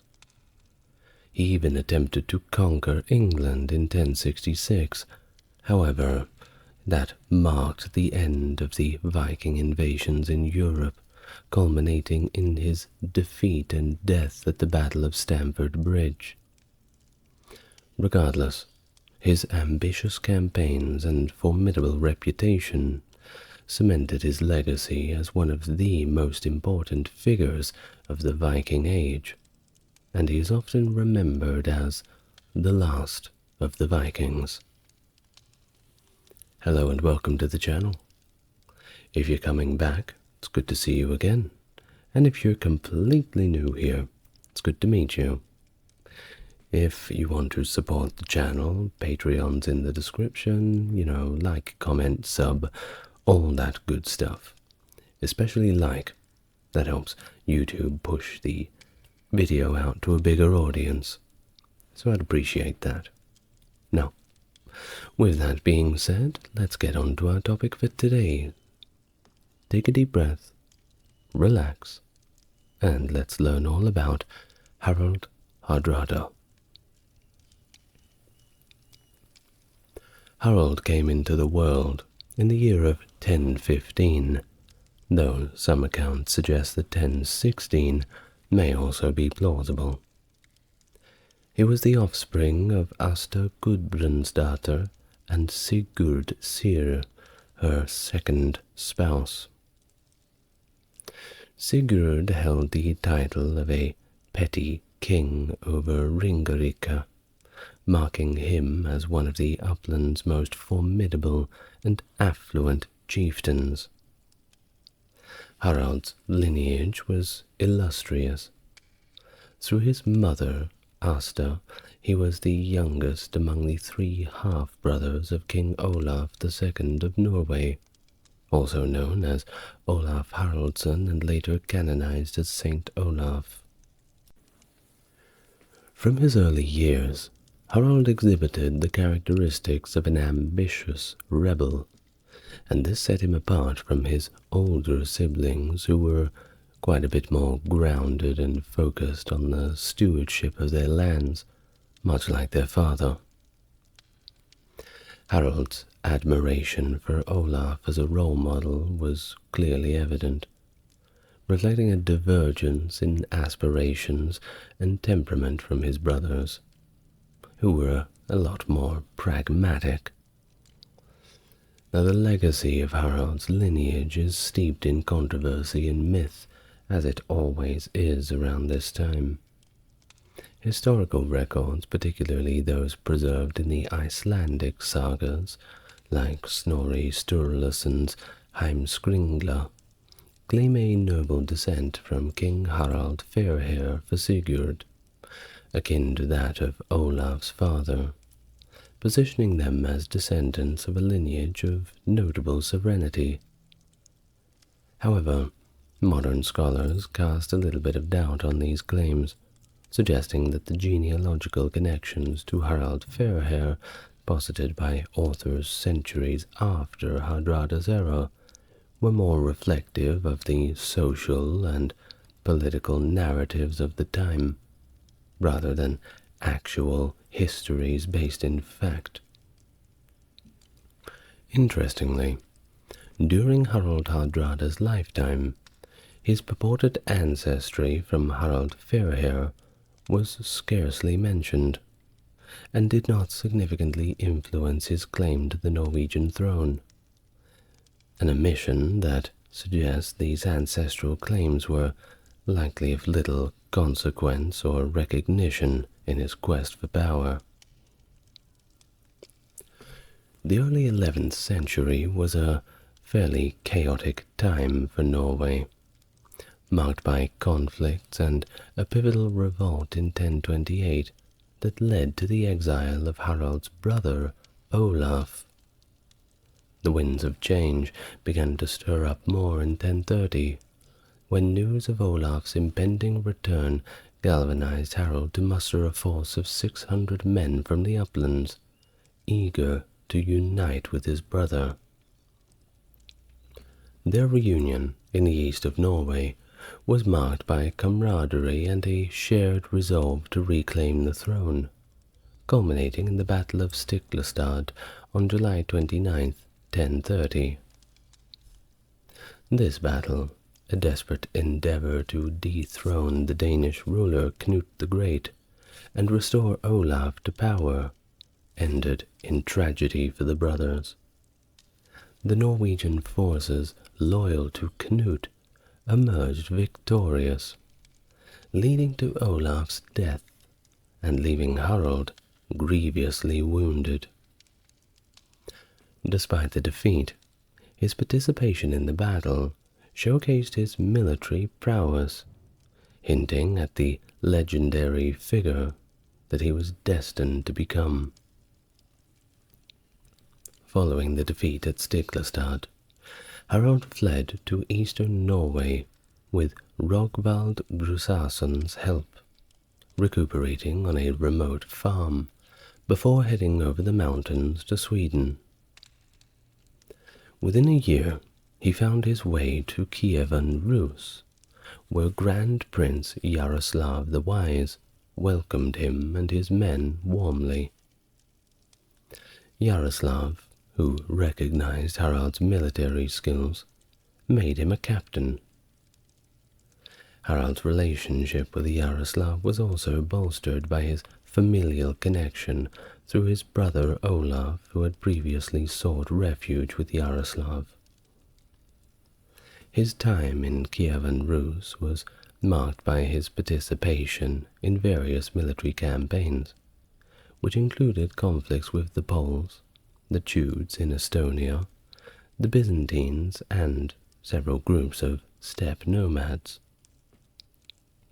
By the mid-1030s, Harald and his retinue of 500 ventured to Constantinople and joined up with the Varangian Guard of the Byzantine Empire. Despite initial attempts to keep his royal identity a secret, Harald's reputation began to precede him, and he quickly rose to prominence within the Guard.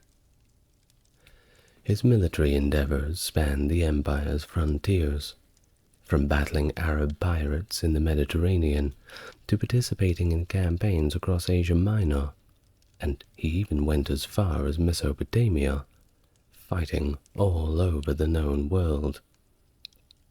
His exploits during this period, including the capture of numerous Arab strongholds, showcased his leadership and valor.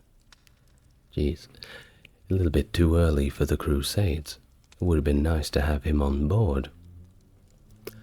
Now, Harald's adventures also led him to Jerusalem, although the timing and nature of this journey remains a subject of debate.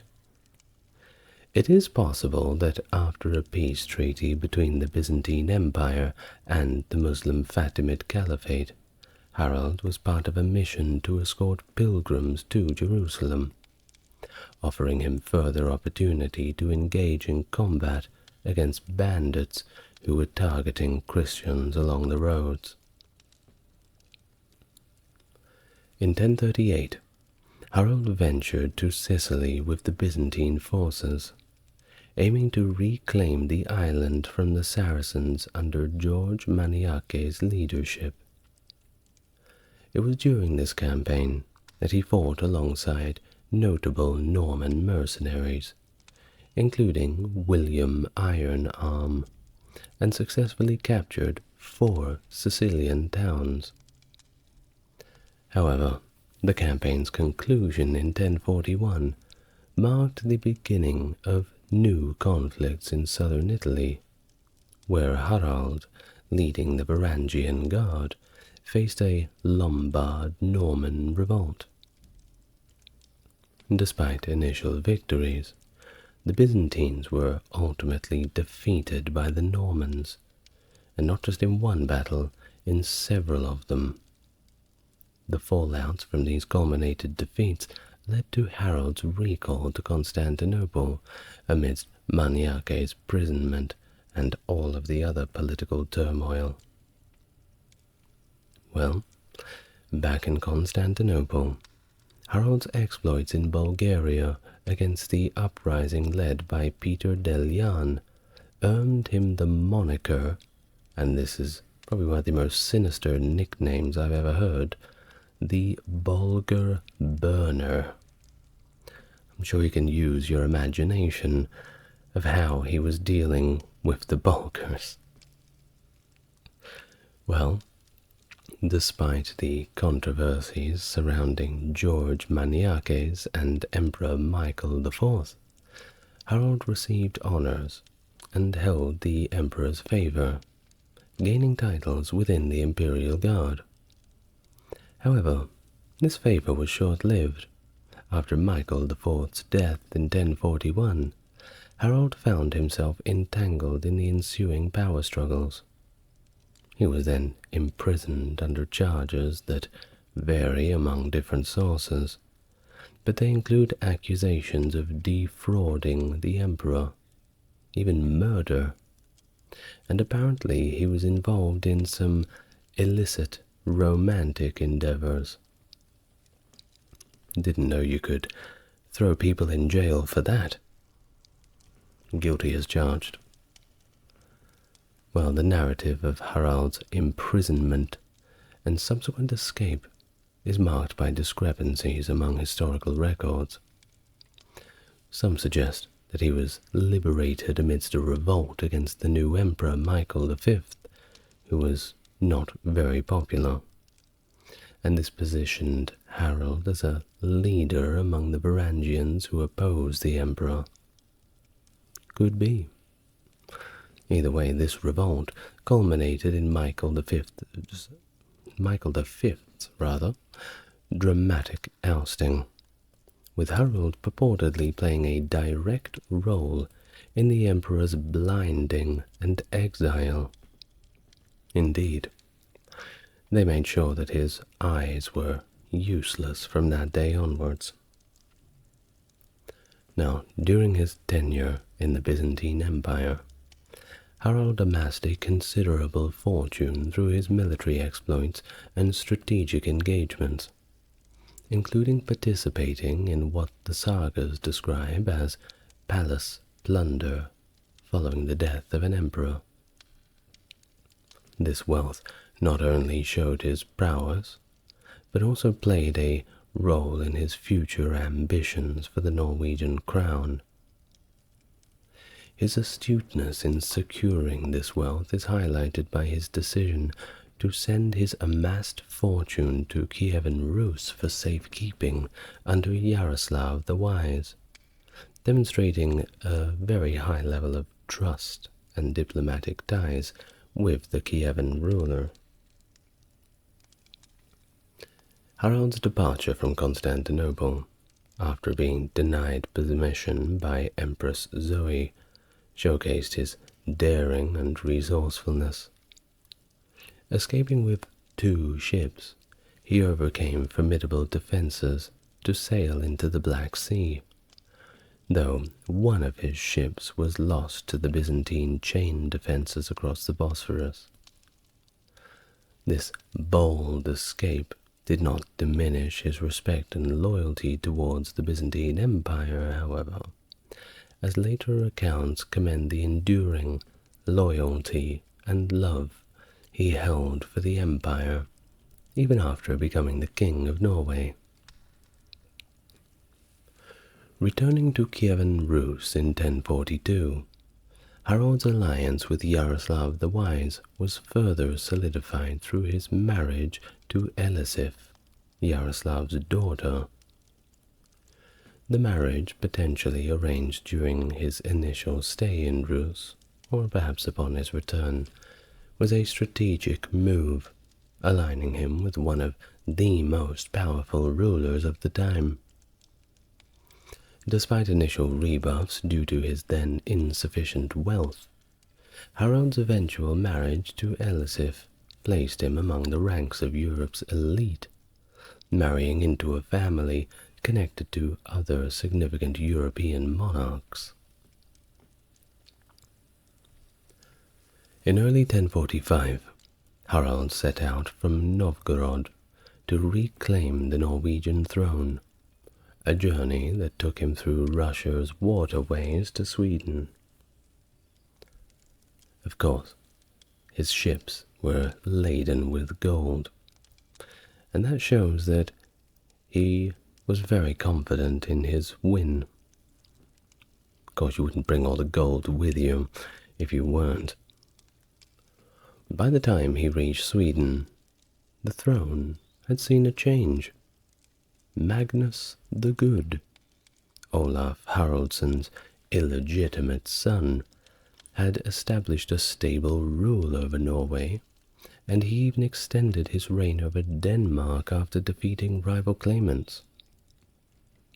Well, upon arriving in Sweden, Harald allied with Svein Estridsson and the Swedish king Anund Jacob to challenge Magnus. Their initial military strategy involved raiding the Danish coast to undermine Magnus's authority and sway the populace to their side. Well, despite all their efforts, the people of Norway remained loyal to Magnus, who returned from abroad with his army to defend his reign. A conflict seemed imminent, but instead of engaging in battle, a compromise was brokered in 1046.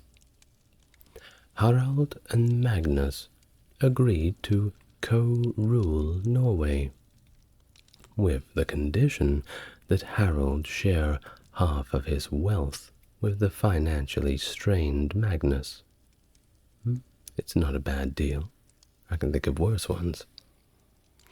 This co-rule, marked by tension and separate courts, lasted until Magnus's death, which was only about a year later in 1047. This, of course, left the kingdom without an heir. And I'm sure you can figure out what happens next.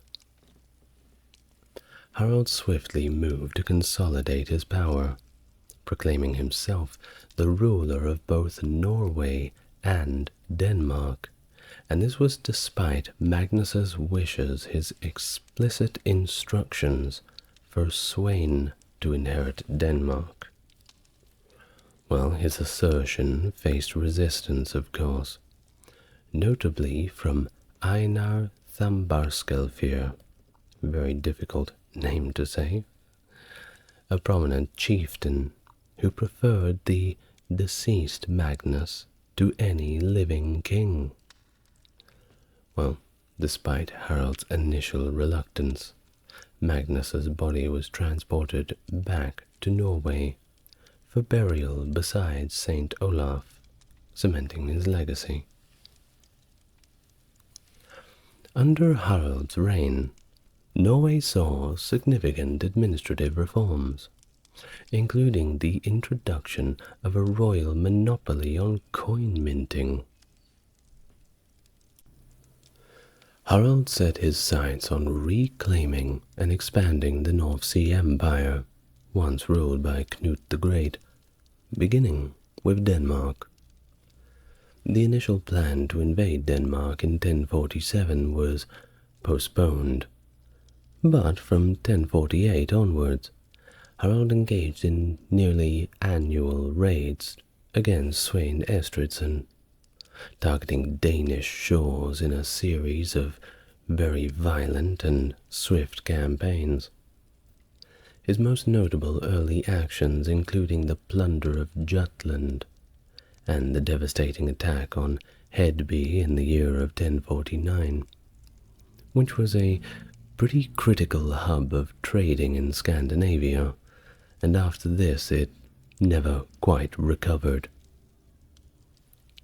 Now, despite all of these successes in battle, Harald was not able to secure a lasting occupation of Denmark.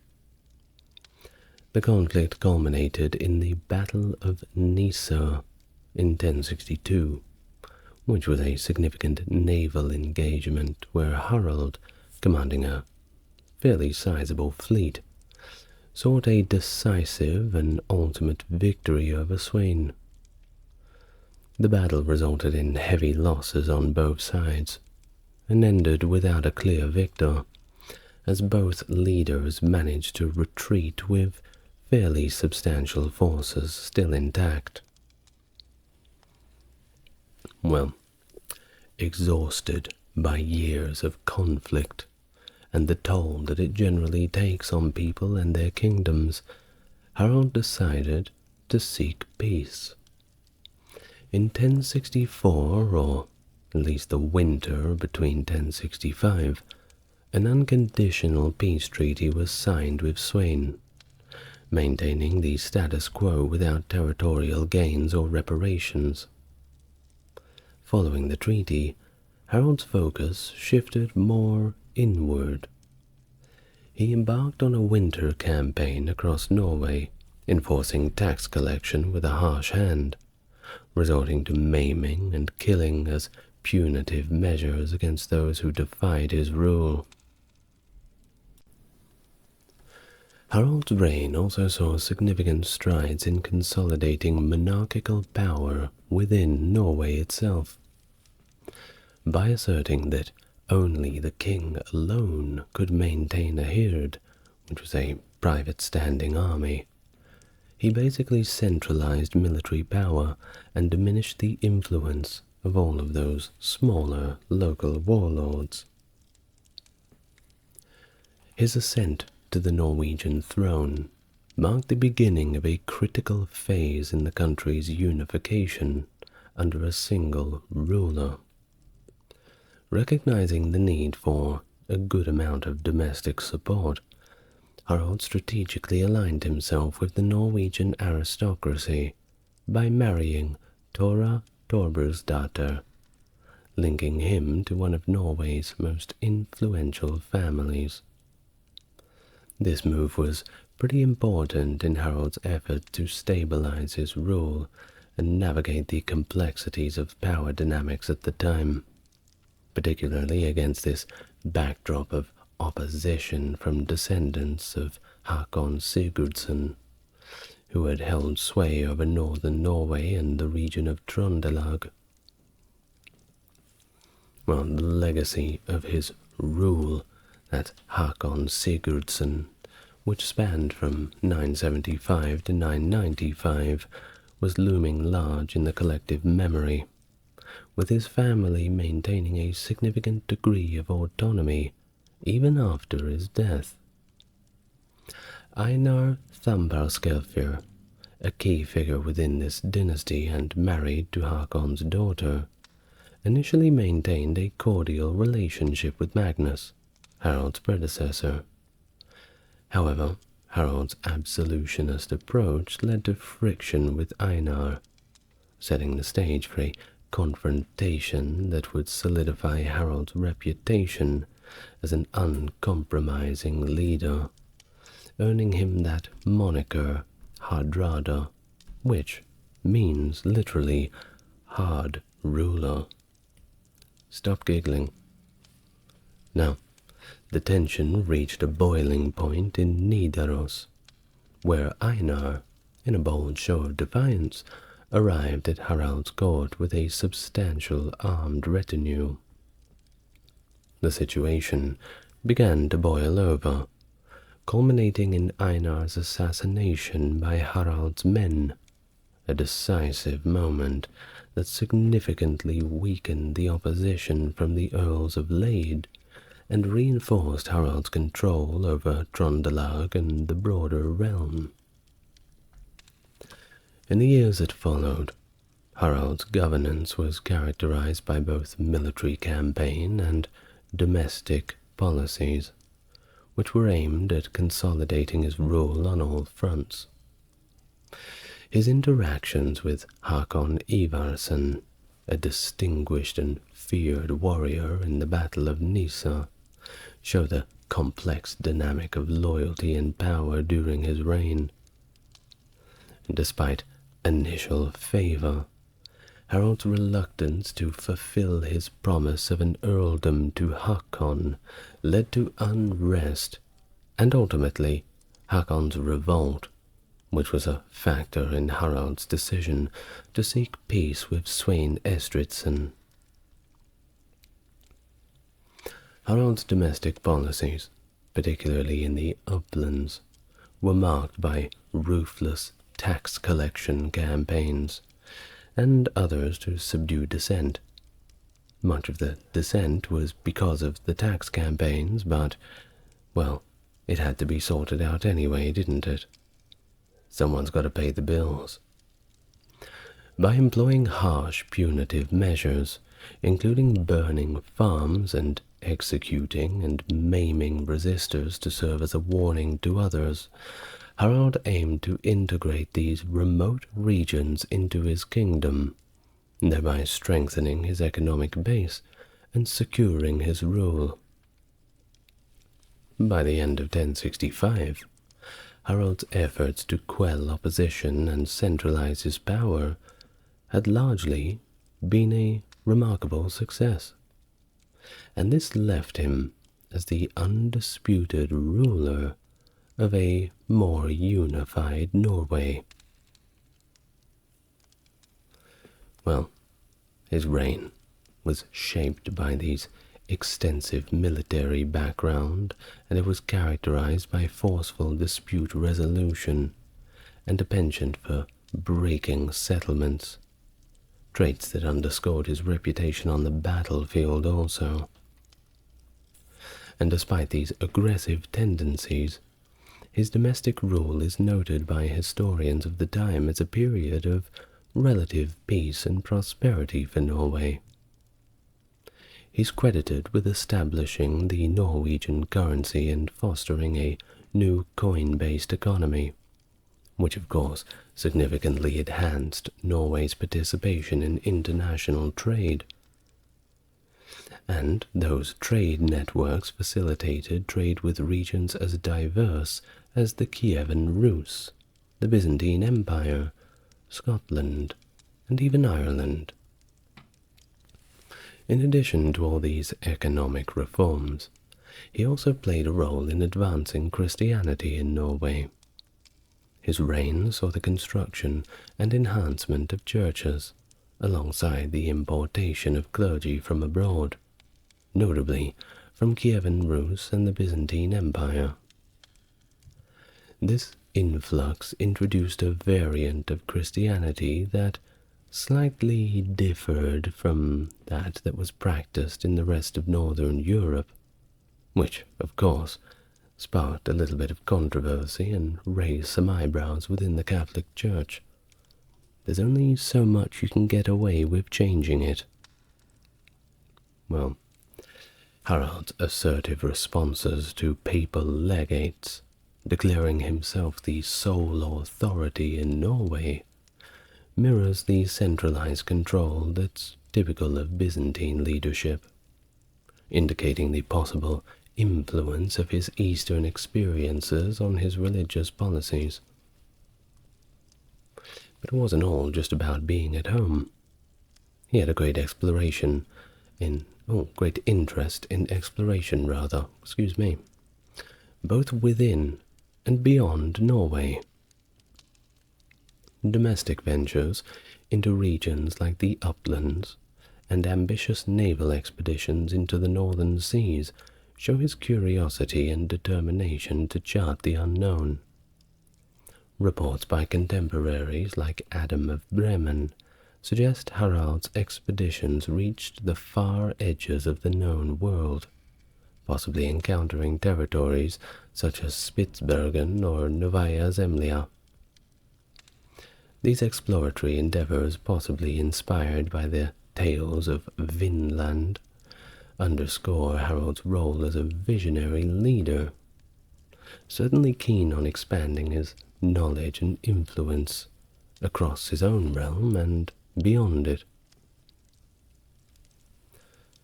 Well, his ambitions, having been stymied in Denmark, turned towards England, with a historical claim rooted in an agreement from 1038 between Magnus the Good and Cnut, the then ruler of England. This agreement showed upon the death of one, the other would inherit the kingdom. So if Magnus the Good died, Cnut would be the king, and vice versa. However, with Cnut's childless death in 1042, Edward the Confessor came to the throne, which, of course, sidelined Magnus's claim.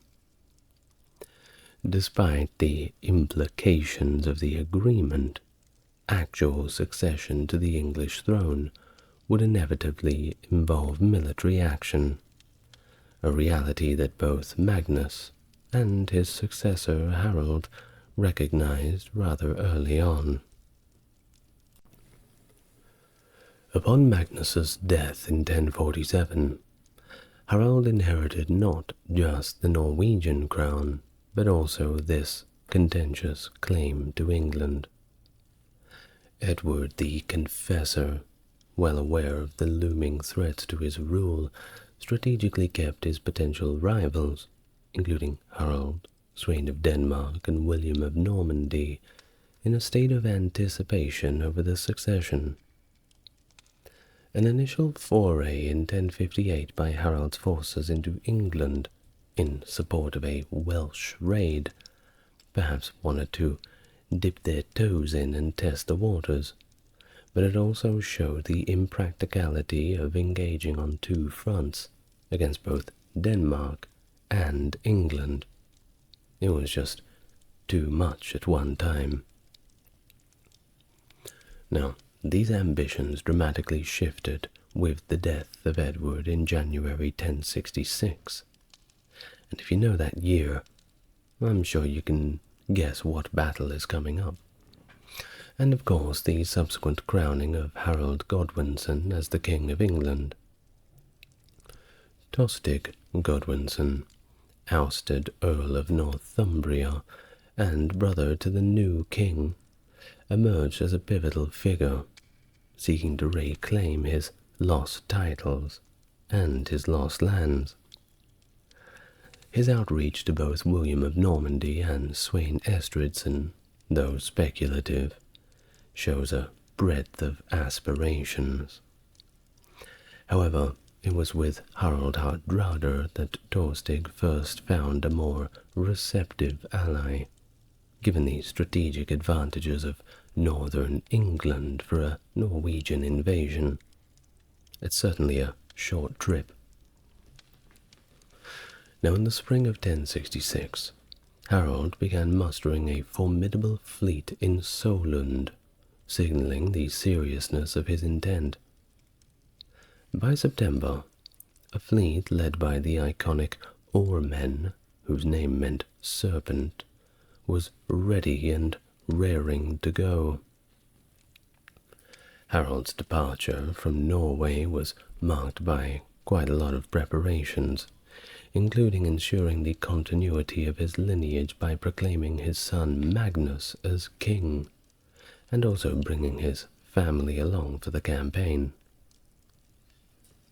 The addition of forces from the Orkney Islands and the support of Malcolm III of Scotland further strengthened his army, and it shows a concerted effort to marshal a substantial force against England.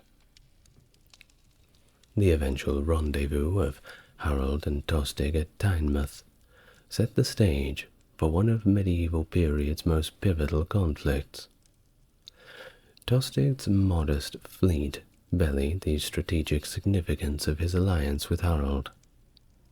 Meanwhile, deceptive measures by Tostig in the south hinted at a Normandy invasion, distracting Harold Godwinson and fragmenting the English defence, just as the Norwegian and Scottish force was preparing to strike. After setting sail from Tynemouth, Hardrada and Tostig Godwinson's forces made landfall at the River Tees, marking the beginning of their campaign in England proper. Their journey led them to Cleveland, where they initiated a series of raids along the coast, the start of a trail of destruction and plunder. The resistance they encountered in Scarborough, where the locals opposed Harold's demands for surrender, resulted in Harold setting fire to the entire town, a brutal tactic that precipitated the surrender of other Northumbrian towns who did not want the same treatment in the face of a Norse onslaught. Well, continuing their campaign, Harold and Tostig navigated their fleet up the Humber and disembarked at Riccal on the 20th of September. The news of their advance and the early raids galvanized the local English leadership, prompting Earls Morcar of Northumbria and Edwin of Mercia to confront the invaders. The ensuing Battle of Fulford, fought just south of the modern city of York, ended in a decisive victory for the Nordic forces. The triumph not only showed Harold's military skill, but it also led to the strategic surrender of the city of York to Harold and Tostig on the 24th of September, marking a significant moment in the invasion, as it represented the last time a Scandinavian army would achieve such a feat over English forces. But then again, who knows if the Norwegians are going to invade England in the near future? Well, meanwhile, Harold Godwinson, the newly crowned King of England, had been making his own preparations. On the same day that York capitulated, Harold arrived with his army in Tadcaster, positioning himself a mere 11 kilometers from Harald's fleet stationed at Rikal.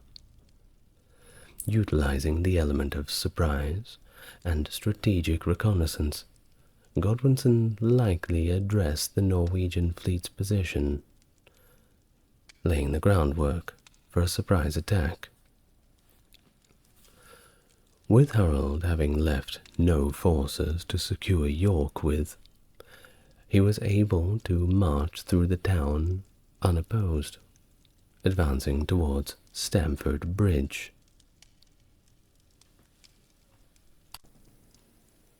On the morning of the 25th of September, that great moment that would shape the course of English history, Hardrada and Godwinson departed from their strategic position at Rikal, unwittingly heading towards their fate.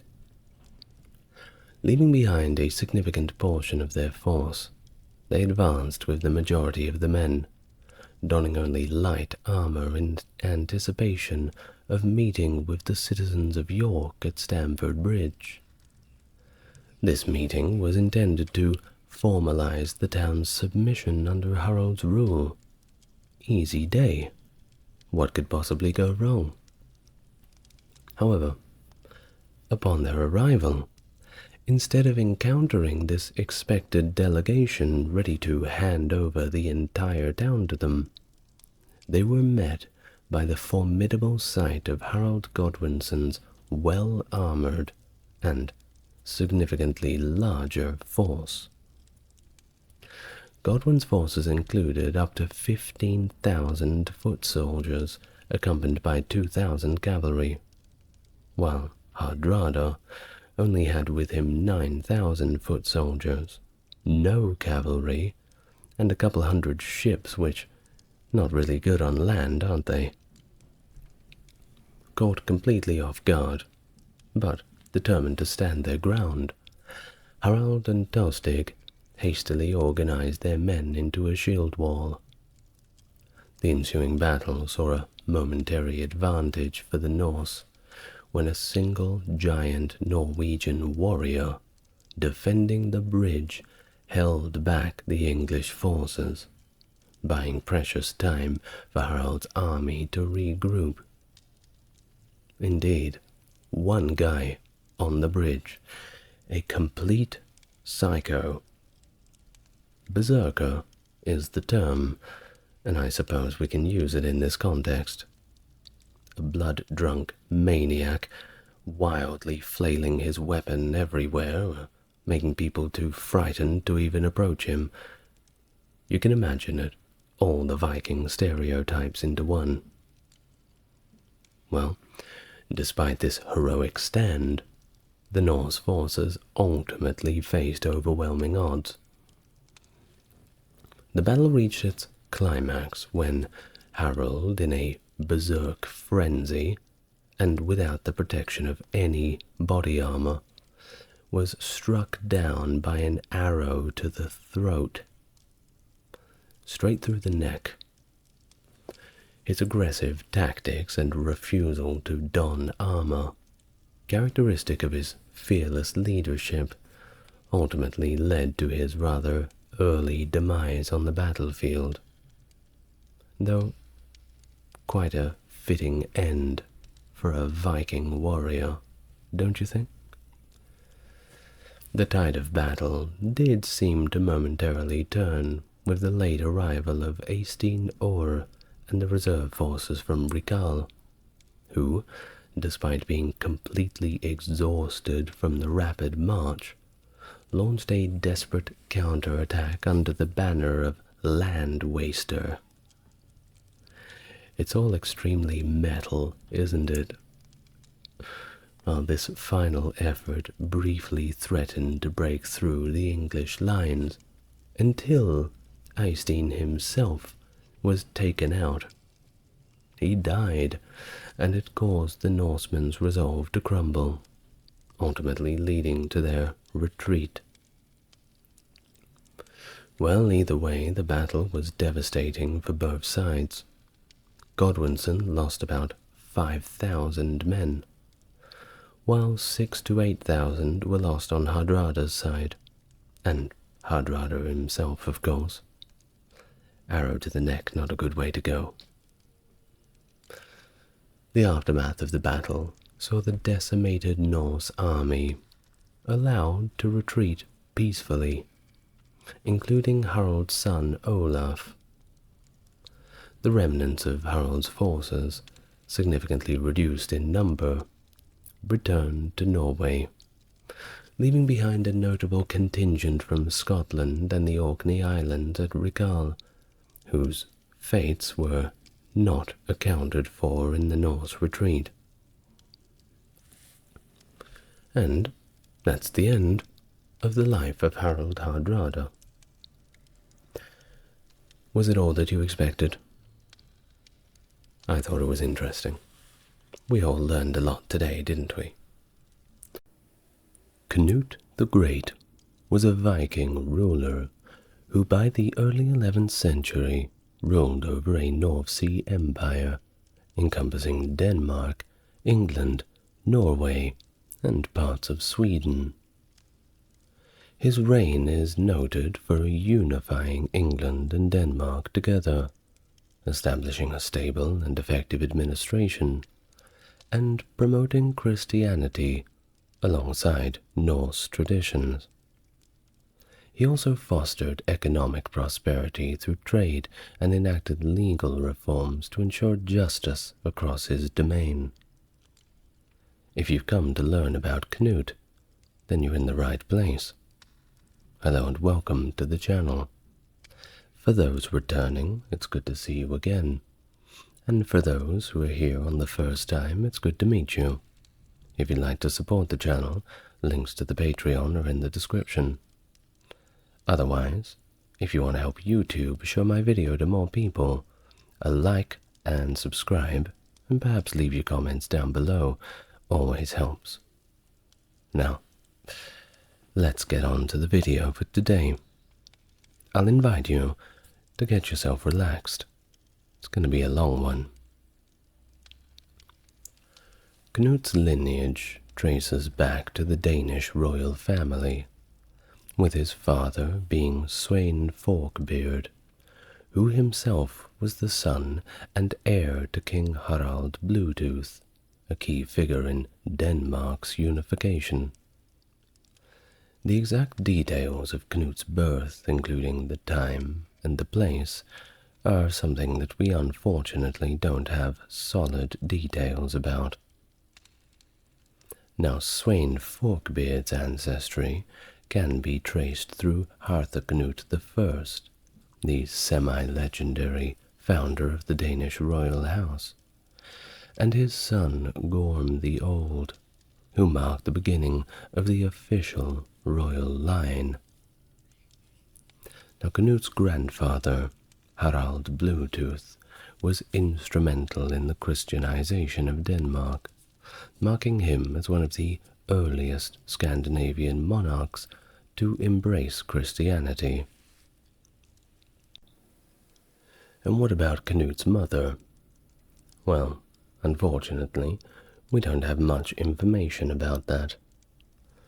But the Chronicon of Tiamtar of Merseburg and the Ecomium Emae identify her as Swietoslawa, daughter of Mieszko I of Poland, and being that Polish is the dark souls of languages, sorry if I pronounce the names incorrectly. Now, Norse sources, such as Heimskringla by Snorri Sturluson, also suggest a Polish princess, known as Gunhild, daughter of Burislav, the king of Vinland, as Cnut's mother.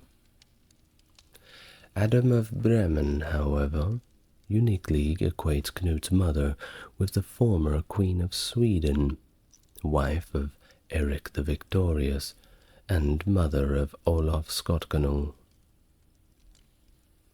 The complexity is further compounded by conflicting narratives regarding Svein's marriages, including the purported union with Eric's widow, Sigrid the Haughty, following Gunhild's death.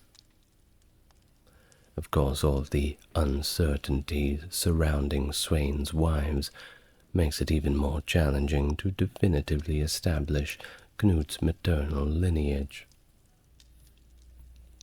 But also according to the Encomium Amae, Cnut's brother Harald was younger of the two brothers. Well, this is the only real information we have in terms of their relations with each other. There is certainly a lack of concrete information about his early life.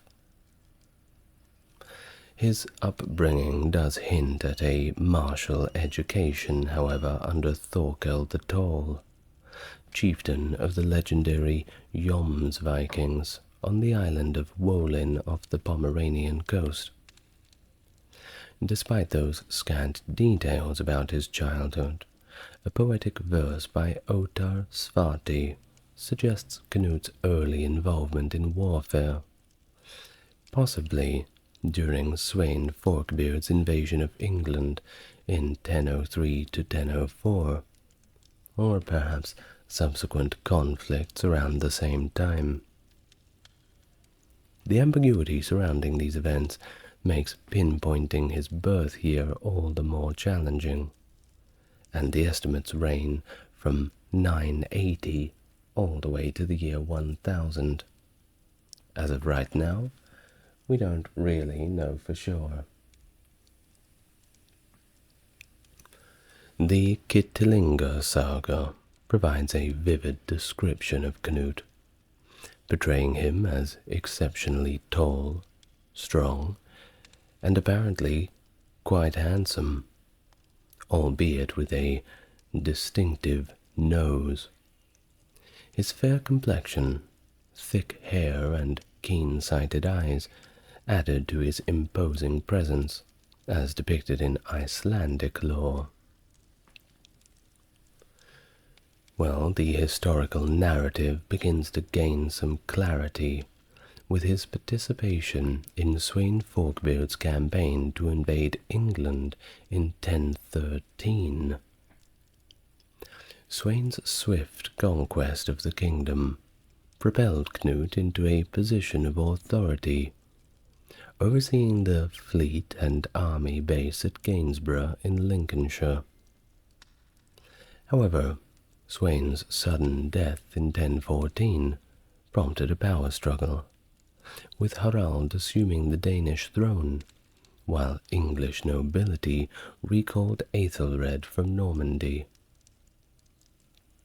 Despite Cnut's claim to the English throne, opposition from the nobility forced him to retreat back to Denmark, apparently leaving behind a trail of mutilated hostages that littered the Kentish beach. His diplomatic moves with Harald for a joint kingship proved futile, prompting him to assemble a formidable fleet for yet another invasion of England.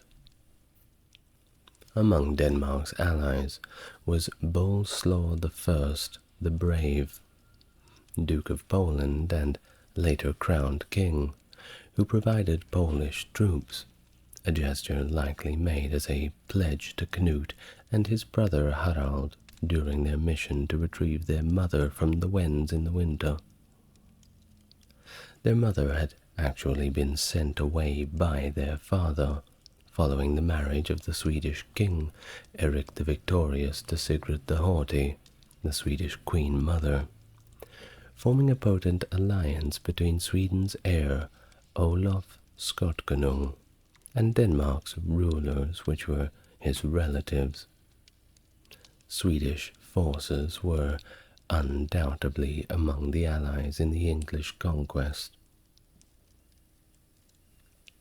Another important ally was Eirikur Hakonarsson, Earl of Lade, and co-ruler of Norway with his brother Svein Håkonsson. Norway having been under Danish sovereignty since the Battle of Svolder in 999. Erikir's involvement in the invasion left his son Hakon to govern Norway alongside Svein. In the summer of 1015, Cnut's fleet, comprising around 200 longships and an estimated army of 10,000 angry Danish men, set sail for England. Cnut led a diverse array of Vikings across Scandinavia, while the invasion force primarily composed of mercenaries. Over the next 14 months, the invading army engaged in intense and very brutal warfare against Edmund Ironside, the eldest son of Aethelred. Virtually all of the battles during this period were fought against Edmund.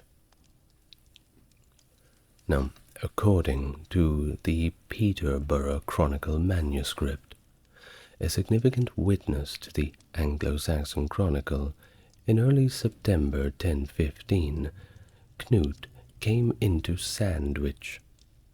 That's a place, not an actual sandwich, right?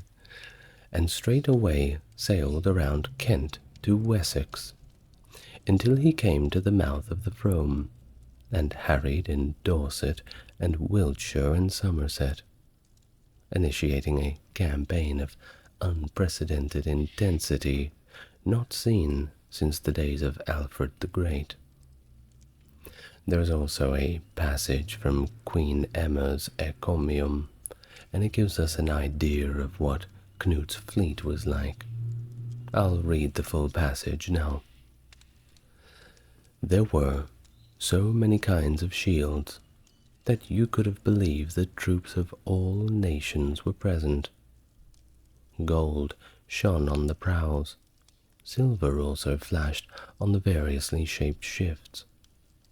For who could look upon the lions of the foe, terrible with brightness of gold, who upon the men of metal, menacing with golden face, who upon the bulls of the ships threatening death, their horns shining with gold, without feeling any fear for the king of such force. Furthermore, in this great expedition, there was present no slave, no man freed from slavery, no low-born man, no man weakened by age, for all were noble, all strong with the might of mature age, all sufficiently fit for any type of fighting, all of such great fleetness that they scorned the speed of horsemen. Now, Wessex, historically ruled by the dynasty of Alfred and Aethelred, capitulated to Cnut in late 1015, echoing its submission to his father 2 years earlier. Eadric Streona, the ealdorman of Mercia, deserted Aethelred, bringing 40 ships and their crews to join forces with Cnut. Thorkel the Tall, a Jomsviking chief, also defected, possibly due to personal vendettas against his brother's killers, and his ties to Cnut through childhood mentorship. Apparently they were old buddies. In early 1016, the Vikings crossed the Thames, plundering Warwickshire, while Edmund Ironside's efforts to resist faltered. Despite summoning the English army, opposition waned as London's king and citizens were absent. Cnut's devastating midwinter advance through eastern Mercia compelled another English muster, but internal discord undermined their efforts and unity. Edmund and Uhtred, the Earl of Northumbria, raided western Mercia, potentially targeting Eadric Streona's lands. Cnut's occupation of Northumbria prompted Uthred's submission, but his subsequent assassination by a rival illustrated Cnut's ruthlessness. With Eirikr Hakonarsson's reinforcement, Cnut consolidated control over Northumbria. Meanwhile, Prince Edmund remained defiant in London, eventually ascending to the throne upon Aethelred's death on the 23rd of April, 1016. Cnut's forces meticulously executed their siege of London, employing sophisticated tactics such as constructing dikes to enclose the city's northern and southern flanks. Additionally, they managed to dig a channel across the Thames banks to the south, effectively cutting off river-based communications and completely isolating the city. Amidst the siege, battles erupted at strategic locations, including in Penselwood in Somerset and Shurston in Wiltshire. Despite the fierce fighting and the incredible amount of dying on both sides, neither one of them emerged as the clear victor in these engagements. In a daring move, King Edmund managed to temporarily relieve the pressure on London. Crossing the Thames at Brentford, he engaged the Danish forces and secured a hard-fought victory. However, the English suffered heavy losses in the process, prompting Edmund to withdraw to Wessex to gather reinforcements. Undeterred by their setback, the Danes renewed their siege of London, and despite several attempts, their assaults on the city proved to be unsuccessful. Meanwhile, the English forces, who were emboldened by their recent success, launched counterattacks and managed to push the Danes back into Kent. But the situation took a significant turn when Eadric Streona switched his allegiance to King Edmund. This defection further complicated Cnut's effort to maintain control over the region, and it was not looking good. Nevertheless, undeterred, Cnut remained resolute in his campaign. He sailed north across the Thames estuary to Essex, and then proceeded up the River Orwell, extending the reach of the conflict into the very heart of Mercia.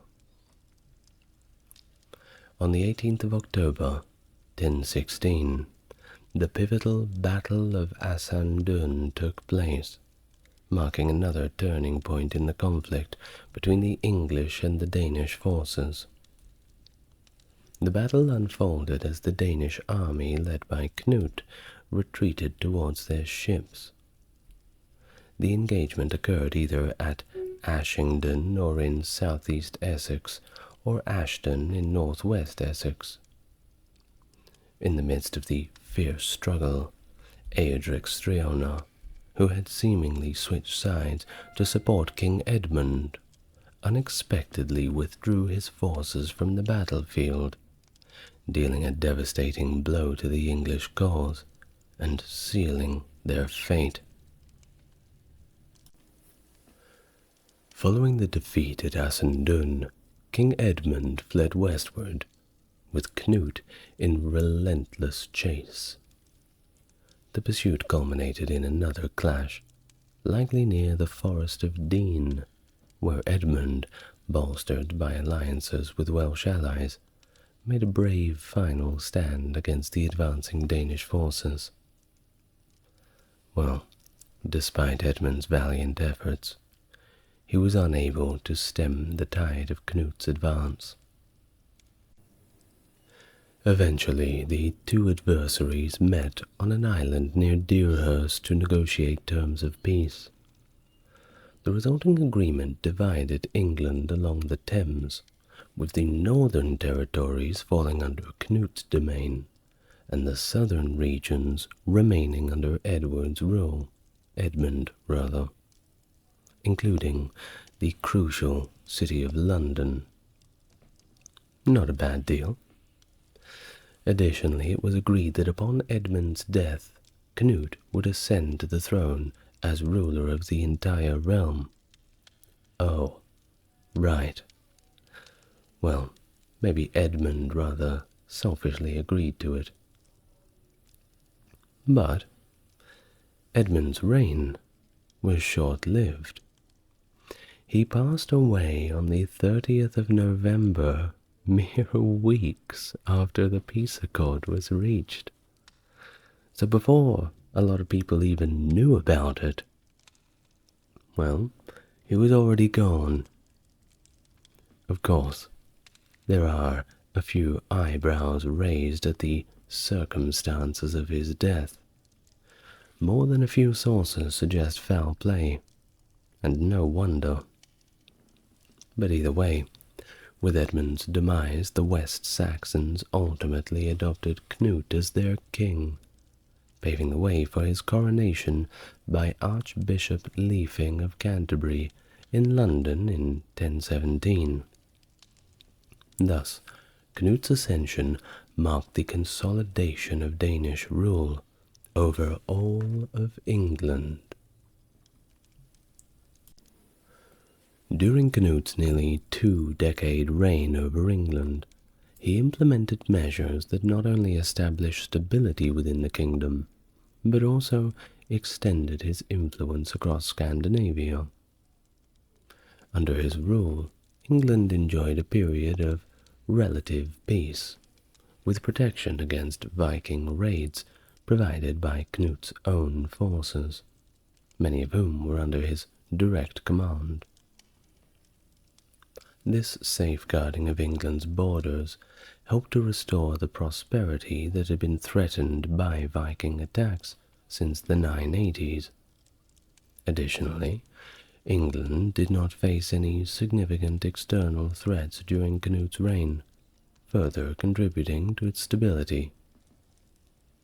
And Cnut wasted no time in consolidating his power and eliminating potential challengers, potentially from those and the remnants of the once mighty Wessex dynasty.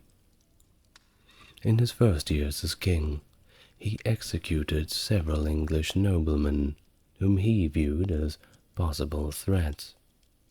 Notably, he ordered the killing of Eadwig Atheling, the son of Aethelred, and Edmund Ironside's sons fled abroad to escape Cnut's wrath. Furthermore, Aethelred's sons by Emma of Normandy sought refuge in Normandy. In July of 1017, Cnut married Queen Emma, widow of Aethelred, and the daughter of Richard I, Duke of Normandy, solidifying his ties more to the Norman nobility.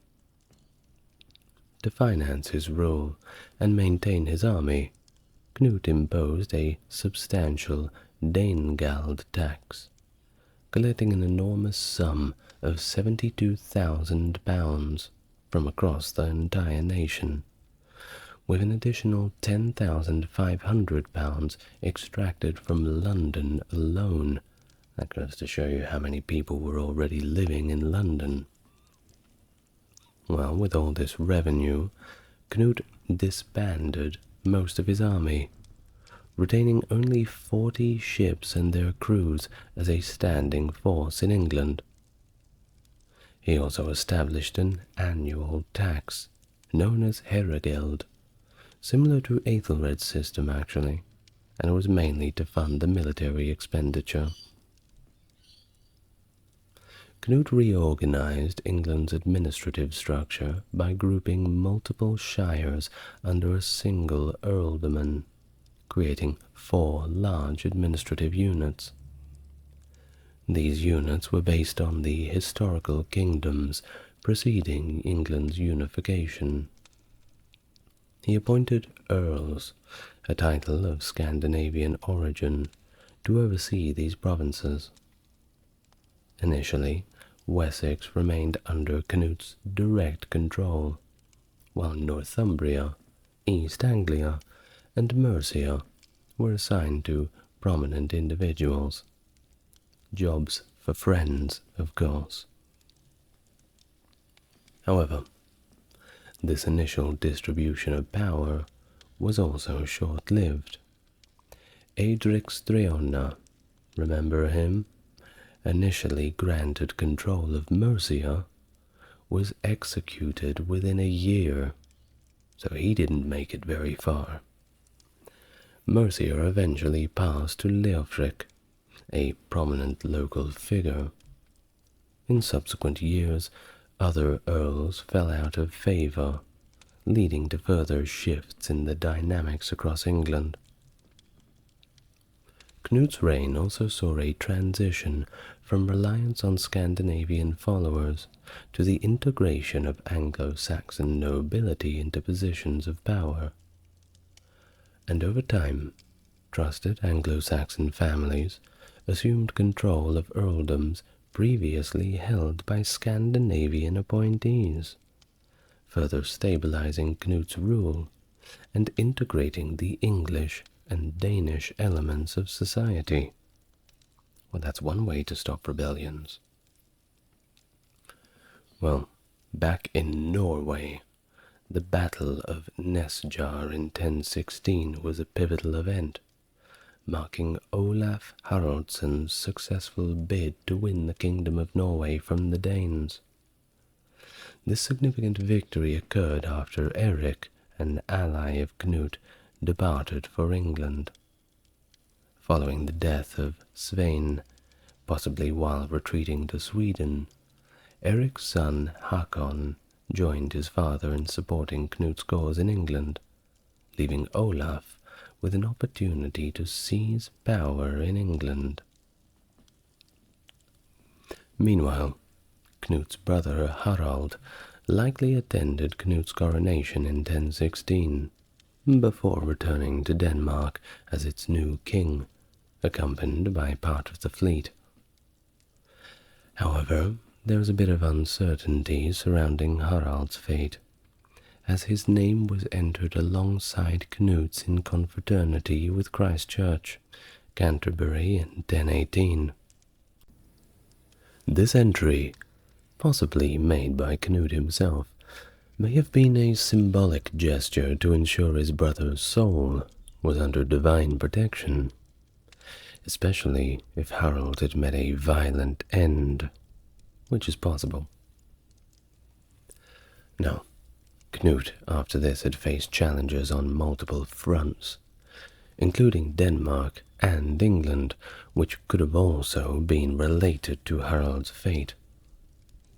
In the same year of 1018, he confronted what he notes as pirates in a naval engagement, resulting in the destruction of 30 enemy ships. The exact location of this conflict remains a little bit of a mystery, and it leaves us to speculate whether it occurred off the shores of England or Denmark.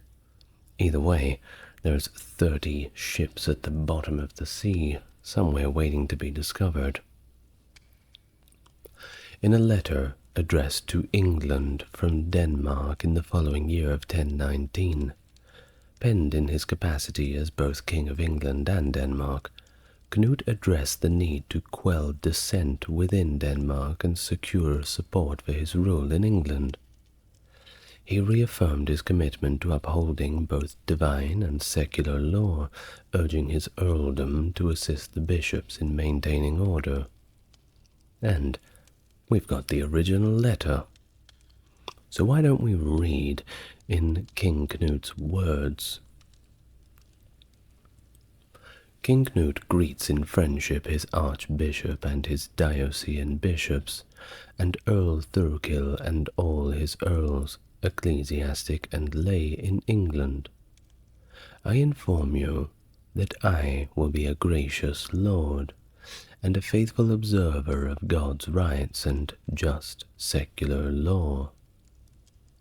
If anyone, ecclesiastic or layman, Dane or Englishman, is so presumptuous as to defy God's law and my royal authority or the secular laws, and he will not make amends and desist according to the direction of my bishops, then I pray and also command Earl Thurkill, if he can, to cause the evil doer to do right. And if he cannot, then it is my will that with the power of us both he shall destroy him in the land or drive him out of the land, whether he be of high or low rank. And it is my will that all the nation, ecclesiastical and lay, shall steadfastly observe Edgar's laws, which all men have chosen and sworn at Oxford. Since I did not spare my money, as long as hostility was threatening you, I, with God's help, have put an end to it. Then I was informed that greater danger was approaching us than we liked at all, and then I went myself with the men who accompanied me to Denmark, from where the greatest injury had come to us, and with God's help I have made it so that never henceforth shall hostility reach you from there, as long as you support me rightly, and as long as my life lasts. Now, I thank Almighty God for his help and his mercy, that I have settled the great dangers which were approaching us, that we need fear no danger to us from there, but we may reckon on full help and deliverance if we need of it. End of letter. Hey, he's pretty well spoken, huh? Not bad.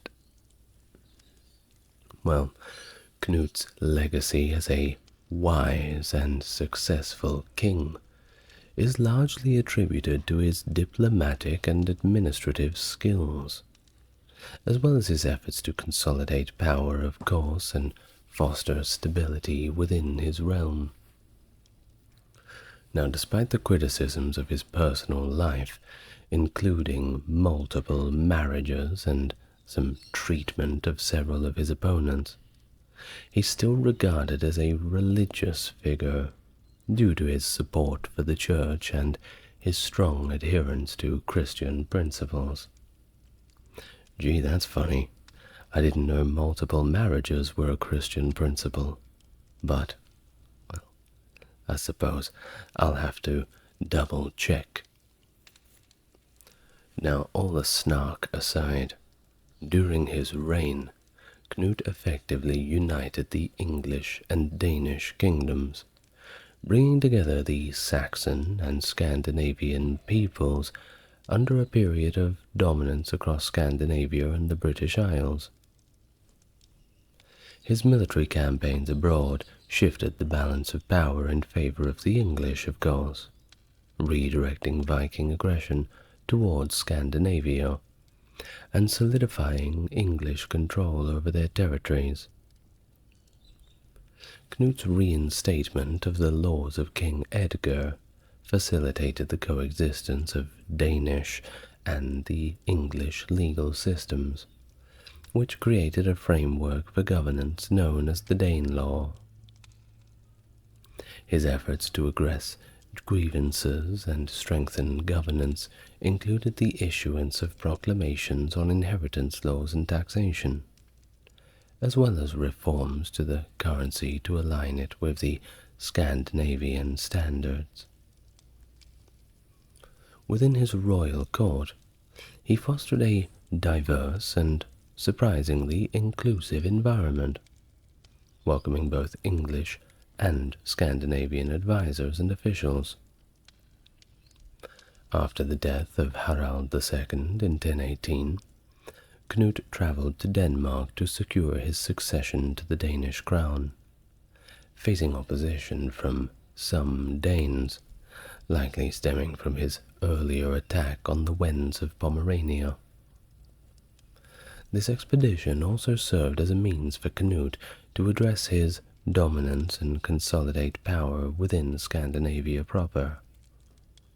During this campaign, a trusted Englishman named Godwin reportedly earned Cnut's favor by leading a successful raid against a Wendish encampment. So, with his hold on the Danish throne established, Cnut returned to England in 1020.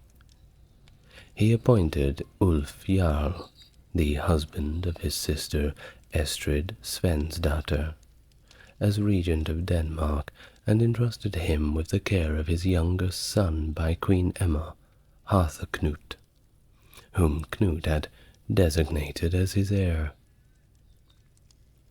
The banishment of Thorkel the Tall in 1021 may have been related to Cnut's earlier campaigns against the Wends, as Thorkel may have been involved in the opposition to Cnut's rule, but that is a little bit of speculation. It seems the most likely reason for his exile.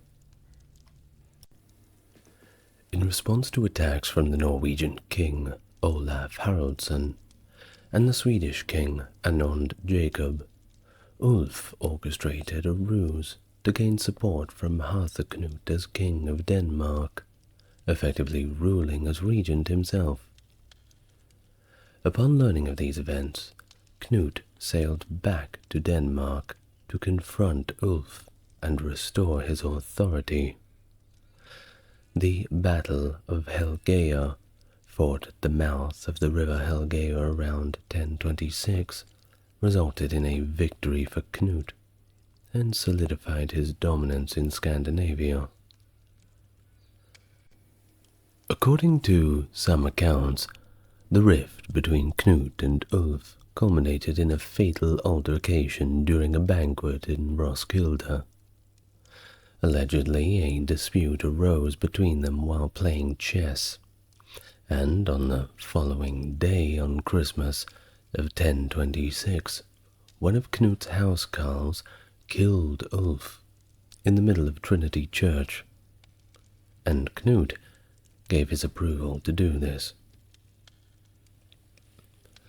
Well, after consolidating his power in Scandinavia, Cnut received an invitation to witness the accession of the Holy Roman Emperor Conrad II in Rome. This invitation presented an opportunity for Cnut to enhance his prestige and establish diplomatic relations with other European rulers. He left his affairs in the north, and he traveled from Denmark to Rome, arriving in time for the coronation at Easter in 1027. Cnut's journey to Rome served multiple purposes. As a Christian king, he saw it as an opportunity to repent for his sins, pray for redemption, and secure the well-being of his subjects.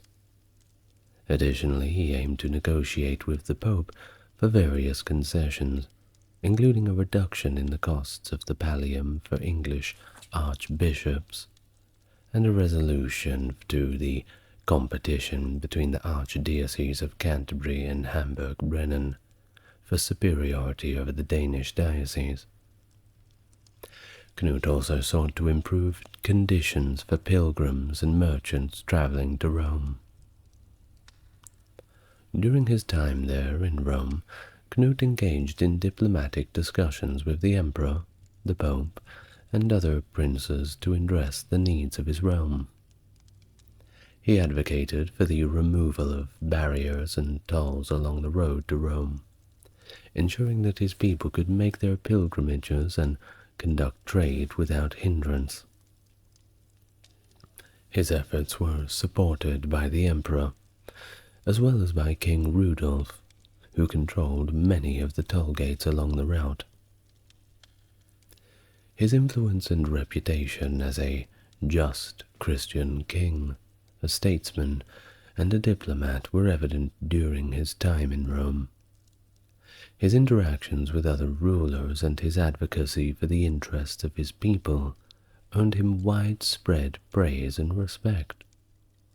The witness of 4 archbishops, 20 bishops, and numerous dukes and nobles attested to the importance of his negotiations and the solemn agreements reached during his visit.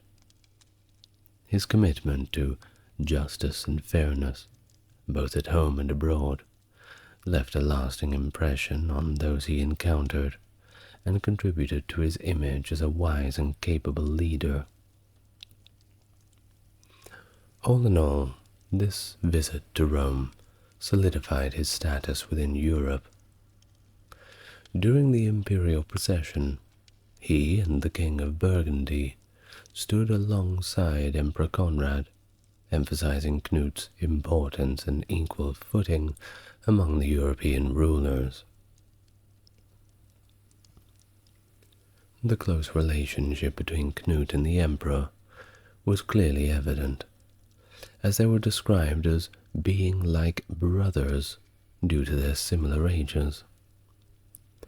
In recognition of their friendship, Conrad gifted Cnut lands in the Mark of Schleswig, a strategic region bridging the Scandinavian kingdoms and the continent. Thus, the successful outcome of Cnut's visit to Rome was celebrated in poetry, with Sigftar Thordarson praising him as dear to the emperor and close to Peter. That's the Apostle Peter.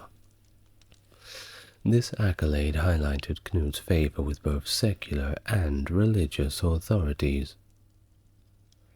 So with the support of the Church and his newfound alliances in the south, Cnut was in a stronger position to resolve the conflicts with his northern rivals upon his return home. In his letter to his countrymen, Cnut expressed his intentions to secure peace and establish firm treaties with neighboring peoples who posed a threat to his rule. He attributed his success to God's intervention, seeking divine protection for his kingdom, and the defeat of his enemies. Cnut outlined his plans to return to Denmark to ensure its security before sailing to England to attempt the equipping of a fleet. His return to Denmark marked the beginning of efforts to stabilize his realm and once and for all enforce his authority. This intention to proceed to Denmark to secure peace among the Scandinavian kingdoms aligns with the historical accounts of his efforts to consolidate rule in the region.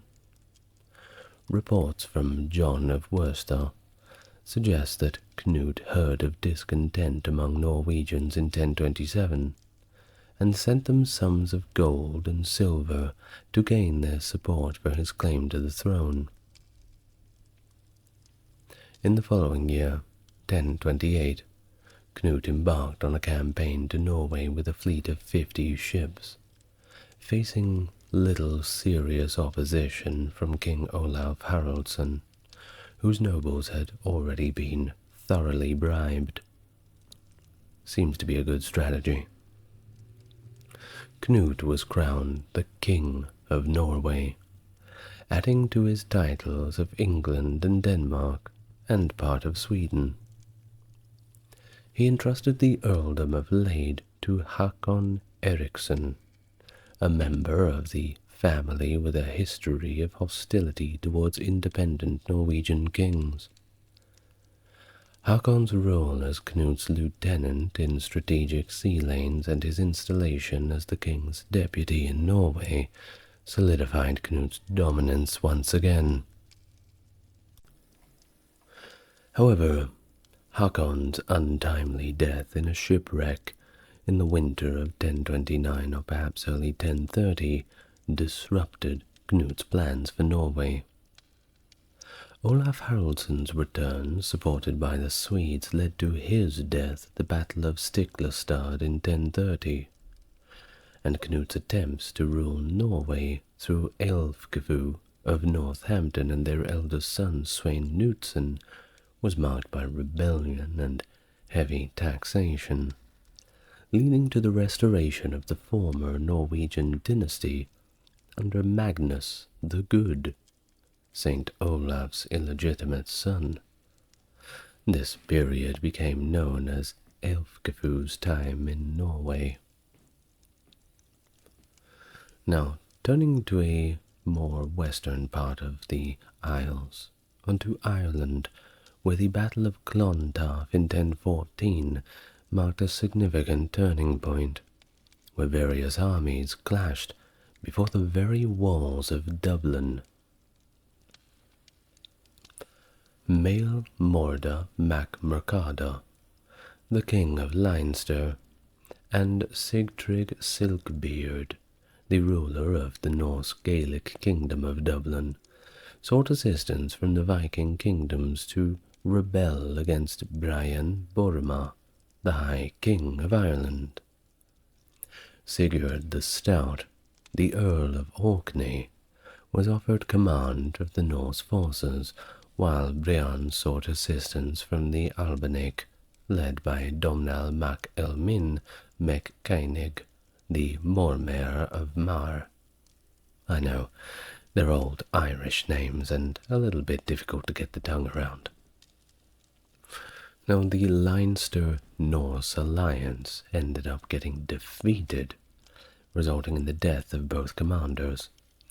Sigurd and Mael Morda, as well as Brian, his son, his grandson, and Mormaer Domnall. Sigtyrg's alliance was broken, leading to the restoration of the High Kingship in Ireland to Mael Secnal mac Domnall. Following this Battle of Clontarf, there was a brief period of freedom for the Vikings of Dublin in the Irish Sea Zone, creating a political vacuum.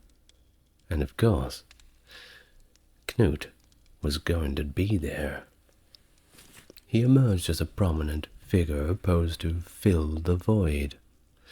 As a matter of fact, it was only a stone's throw away from the kingdoms he already had. May as well gobble up a little bit more land.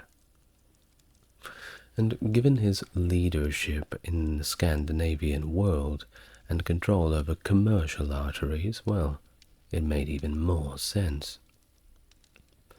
Coinage struck in Dublin bearing Cnut's quatrefoiled type, along with his charters mentioning the citric dukes, provide evidence of Cnut's influence in the region. Cnut's court poet, Sigvar Thordarson, mentions princes bringing their heads to Cnut and buying peace, indicating his dominance. After consolidating his power in Norway, Cnut went to Scotland with an army and navy in 1031 to receive the submission of 3 Scottish kings, being Malcolm, the future King Maelbeth, and Earmark. Malcolm, however, did not fully adhere to Cnut's power, and Cnut's influence over Scotland waned by the time of his death. Additionally, a lausiva by the skald Ottar Svarti greets the ruler of the Danes, Irish, English, and island dwellers, suggesting Svein Forkbeard's activities in the Irish Sea and Adam Bremen's story of his interaction with Rex Scotorum, the king of the Irish. This verse may also be relevant to Cnut's relations with the Irish, particularly in light of Lemark's submission in 1031. Now, on to Cnut's relationship with the Church, which was a little bit complex. Despite being a Christian before his kingship, Cnut's actions as a conqueror and his marriage to Emma of Normandy, while already married to Aelfgefu of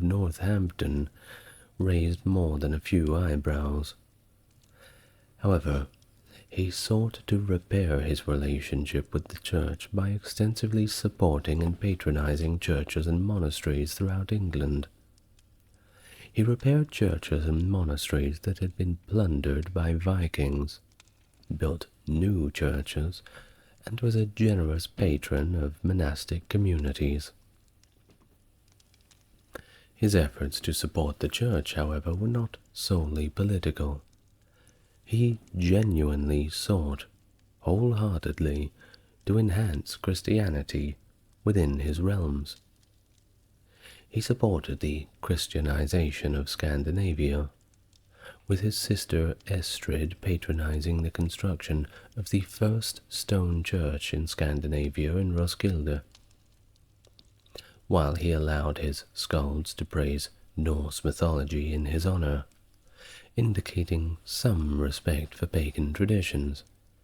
He also desired to establish a respectable Christian nation within Europe. And his generosity extended far beyond England, as he made ecumenical gifts to various churches and bishops across Europe. He exempted Christchurch in Canterbury from taxes, and granted it rights in the port of Sandwich, among other peoples. Privileges, rather. Sandwich. He also made significant donations to Winchester and Evesham, among other monasteries. Cnut's journey to Rome in 1027 that we mentioned further exemplifies that dedication to Christianity, unwavering loyalty. While there, he made agreements from the Pope to reduce fees for English archbishops and ensure the safety of travelers from his realm to Rome. It was not only a diplomatic gesture, but also a manifestation of his religious devotion. Despite his efforts to reconcile with the Church in later times, Cnut faced challenges, and his policies were not universally embraced. This burden of taxation imposed to support his ecclesiastical gifts was felt very hard by a great many people, and his relationship with certain English sees, such as London, for example, was deeply strained by this. His death in 1035 marked the beginning of a turbulent period for England and Denmark. In Denmark he was immediately succeeded by his son Harthacnut, who reigned as Cnut III. However, Harthacnut's prolonged stay in Denmark led to discontent among the English, and he was eventually abandoned by his English supporters. And this allowed his half-brother, Harald Harefoot, born to Cnut and Elfgifu of Northampton, to seize power as a regent in England from 1035 to 1037. Harold later claimed the English throne in 1037 and ruled until his death in 1040. With the eventual peace in Scandinavia, Harthacnut was able to assert his claim to the throne and reunite the crowns of Denmark and England in 1040. His reign lasted until his death in 1042.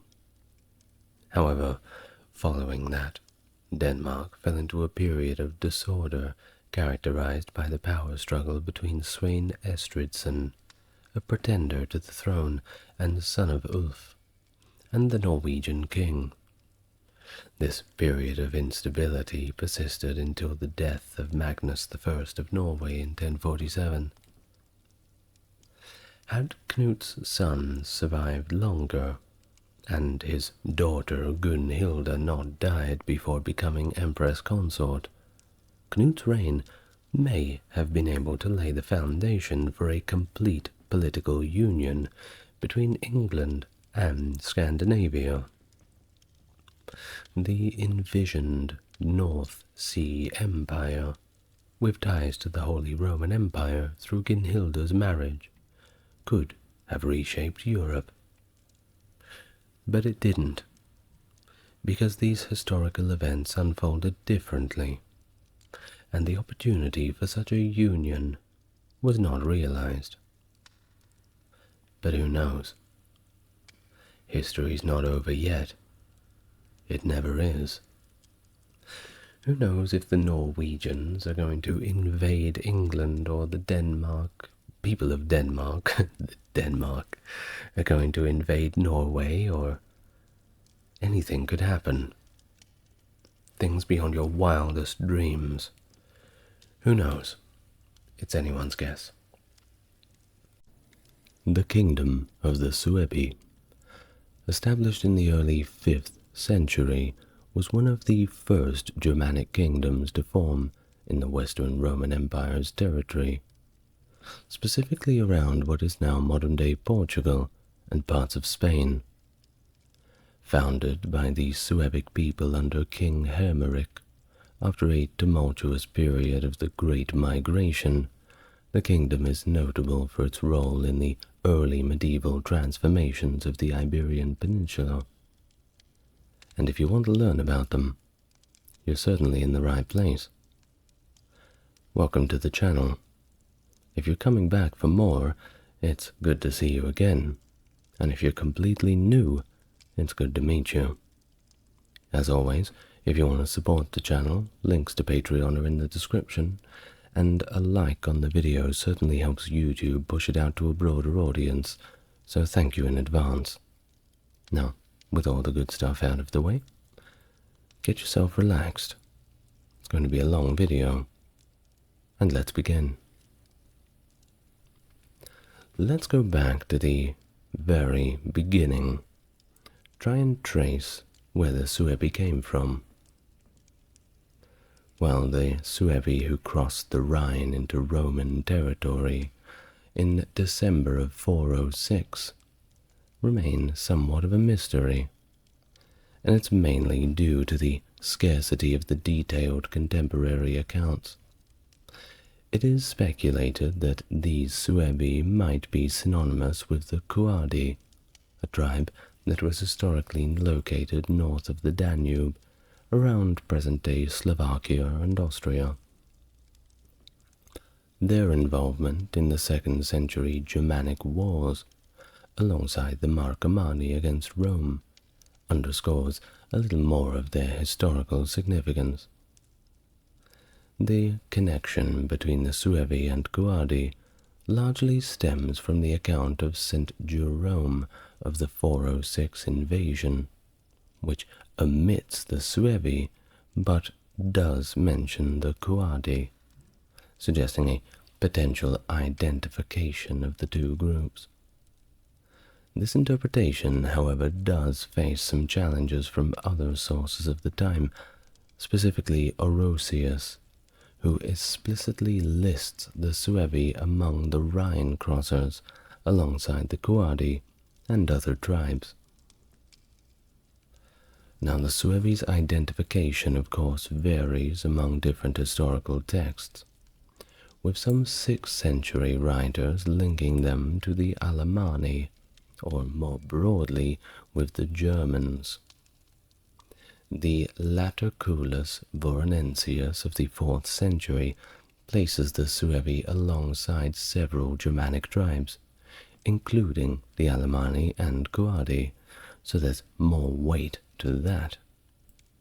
The absence of the Suebi in certain historical accounts has led to some to theorize a recent ethnogenesis, proposing that the Suebi were more of a conglomerate of various smaller groups, including parts of the Quadi and Marcomanni that merged together during their migration to the Iberian Peninsula.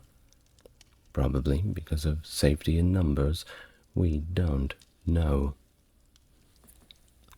Now, what about the motives? Why did the Suebi cross the Rhine?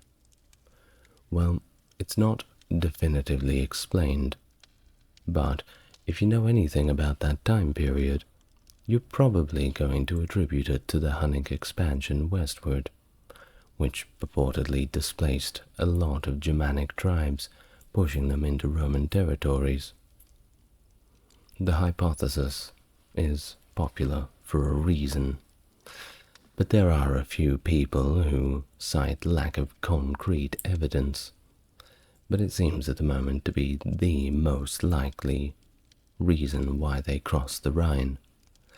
Of course, running away from the Huns was certainly the fashion of the time.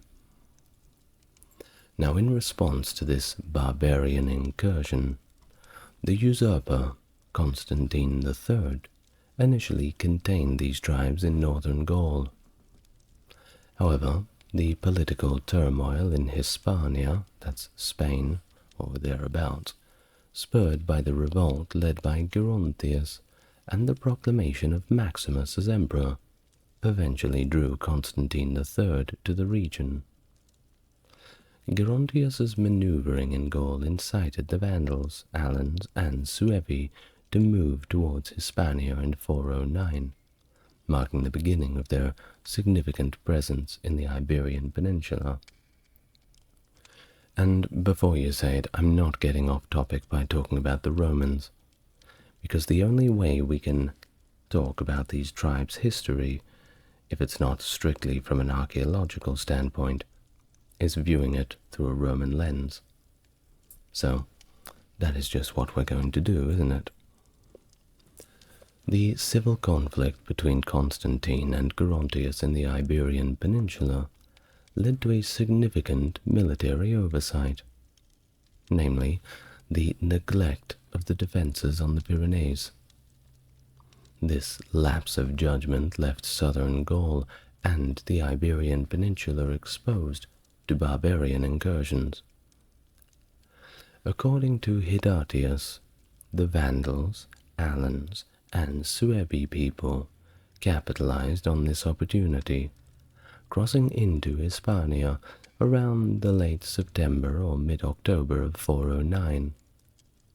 The logistical challenge of moving vast numbers through the Pyrenees suggests that this migration probably unfolded over several weeks. Upon their arrival, these groups, along with local Roman forces, plunged the region into chaos through widespread looting throughout 409 and 410. And this resulted not just in the loss of what people had, but also devastating famines later on. Hidatius's accounts of the dire conditions are harrowing, detailing instances of cannibalism among the desperate populace. Well, by 411, some 1 year later, a semblance of peace was negotiated among the barbarian groups, leading to the division of Hispania into territories that were controlled by each of them.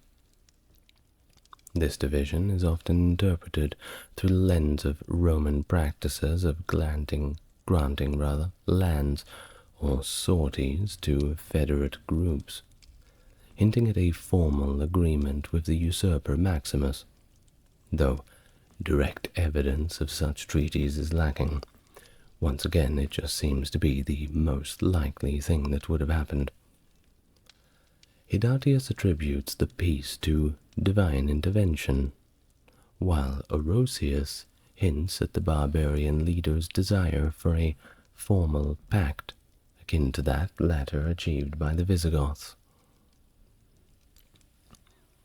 This territorial acquisition saw the Silling Vandals taking control of Hispania Baetica, the Alans receiving Lusitania and Carthaginensis, and the Hasding Vandals and the Suevi sharing the northwestern part of the province of Galatia. The allocation of territories following the invasion of 409 led the Suebi to establish their presence in the western part of Galatia, adjacent to the Atlantic Ocean, spanning from modern-day Porto in Portugal to Pontevedra in Galicia province of Spain. This strategic settlement positioned the Suebi well for expansion, with Braga soon becoming their capital.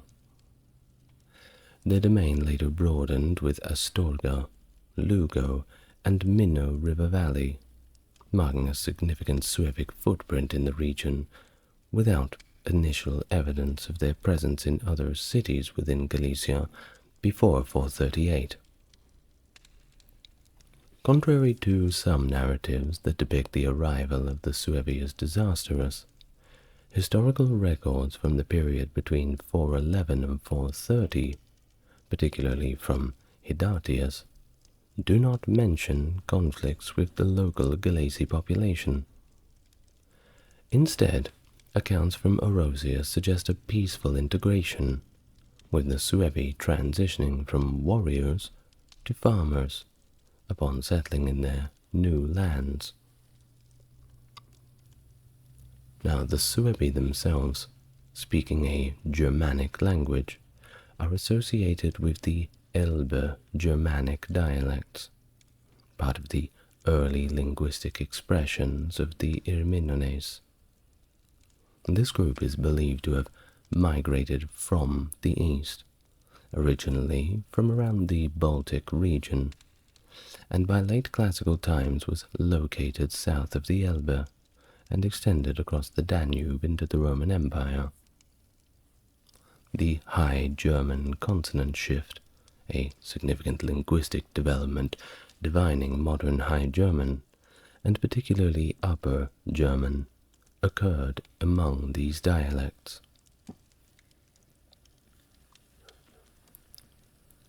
Toponymical evidence indicates that another Germanic group, namely the Buri, accompanied the Suebi into Portugal, settling between the Cavado and Homem rivers in a region historically known as Terras de Buro, the lands of the Buri, referred to as Burio until the High Middle Ages.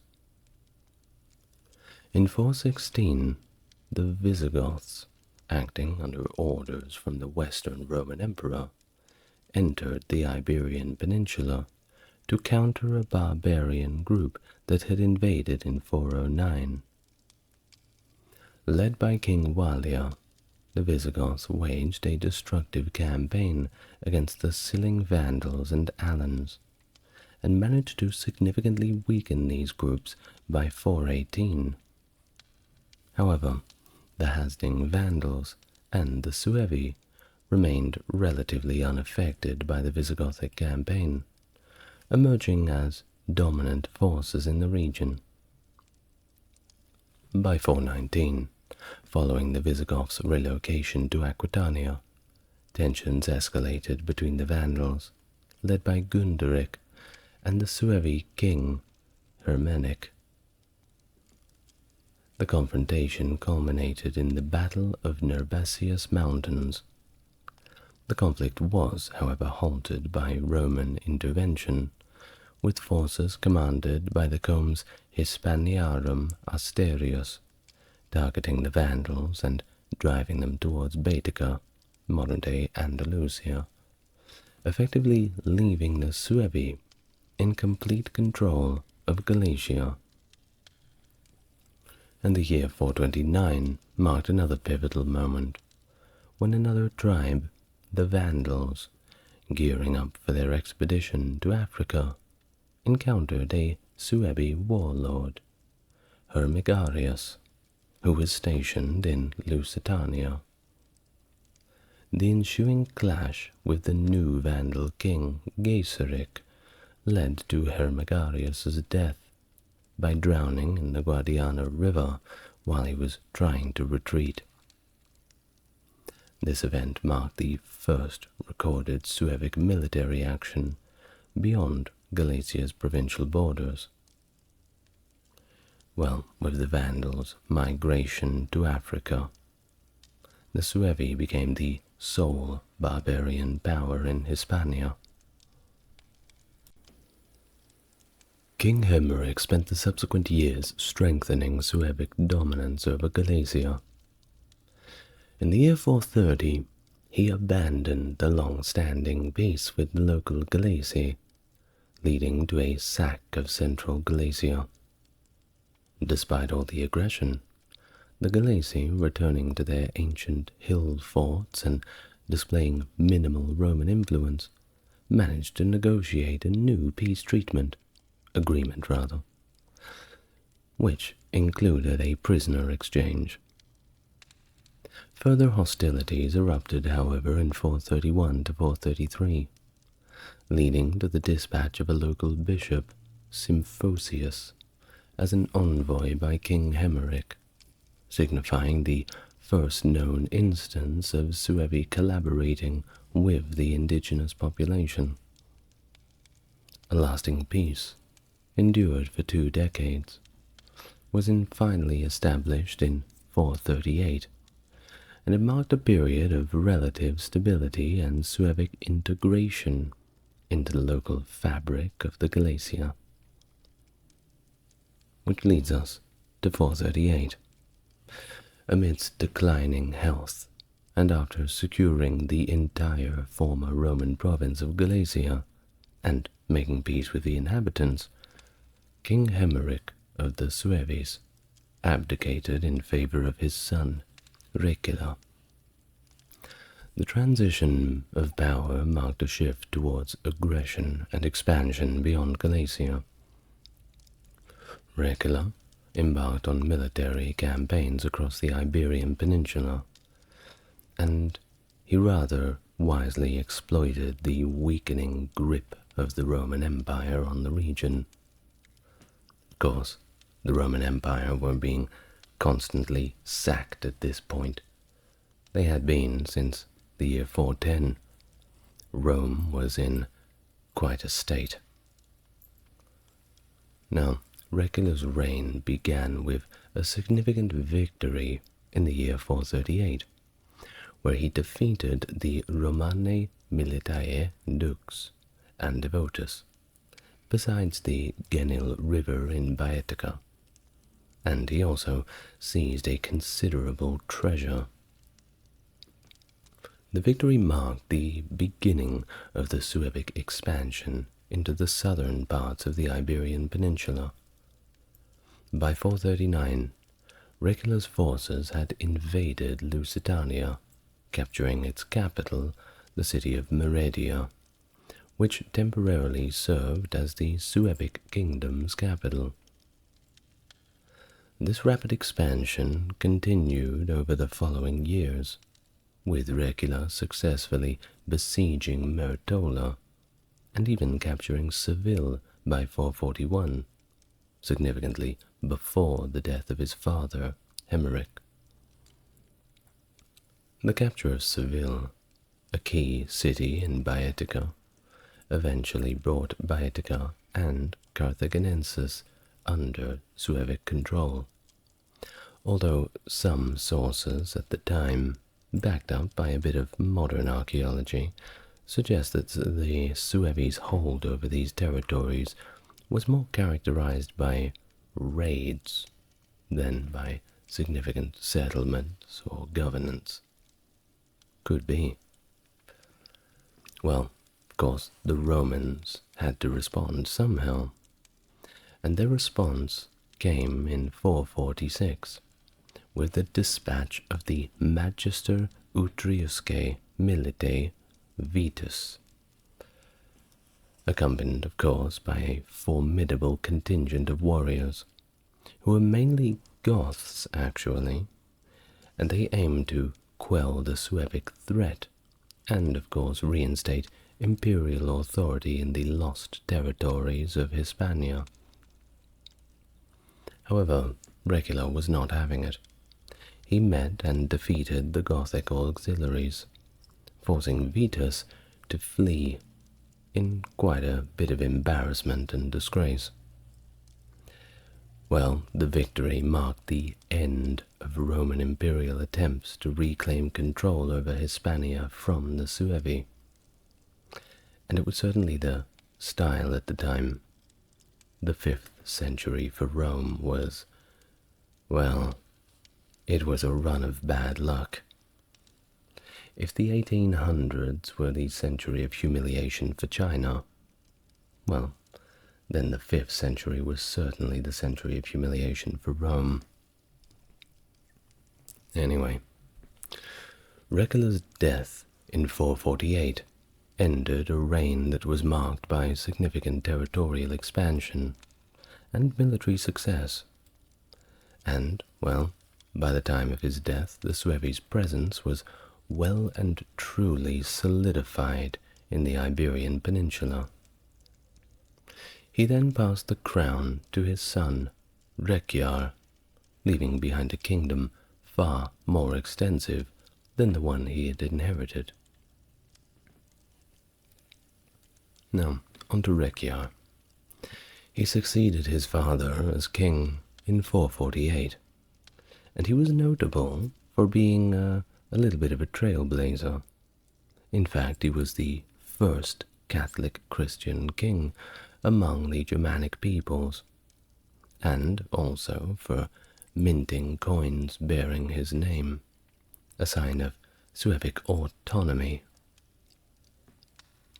His reign was marked by more ambitious expansions and diplomacy, including his marriage to the Gothic king Theodoric I's daughter, which of course enhanced relations between the Suebi and the Visigoths. Rekiar led successful plundering campaigns across various regions that were still under Roman control.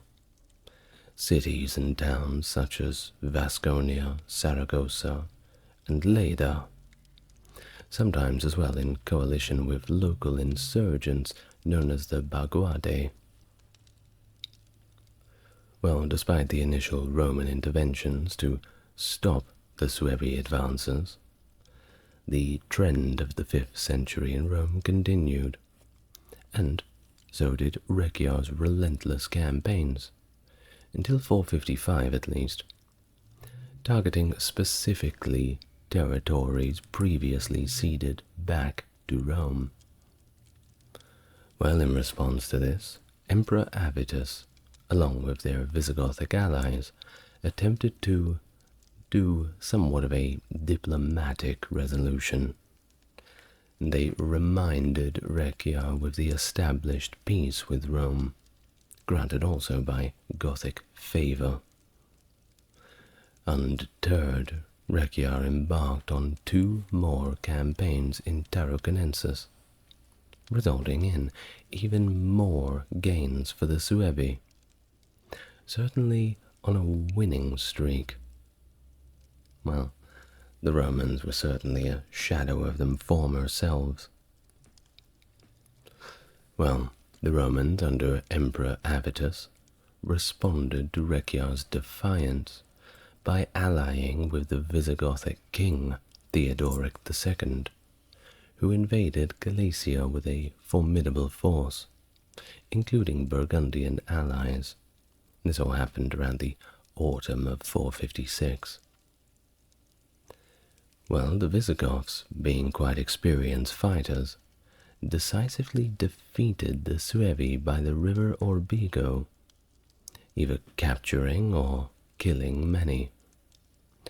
However, King Rekiar himself managed to flee from this, at least for a little while, only to be captured and executed later that year. Bad luck for King Rekiar. Theodoric's subsequent campaign further weakened the Suevi, despite his return to Gaul in 459 due to emerging threats there. That's a story for another time. Of course, whenever a king dies, everybody's up for the top job, and Rekiar's death led to the normal vacuum in Suevi leadership, and it led to Aiolf, possibly a Goth or a Vani, briefly seizing control. But then he was also killed in 457, so he didn't last very long. Well, the Suevi then had an election, and they elected Maldras as a king. Of course, only the upper echelons were electing the kings. Don't think of it like everybody passing in ballots at their local tavern. Well, of course, this election of Maldras caused a schism that eventually sought peace with the local populations. Despite the Goths depriving the Suebi of Baetica in 458, the internal strife and leadership challenges continued all the way until Remismund's ascension in 464, uniting the Suebi and restoring peace. The reign of Remismund saw renewed Suebi raids, and also plenty of successful military campaigns. Among them included the capture of Conimbriga and of Lisbon. His reign also marked the Suebi's transition from paganism to Arian Christianity through missionary work initiated by the Visigothic king Theodoric II, establishing a lasting Arian church presence until the Suebi's conversion to Catholicism in the 560s. The historical period spanning from 470 to 550 in the Suebic kingdom is pretty mysterious, and there's very little contemporary sources available. But we do have something from Isidore of Seville, who was writing in the 7th century, that provides one of the very few insights into this area, noting that it was characterized by the reign of numerous Arian kings. The period of obscurity is further emphasized by references to kings like Theodemund in the Divisio Wambe, a medieval document, alongside other names like Hermaneric II, Recula II, and Rechiar II, found in later and somewhat less reliable chronicles. A significant piece of evidence from this era is a stone inscription discovered in Varaio, Portugal, dating to around 535. It commemorates the establishment of a church by a Benedictine nun under the rule of a king named Veramund. The inscription, while a valuable historical record, is still a subject of debate regarding its attribution. Some scholars suggest it could refer to Bermudo II of Lyon, a much later figure. Further insights into the religious aspect of the time comes from a letter by Pope Vigilius to Profuturus, the Bishop of Braga, around 540. This correspondence reveals that there were conversions from Catholic Orthodoxy to Arianism, accompanied by the demolition of some Catholic Orthodox churches, under circumstances that are unspecified. These fragments of evidence give us a period of religious flux and political fragmentation within the Suebic kingdom, and it's a pretty broad reflection of the trends and transitions that were going on in the time of the post-Roman world. Well, the conversion of the Suebi to Catholic Orthodoxy from Arianism is a complex narrative in itself, and there's plenty of sources we have to draw our information. The problem is, each offers a different perspective on the pivotal moment. Well, the First Council of Braga on the 1st of May 561, convened under King Ariamir, marks a significant event in this transition of religion. Ariamir's role as an orthodox monarch is affirmed by his convening of the council, though debates persist regarding whether he was the first orthodox king since Rechiar. Isidore of Seville credits King Theodemar with the Suebi's conversion, highlighting the influential role of the missionary Martin of Braga. Contrarily, Gregory of Tours introduces Chavaric, a king whose conversion story involves the miraculous healing of his son through relics and the intercession of St. Martin of Tours, a tale often seen as symbolizing Martin of Braga's missionary efforts, and also his devotion to St. Martin of Tours.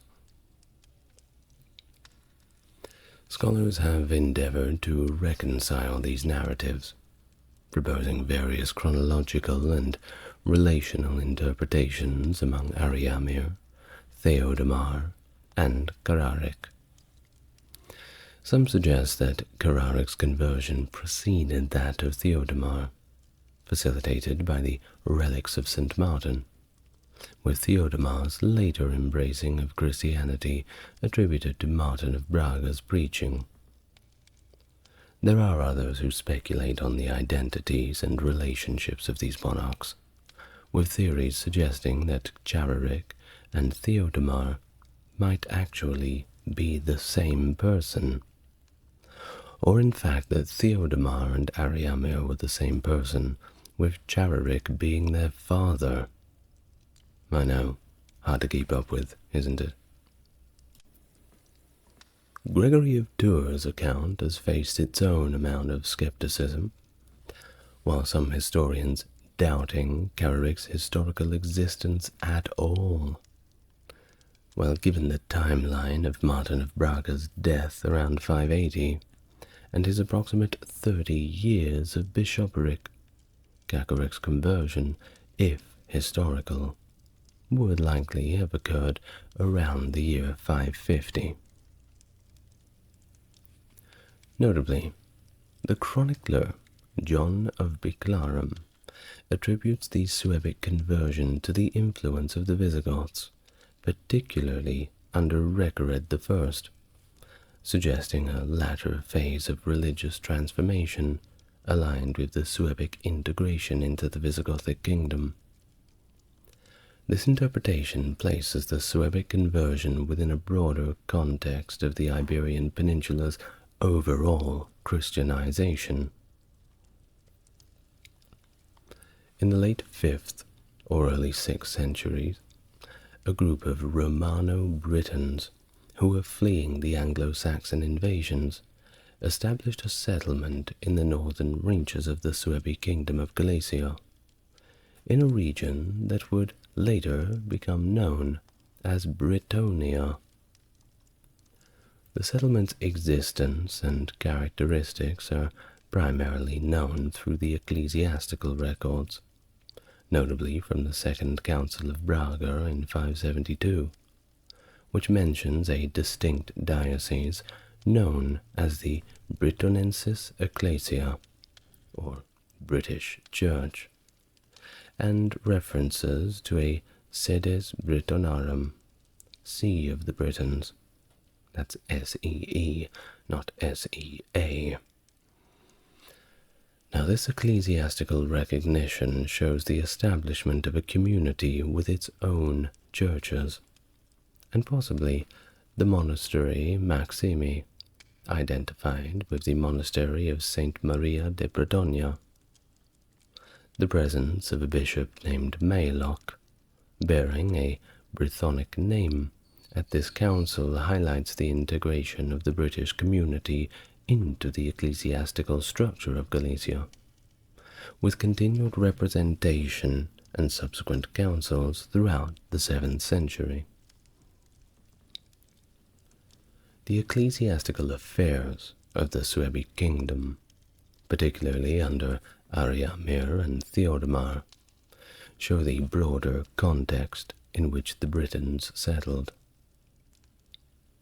Ariamir, who convened the First Council of Braga on the 1st of May 561 during his 3rd year as king, focused the council's efforts on condemning Priscillianism, with minimal attention to Arianism. This council is noted for its emphasis on Orthodox Christian practices, and for specifically rebuking certain Germanic customs among the clergy, signifying efforts to align the kingdom's religious practices with broader Christian orthodoxy. Theodemar, Ariamir's successor, further advanced these efforts by holding a council in Lugo on the 1st of January 569, aimed at the administrative and ecclesiastical organization of the kingdom. This council resulted in the division of Galicia into two provinces, each under the metropolitan authority of Braga and Lugo, and it also outlined the establishment of 13 episcopal sees, which included Britannia, demonstrating a rather structured approach to ecclesiastical governance. Miro's reign as the king of the Suebis started in 570, and it came at a time when the Visigothic kingdom under King Leovigild was on a mission to consolidate and expand its territories. The period saw significant religious and political development within the Suebi kingdom, particularly with the celebration of the Second Council of Braga in 572. This council, presided over by the influential St. Martin of Braga, marked a crucial step in the Suebi's transition to Catholicism. Martin, celebrated by contemporaries like Isidore of Seville, played the main role in promoting the cultural and political resurgence of the Suebic kingdom, and it shows the Catholic faith's unity and purity in Galicia, and discredits Arianism for the first time in the region. The Council of Braga's significance is further underscored by the participation of the 12 bishops, including 5 Suebis and 1 Briton, which gives us this new, diverse ecclesiastical team. Miro's reign was not solely focused on religious affairs, however. He couldn't forget about the military campaigns, notably against the Runcones, even as Leovigild made significant gains in the south, recapturing Cordova, Medina Sidonia, and leading successful assaults in the region around Malaga. The Visigothic encroachments on Suebi lands became a lot more pronounced from the year 573, with Leovigild's campaigns moving closer and entering Galicia itself eventually in the year 576. Miro's diplomatic efforts secured a temporary peace with Leovigild, but temporary is the important word here. Of course, the Suebi had to have some sort of sense of safety, so they began to stretch hands out to the Frankish king Gondrum, although these attempts were intercepted by Chilperic I, and they didn't amount to much. Leovigild's son, Hermenegild's rebellion in 579, introduced a significant religious dimension to the Visigothic kingdom's internal strife, with his conversion to Catholicism marking a public rejection of Arianism. Remember, of course, that Arianism had fallen out of favor at this time and Catholicism was the established orthodoxy. So the Romans, of course, would have been quite happy to hear that a Catholic was trying to take control. Miro's involvement in 582, attempting to relieve the besieged Helmegild, underscores the Suebic kingdom's active participation in political and religious conflicts, not just in their own backyard, but in other people's territories. Now, Hermenegild's rebellion eventually failed in 584, following Leovigild's bribes to the Byzantines, which, of course, money always talks. It's an example of the fragile alliances and the significant role of external powers in the Iberian Peninsula, not only during this period, but pretty much always. Unfortunately, the Byzantines, if you were going to be Catholic or Arian, well, they had their preferences, but everything comes down to money. Depending on the ruler, of course, but this is the situation for the majority of Byzantine history. Now, upon Miro's death, his son, Eberic, ascended the Suebi throne, extending gestures of goodwill to the Visigothic king Leovigild, possibly in hopes of either securing peace or perhaps an alliance. However, this fledgling reign was cut short as Ordica, Eberic's brother-in-law, staged a coup, and he had military support backing him. This forced Eberic to retreat into monastic life and the priesthood, thereby disqualifying him from the kingship. Ordica then solidified his power by marrying Miro's widow, Siseguntia, and of course declaring himself king. Of course, this internal upheaval within the Suebi kingdom presented Leovigild with a prime opportunity to slither in and assert Visigothic dominance over the region.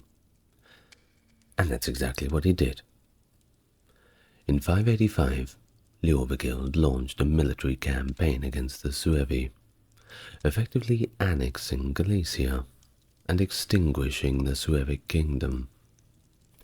John of Biclaro's account vividly describes the Visigoths' devastating campaign, which not only conquered the Suebic territory, but also appropriated its wealth, integrating the Suebic nation into the Visigothic kingdom as simply another one of its provinces. Concurrently, the Franks under King Guntram attempted to intervene, possibly in support of the Suebi, but their efforts were thwarted again by Leovigild's forces. Captured by the Visigoths, Ordica was subjected to the same fate he had imposed on Eberic, tonsured and exiled to Bajor in southern Lusitania. The brief resurgence under a rebel named Malaric was quickly quelled by Leovigild, further cementing Visigothic control and scaring anybody who was willing to perhaps make a stand against it. Leovigild's conquest brought the Arian Church back among the Suebi, albeit temporarily. His successor, Recared, championed Catholicism, leading to the mass conversion of both the Visigoths and the Suebi.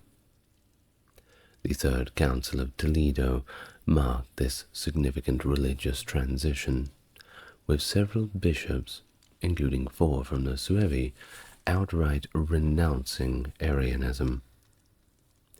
Recared's achievements in unifying religious practices under Catholicism earned him recognition from Pope Gregory the Great, further legitimizing his rule over the newly conquered kingdom.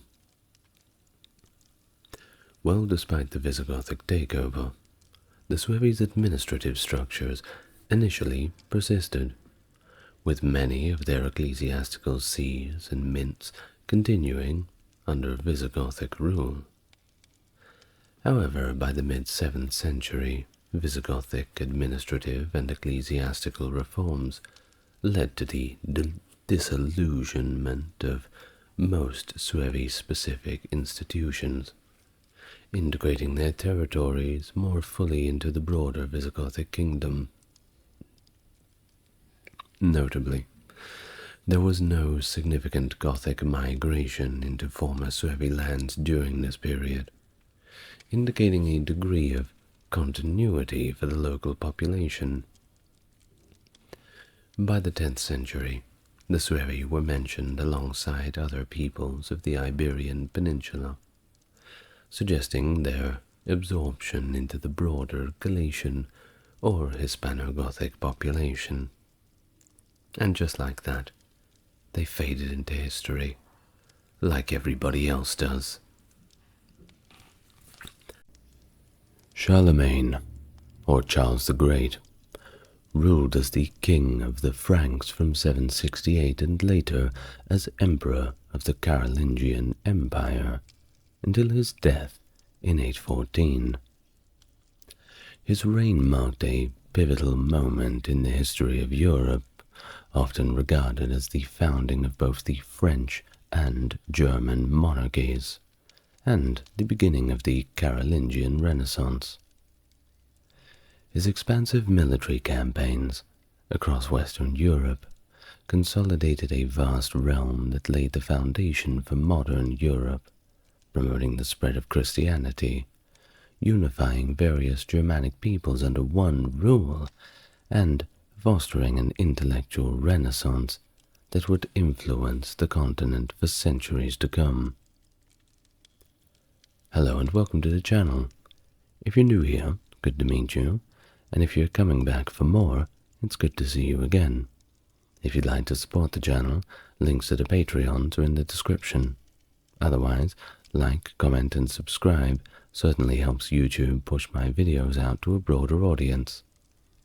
Did you like? Good job, thank you in advance. So now, without further ado, let's get on with the topic of the day. A biography of Charlemagne. Get yourself comfortable. Let's start from the beginning. By the 6th century, the Franks, a Western Germanic tribe, had already embraced Christianity, largely due to the conversion of their king, Clovis I, to Catholicism. Following the collapse of the Western Roman Empire, the Franks established the Kingdom of Francia in Gaul.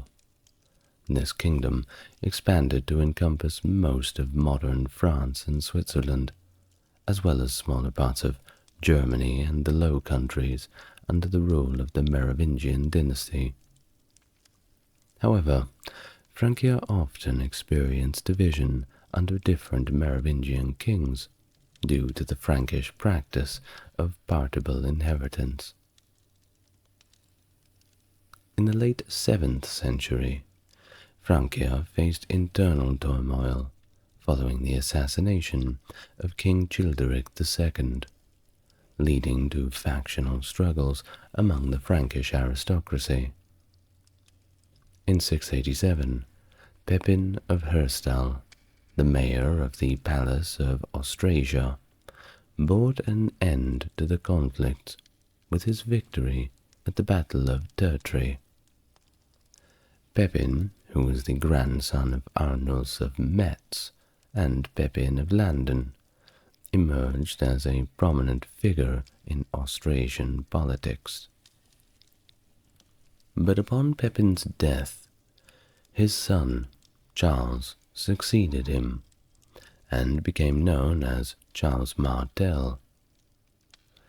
Now Charles did not support a Merovingian successor after the death of King Theodoric IV in 737, and left the throne vacant.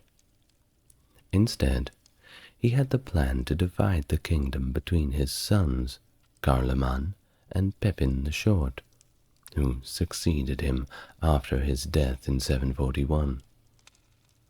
The brothers later placed the Merovingian Childeric III on the throne in 743. Several years later, in 747, Carloman abdicated and retired to a monastery close by to Rome, leaving his son, Drogo, to succeed him. Charlemagne, also known as Charles the Great, was born as the eldest son of Pepin the Short and his wife Berthada. Berthada hailed from an influential noble family in Austrasia. However, the exact date of Charlemagne's birth remains a little uncertain, with different sources proposing various years. And this isn't anything strange. Records from that time are a little bit spotty.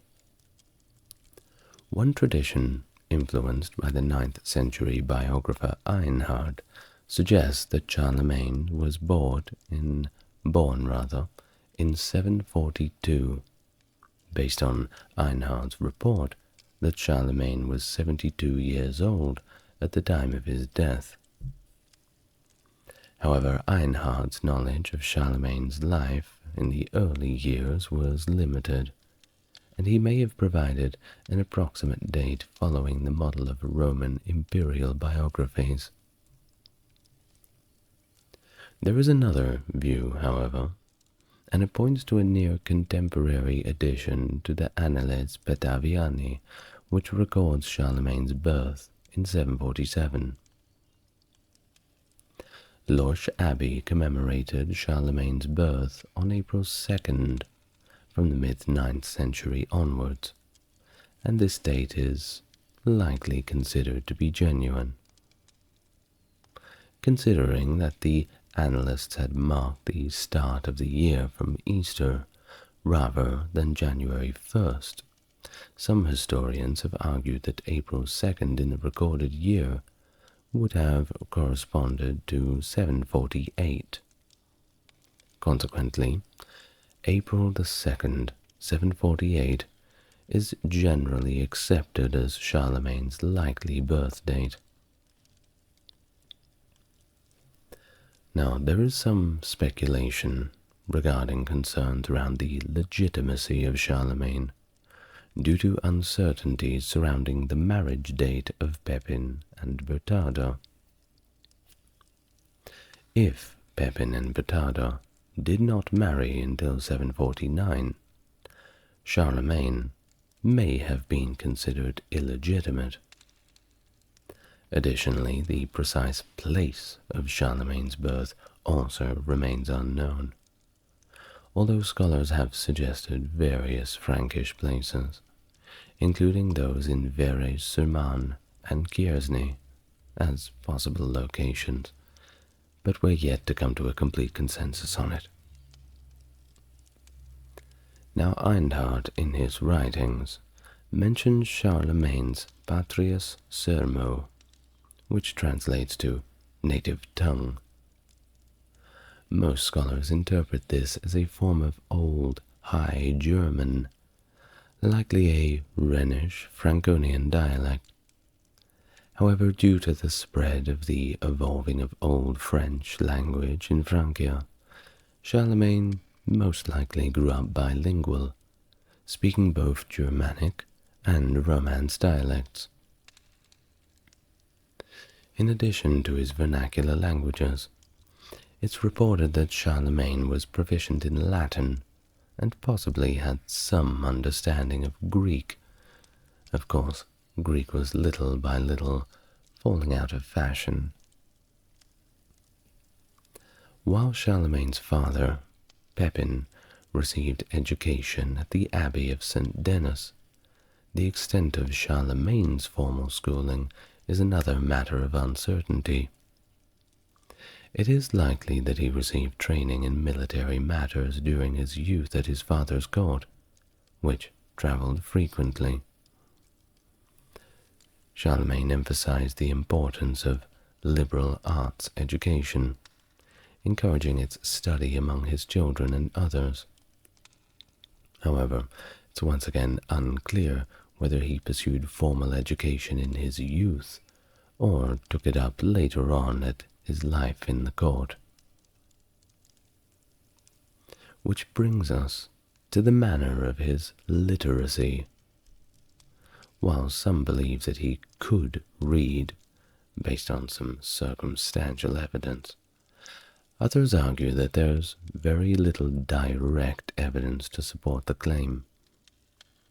Charlemagne typically had texts read aloud to him and dictated responses and decrees, which was pretty much common practice for literate rulers of the time anyway.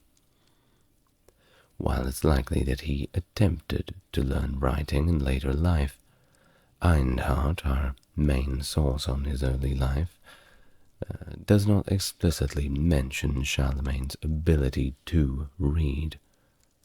So, while it is possible that he could, it remains a bit of a mystery. Now, during the reign of Pepin, there are only occasional references to Charlemagne in the Frankish annals. By 751 or 52, Pepin had deposed Childeric and replaced him as king. Early Carolingian-influenced sources claim that Pepin's seizure of the throne was sanctioned beforehand by Pope Stephen II, but modern historians somewhat dispute this for the most part. It is likely, however, that papal approval came only when Stephen travelled to Francia in 754, apparently to request Pepin's aid against the Lombards. And on this trip, he anointed Pepin as king, thus legitimizing his rule. Charlemagne, along with his brother Carloman, was anointed along with their father during this event, and at the same time, or around there so, Pepin sidelined his son Drogo, sending him and his brother away to a monastery. Charlemagne began issuing charters in his own name in 760, and joined his father's campaign against Aquitaine in the following year. After Pepin's death in 768, Charlemagne and Carloman succeeded their fathers as joint rulers. They had separate coronations, and while they maintained separate palaces and spheres of influence, they were considered joint rulers of the Frankish kingdom. The immediate concern for the brothers was the ongoing rebellion in Aquitaine, which Charlemagne ultimately subdued after Carloman withdrew from the campaign.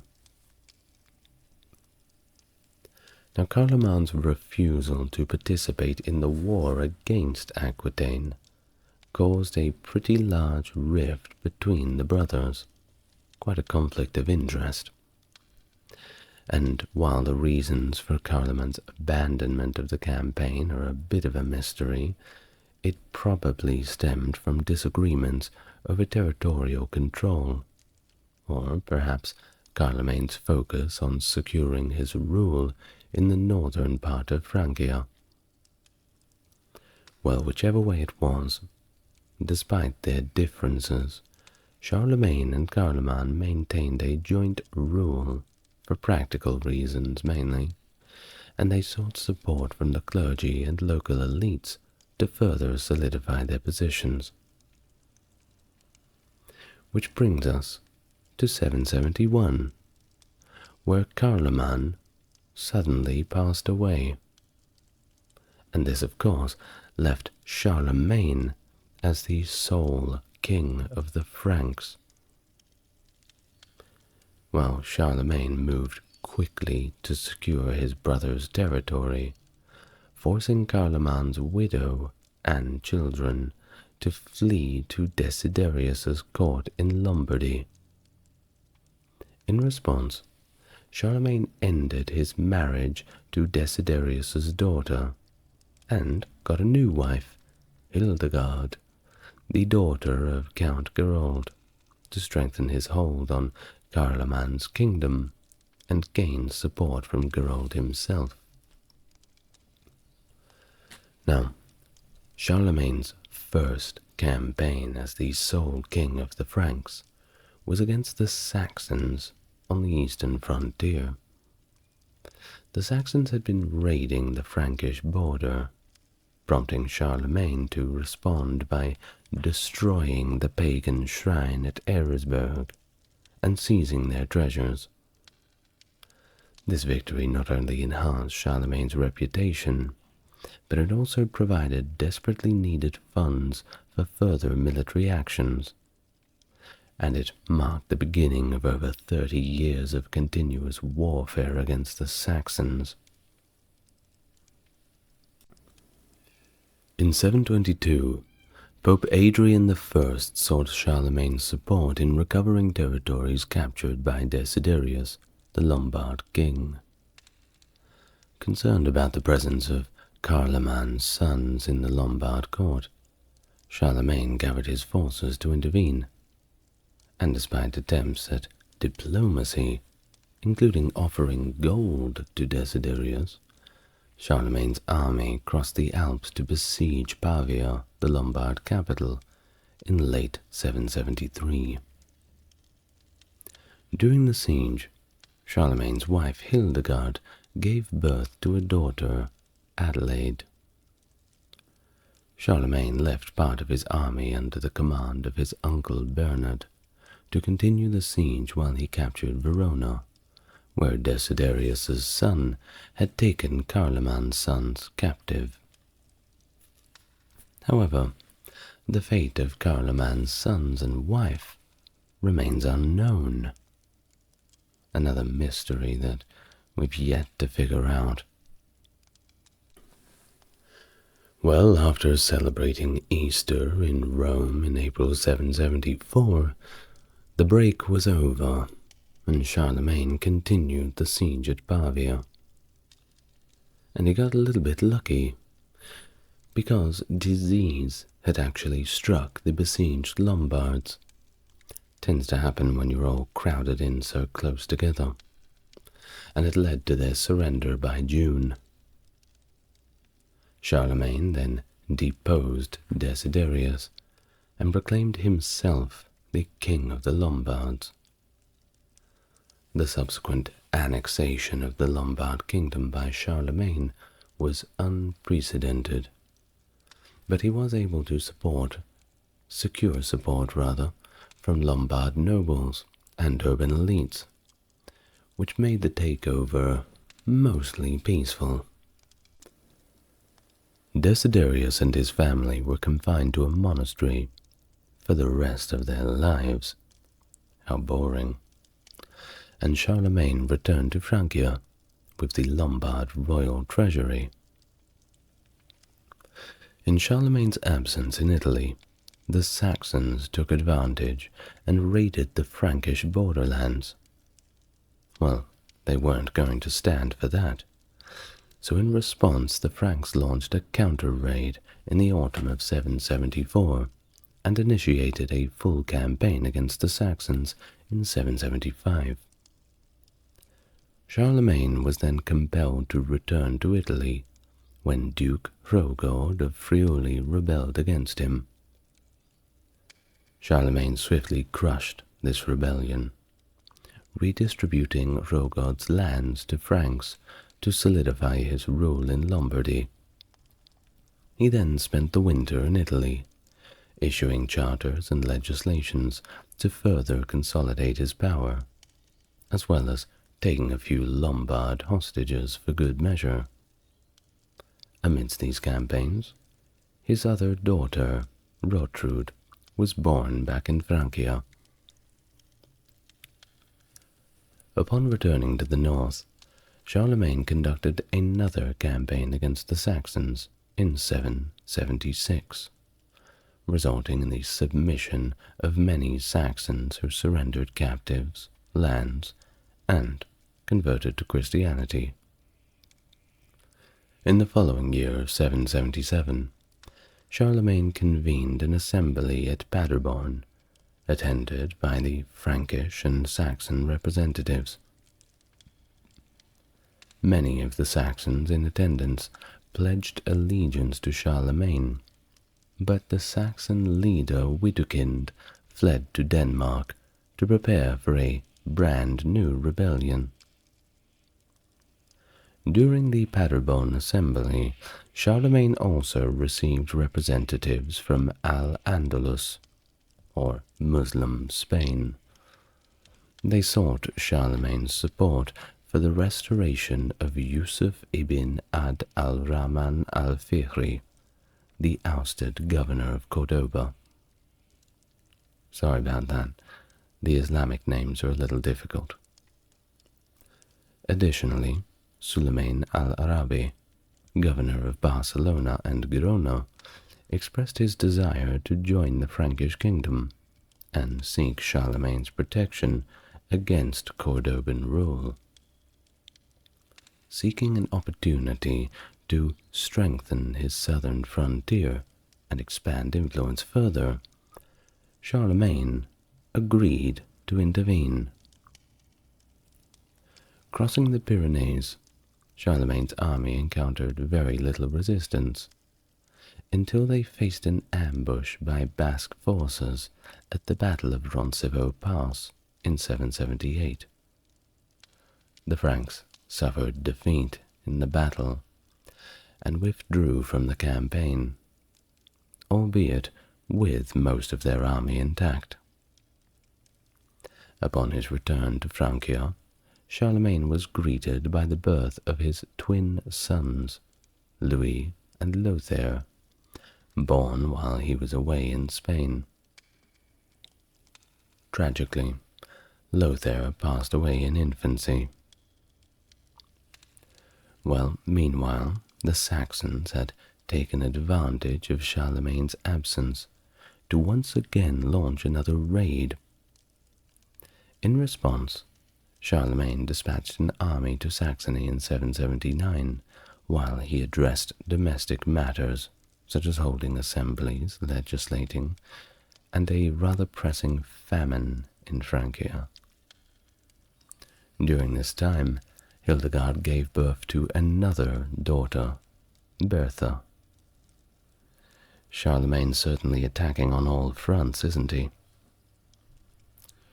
Now, he himself returned to Saxony in 780, overseeing assemblies where he received hostages from Saxon nobles and supervised their baptisms. In the spring of 781, Charlemagne and Hildegard traveled with their younger children to Rome, fulfilling a request made by Pope Adrian in 775. During their visit, Adrian baptized Carloman, Charlemagne's son from Hildegard, and renamed him Pepin.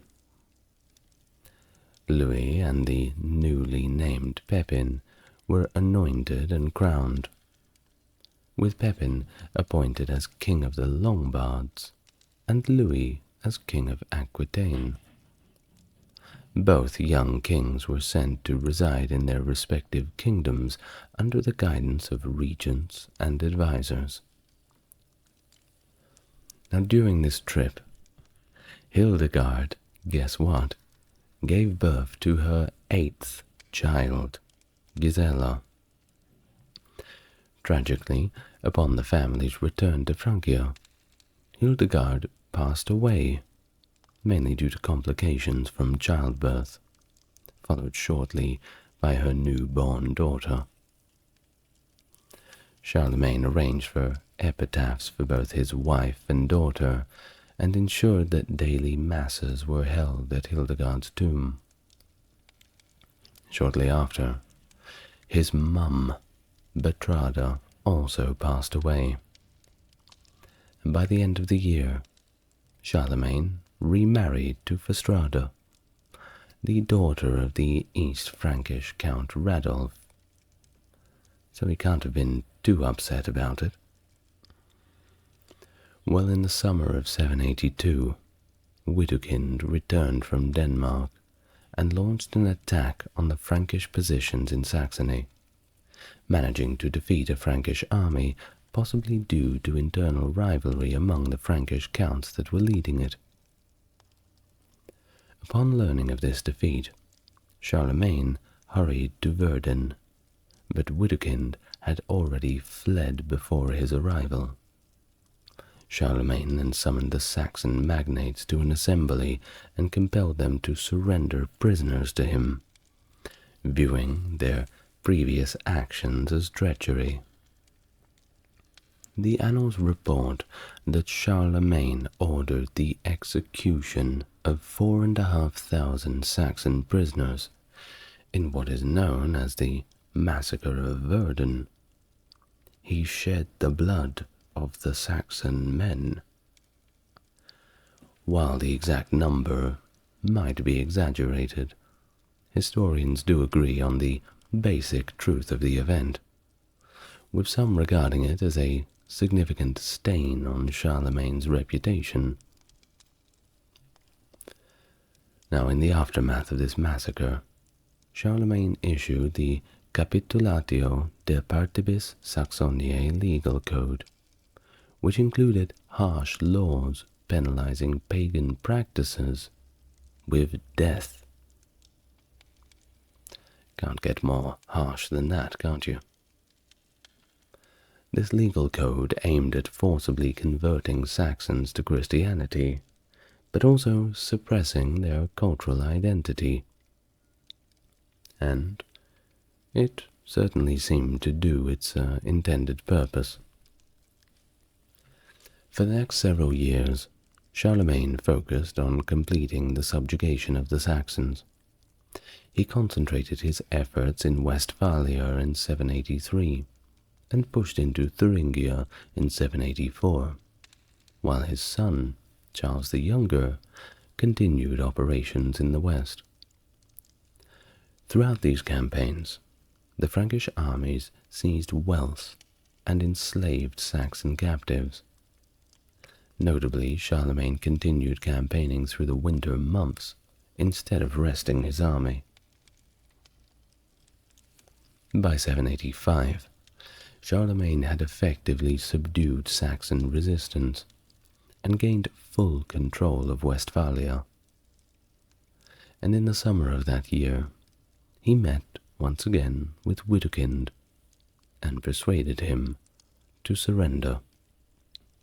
He also convinced him to get baptized with Charlemagne as his godfather. And with that, it marked the end of the last phase of the Saxon Wars. Well, almost. In 786, Charlemagne travelled to Italy with the aim of extending his influence further into the south. Upon his arrival, he marched into the Duchy of Benevento, where Duke Arecus initially fled to a fortified position at Salerno before eventually offering Charlemagne his fealty. Charlemagne accepted the submission, along with hostages, including Arecus's son, Grimoald. During his time in Italy, Charlemagne also met with envoys from Constantinople. However, Empress Irene's exclusion of Charlemagne and Frankish bishops from the 787 Second Council of Nicaea led to Charlemagne breaking the betrothal between his daughter Rotrude and Constantine VI. Following Charlemagne's departure from Italy, Duke Arecus sent envoys to Empress Irene to promise an allegiance against the Franks. However, before finalizing his plans, both Arecus and his elder son Romuald died of illness within weeks of each other. It's pretty convenient, don't you think? Well, Charlemagne then sent Grimoald back to Benevento to serve as duke and return it to Frankish suzerainty. Although a Byzantine army invaded Lombardy as part of the planned alliance, they were repulsed by the combined forces of the Franks and Lombards. Meanwhile, Charlemagne turned his attention to Bavaria, ruled by his first cousin, Duke Tassilo. Tensions between the two rulers escalated, leading to Charlemagne's invasion of Bavaria in 787. Tassilo ultimately surrendered and recognized Charlemagne as his overlord. However, in the following year of 788, Tassilo was accused of plotting with the Avars against Charlemagne, and was subsequently deposed and sent to a monastery. Charlemagne spent the following years consolidating his rule in Bavaria and warring against the Avars. In 789 he granted rule over Maine and Neustria to his son, Charles the Younger, leaving his other son, Pepin the Hunchback, Very unfortunate title, without any lands at all. Well, Pepin's marginalization in the succession led to a failed conspiracy in 792, where he attempted to assassinate Charlemagne and his brothers. The plot was discovered, and then Pepin got sent to a monastery as well. And this monastery must be getting pretty full. During the early 790s, Charlemagne focused on mainly ecclesiastical affairs, convening councils at Regensburg in 792 and Frankfurt in 794 to address theological controversies and enact reforms. Following the council at Frankfurt, Charlemagne's wife, Hardrada, fell ill and passed away, leading him to simply just find another wife. And he married Liutgard shortly after. During the 790s, Charlemagne intensified his efforts to subdue the ongoing Saxon resistance, launching a series of annual campaigns that lasted until 799. These campaigns were characterized by their brutality, with Charlemagne's forces systematically devastating Saxon lands and forcibly relocating many Saxons to Francia, where Frankish elites and soldiers were installed in their place. The prolonged conflict prompted Charlemagne to establish his court at Aachen, strategically located near the frontier. At Aachen he constructed a grand palace, including a chapel that would eventually become part of the Aachen Cathedral. It was during this period that Einhard, that aforementioned scholar and biographer, joined Charlemagne's court. Meanwhile, in the south, Pepin of Italy continued to engage in warfare against the Avars, contributing to the collapse of their kingdom and the expansion of the Frankish rule eastward.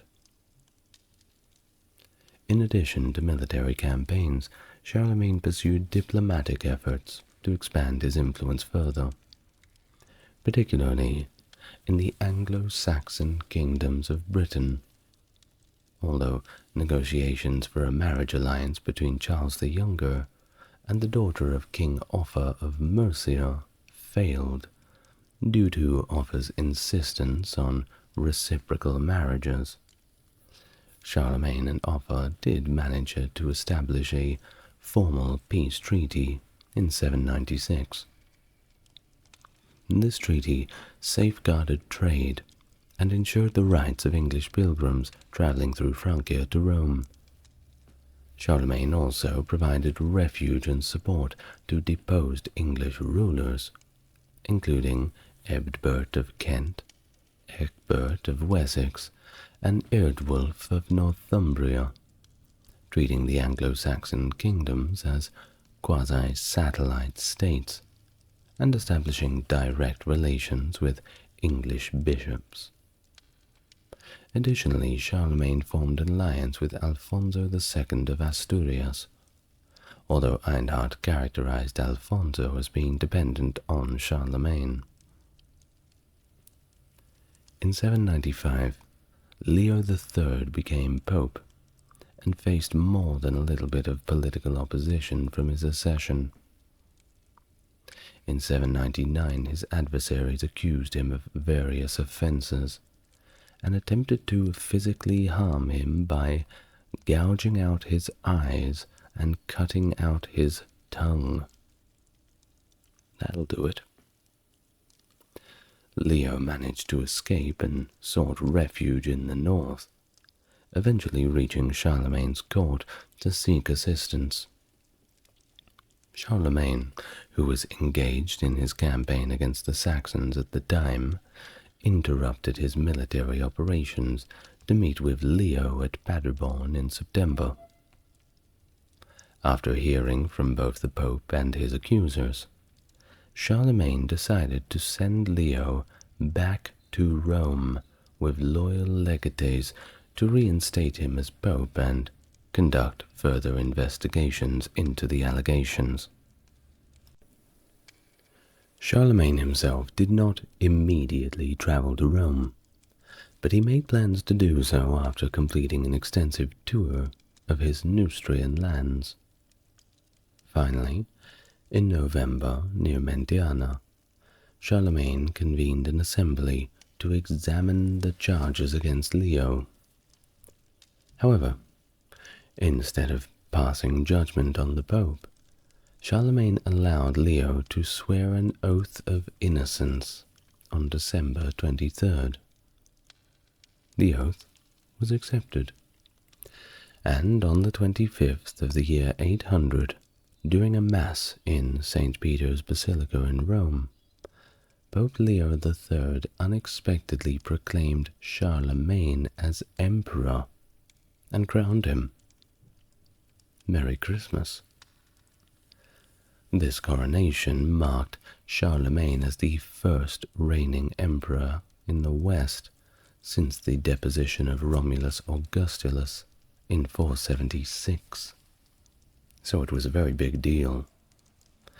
And concurrently, Charlemagne's son, Charles the Younger, was anointed as king by Leo at the same time, so all around, the family is making victories wherever you look.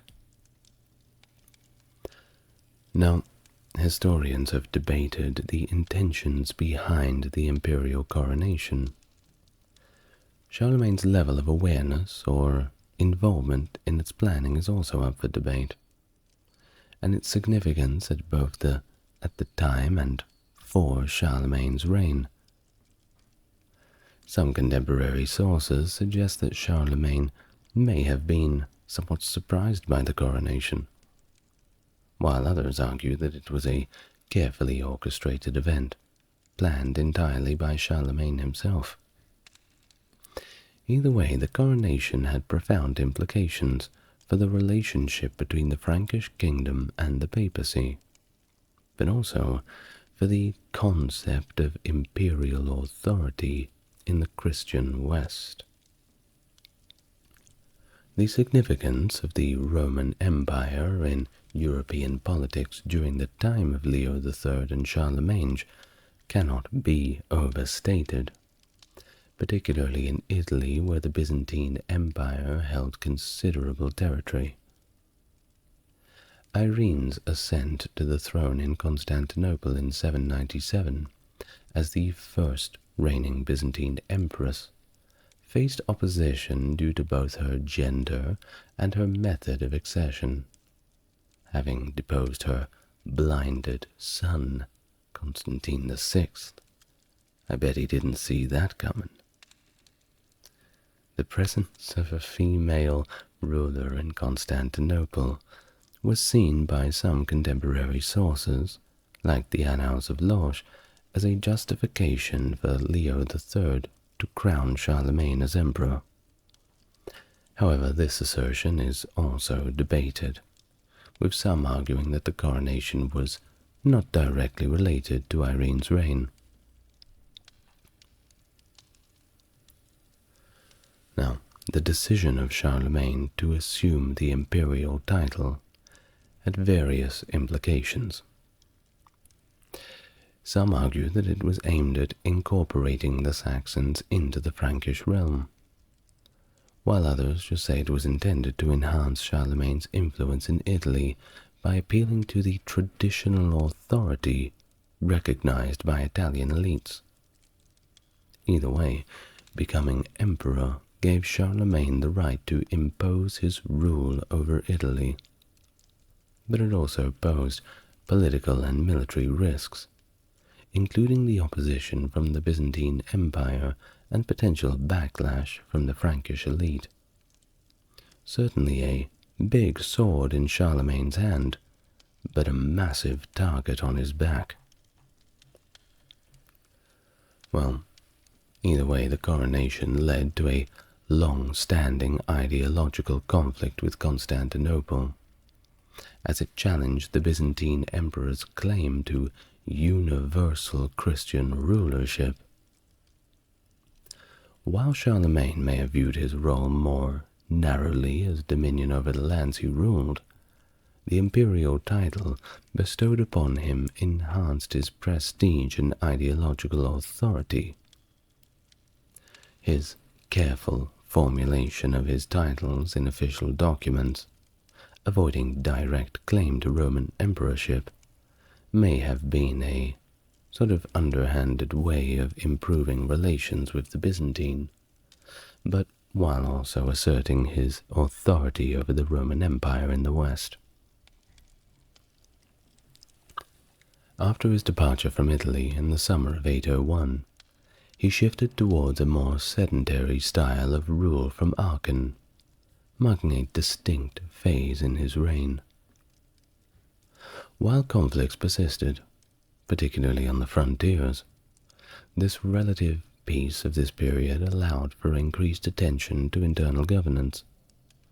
The Franks shifted their military focus toward defending and securing the empire's borders, with Charlemagne himself rarely leading armies personally. One significant expansion during this time was the enlargement of the Spanish March counties, achieved through campaigns led by Louis against the Emirate of Cordoba, culminating in the capture of Barcelona in 801.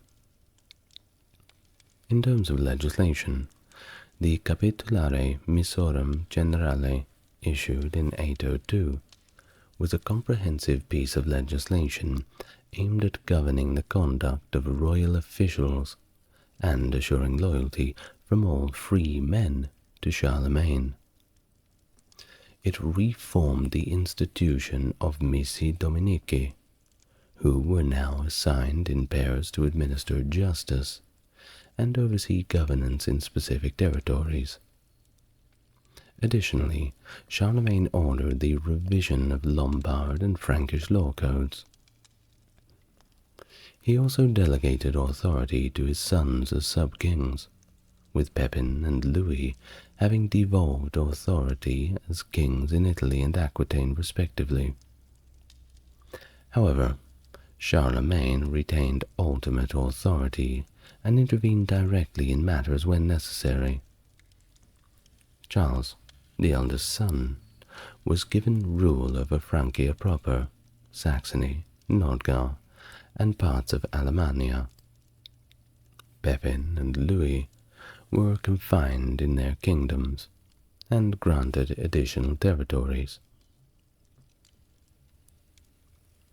Now, following his coronation, Charlemagne sought recognition of his imperial title from Constantinople, initiating diplomatic exchanges with Empress Irene. However, Irene's subsequent deposition and replacement by Nikephoros I led to tension between the two empires, particularly over control of the Adriatic Sea. Charlemagne eventually sent envoys to Constantinople in 810 to attempt to negotiate peace, relinquishing his claims to Veneto. Despite Nikephoros' death in battle before the envoys could leave Constantinople, his successor, Michael I, confirmed the peace and recognized Charlemagne as emperor and Basilius. This acknowledgement prompted Charlemagne to issue the first Frankish coins that specifically mentioned his imperial title. Additionally, Charlemagne established diplomatic ties with the Abbasid Caliph, Harun al-Rashid, in the 790s, particularly due to their mutual interests in Spain. Harun presented Charlemagne with an elephant named Abul Abbas as a gesture of friendship. Although the Byzantines initially maintained cordial relations with the Abbasids, Charlemagne's outreach to Harun contributed to strained relations between the Frankish Empire and Constantinople.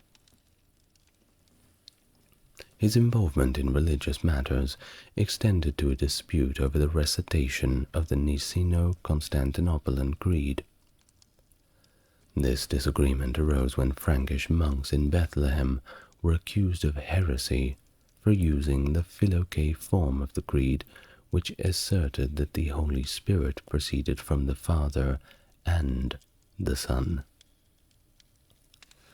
Charlemagne convened a council at Aachen in 809 to defend the use of the Filioque, leading to a compromise with Pope Leo III, who consented to the Franks maintaining their tradition, while affirming that the canonical creed did not include Filioque.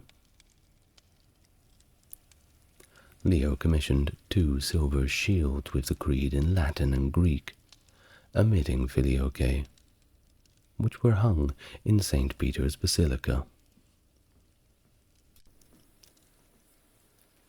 Scandinavia came into contact with the Frankish world primarily through Charlemagne's prolonged conflicts with the Saxons.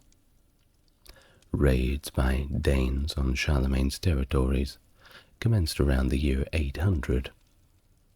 In 804, Charlemagne conducted his final campaign in Saxony, seizing control of the territory east of the Elbe and resettling it with his Obertrite allies.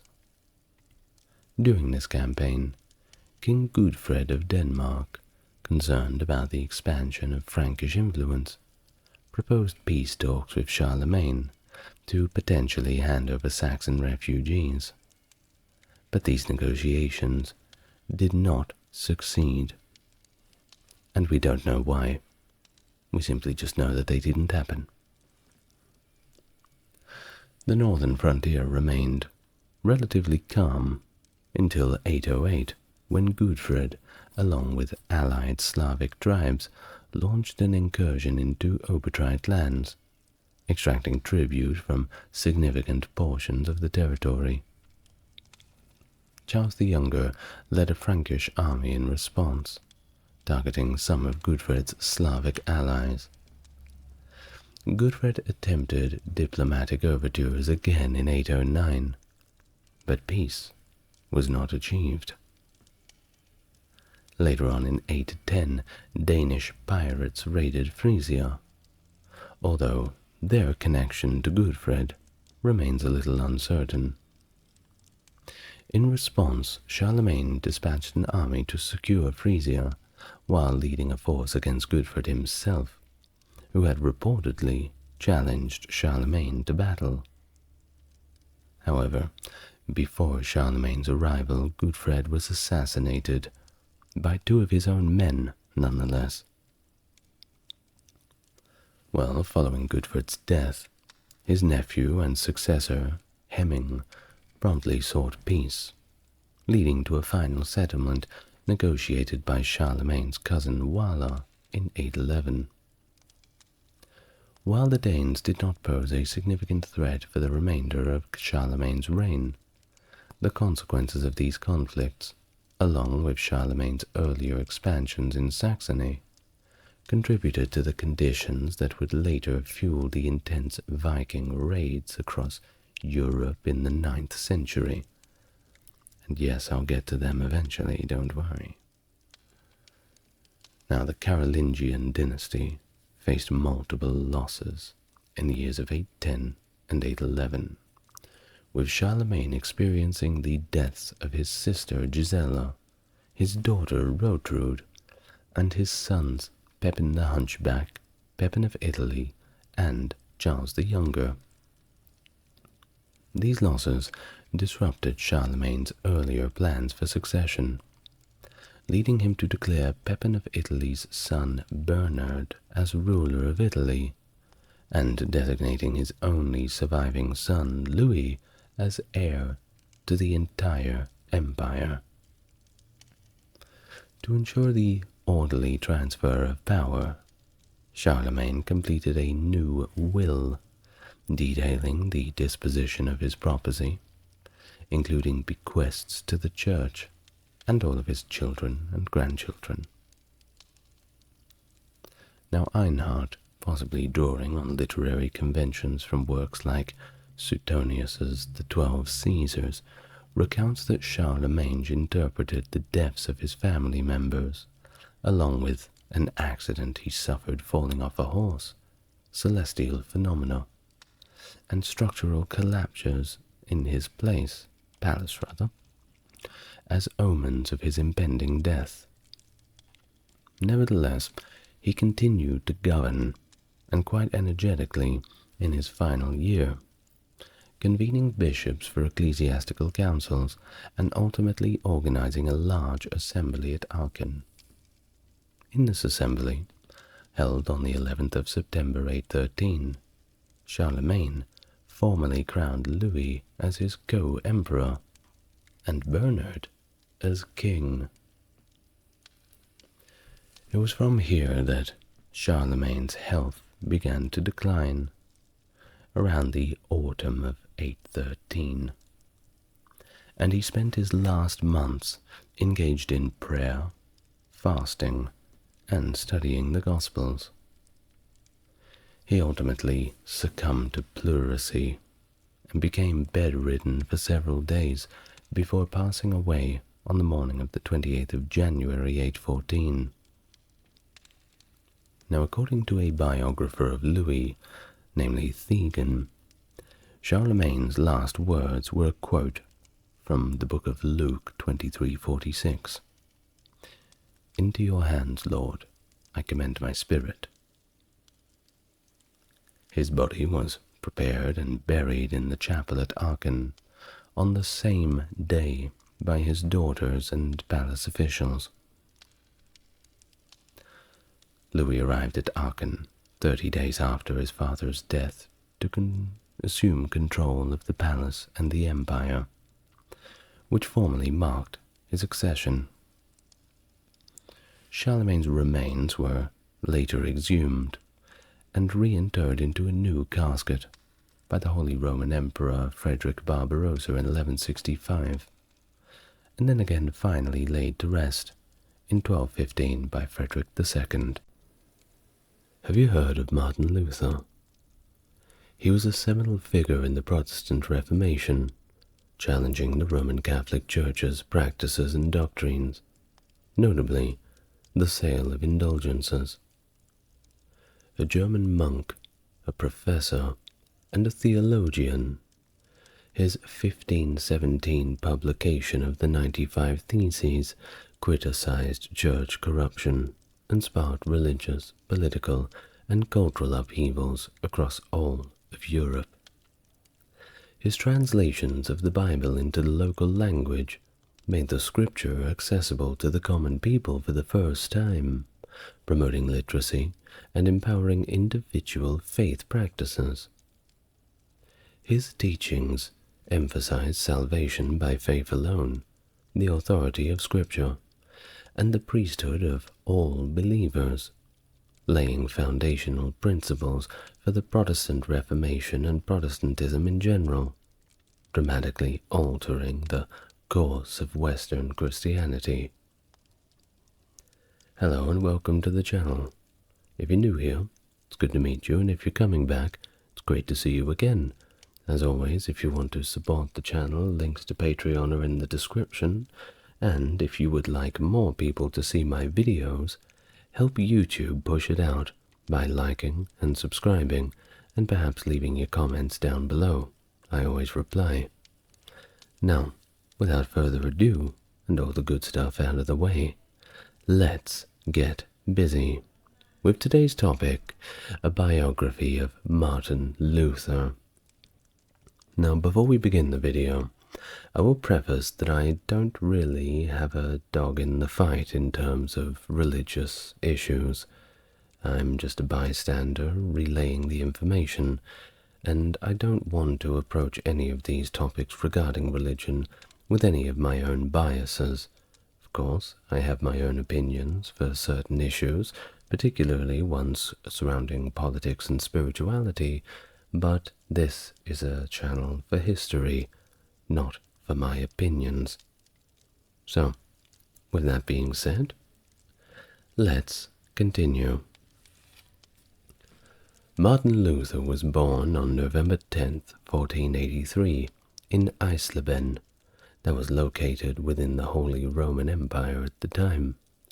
to parents Hans Luther, which was later changed to Luther, and Margarethe. He was baptized the following day, honoring St. Martin of Tours.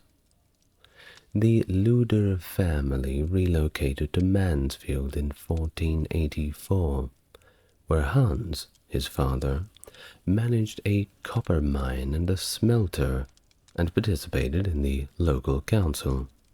He even managed to rise to the position of town councillor in 1492, and that's not bad. Now Luther's mother, described by religious scholar Martin Mary, was a hard-working woman of modest means. This is, of course, contrary to the adversaries of Martin Luther in later times, who disparaged her background, claiming that she was apparently a bath attendant, and, even worse, depending on the bath, a lady of the night. Definitely not very kind to Luther's mother. If somebody called my mother that, I would punch their lights out. But that's not what this video is about. Let us continue. Now, Luther had several siblings, sharing a close bond, particularly with his brother Jacob.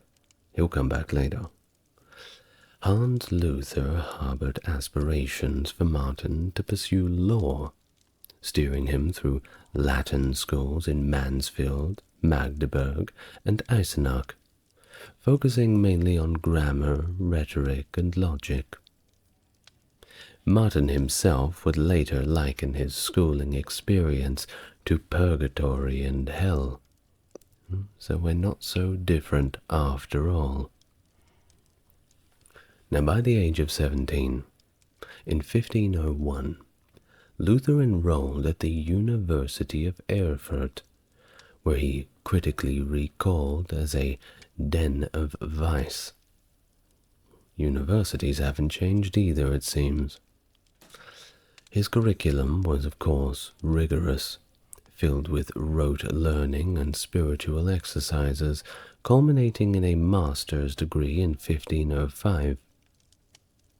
Initially following his father's wishes to study law, Luther quickly found himself bored to tears and disillusioned with the profession, and was drawn to theology and philosophy, showing keen interest in figures like Aristotle, William of Ockham, and Gabriel Biel.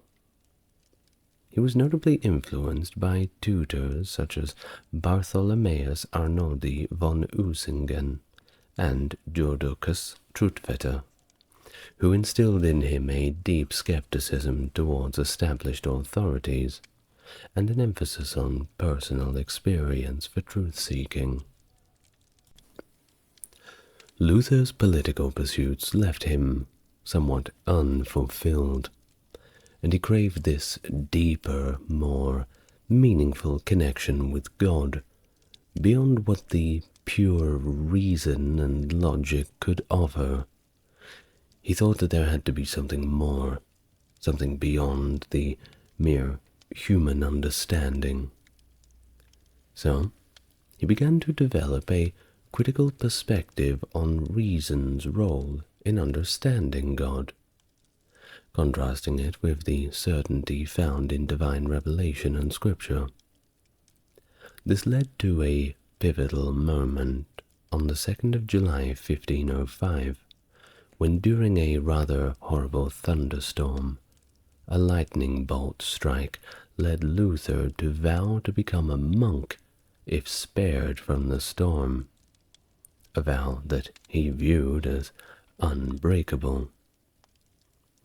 Of course, spoiler alert, he survived the storm, so you can guess what his next career move was going to be. He entered St. Augustine's monastery in Erfurt on the 17th of July 1505. A decision, of course, put his father in quite a mood, and it marked the beginning of Luther's theological journey. Of course, his father did not know that his son was bound for such glory, but who can really predict these things? Well, Luther was having a great time in his new role. He immersed himself fully in the Augustinian way of life, engaging in rigorous fasting, extended prayer sessions, pilgrimages, and regular confession. He later reflected on this time as a period of profound spiritual crisis, feeling alienated from Christ, who he perceived not as his Savior, but as a punitive figure overseeing his torment. Recognizing Luther's spiritual turmoil, Johann von Staupitz, his mentor, believed that engaging Luther in more active pursuits might alleviate his introspective tendencies. So, he steered Luther towards that academic path, and consequently, Luther was ordained by Jerome Schultz, the Bishop of Brandenburg and Erfurt Cathedral, on the 3rd of April, 1507. In the next year, 1508, Luther's academic journey led him to teach, specifically theology, of course, at the University of Wittenberg. He achieved academic milestones rapidly, earning 2 bachelor's degrees, one in biblical studies in 1508 and another focusing on Peter Lombard's sentences in 1509. Luther's scholarly efforts culminated on October 19, 1512, when he attained his doctorate in theology. On the 21st of October 1512, Luther joined the Theological Faculty's Senate at the University of Wittenberg and took over from von Staupitz as the chair of theology, a role he retained for the duration of his career. By 1515, Luther's responsibilities expanded as he was appointed the provincial vicar of Saxony and Thuringia, overseeing a total of 11 monasteries. And let me just remind you, this is all happening within the space of a few years, very early in his career, so it's extremely impressive. Well, between the years of 1510 and 1520, Luther's teachings began to take shape as he lectured on the Psalms and the books of the Hebrews, Romans, and Galatians. His study led him to question the Catholic Church's use of terms like penance and righteousness, ultimately viewing the Church of having strayed from the key Christian tenets. Central to Luther's doctrine was the concept of justification by faith alone, a transformative idea that salvation is simply a gift from God's grace, and it's accessible solely through faith in Jesus Christ. So, there's no barrier to entry. It's not like saying, well, you are a Christian, you believe in Jesus, but you don't show up to church, so you're not getting into heaven. Well, Luther was breaking from this idea. I like it, to be honest. It's a good idea. Well, Luther articulated that justification was purely God's work, a stance elaborated in his 1525 response to Desiderius Erasmus on the bondage of the will. Further reading if you're interested. He underscored that righteousness was simply the gift from Christ, imputed to all believers through their faith, countering the prevailing belief that righteous acts involved cooperation with God. Well, for Luther, faith was not just pivotal, but a divine gift that led to a rebirth and entrance into paradise, an epiphany he described as discovering the righteousness of God itself.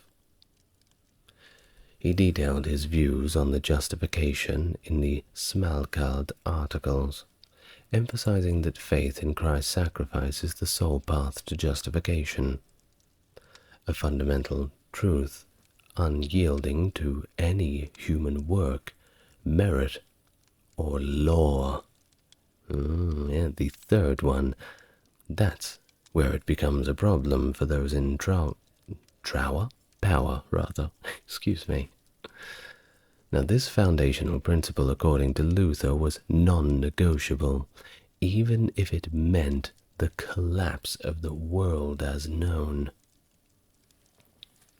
In 1516, the Roman Catholic Church tasked the Dominican friar Johann Tetzel with selling indulgences in Germany to fund the reconstruction of St. Peter's Basilica in Rome.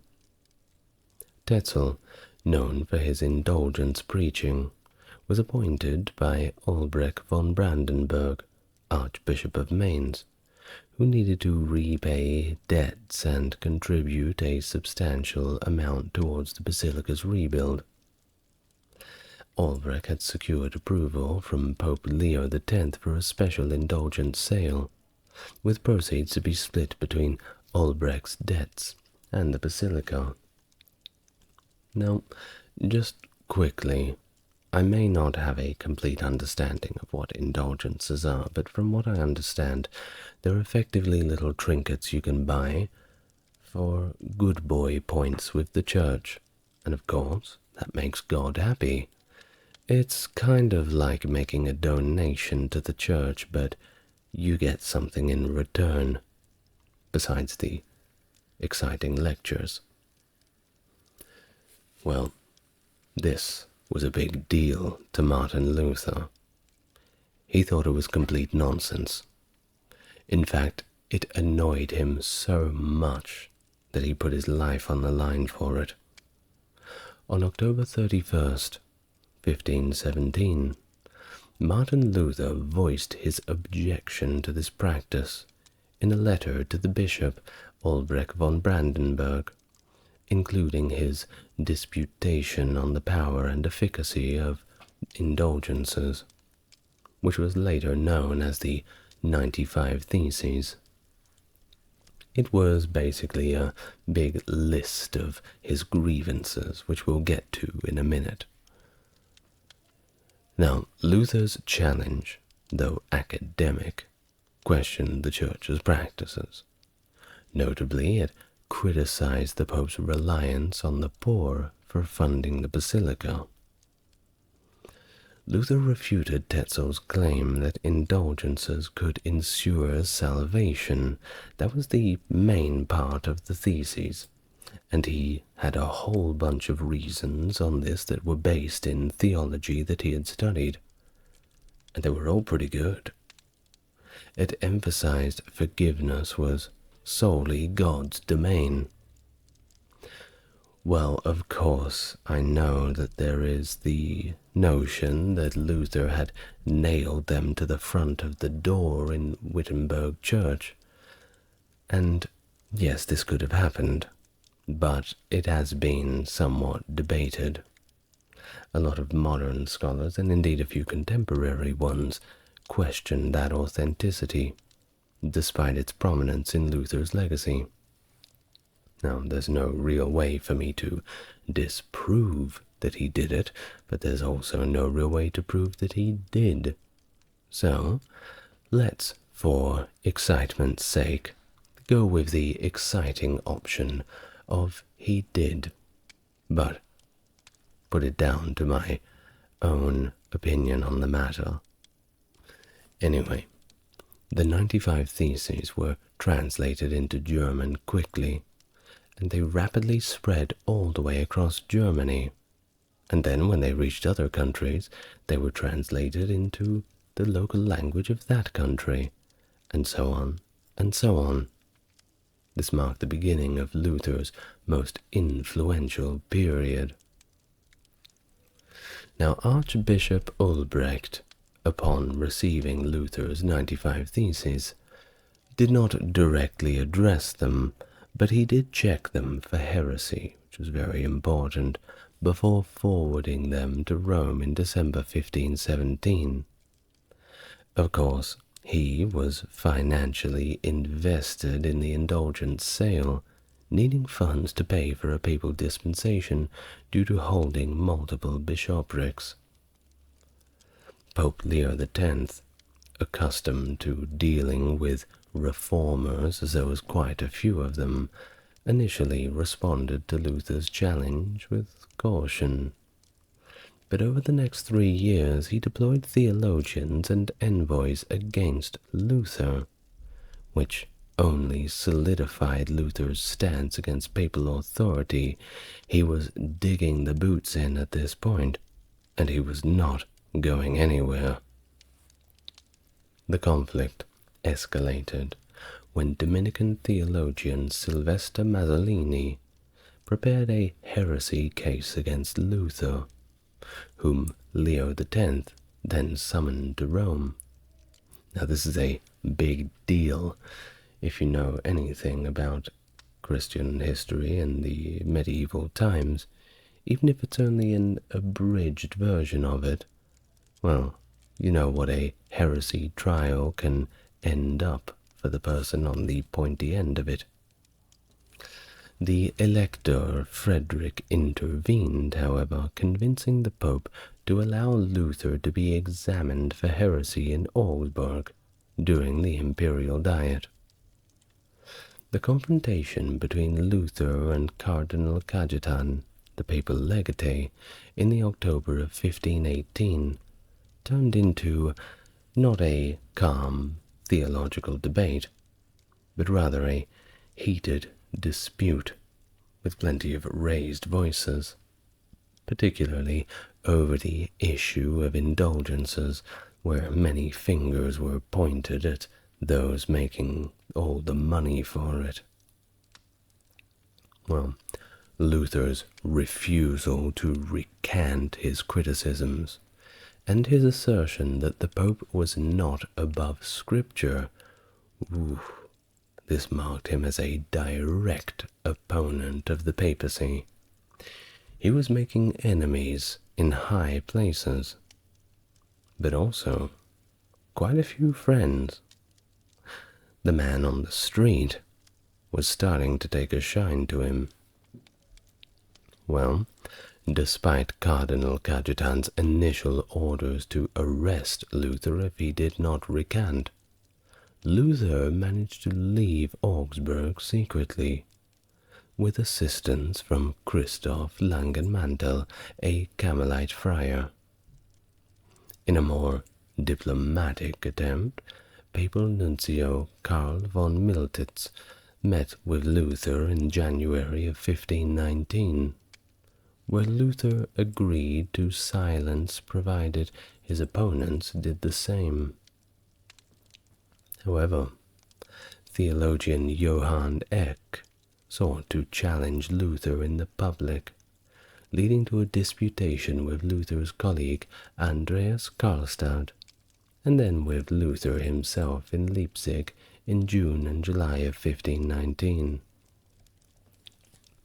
In this debate, Luther argued against the Pope's sole authority to interpret Scripture, and against the infallibility of popes and church councils, earning him the label of a new Jan Hus from Eck.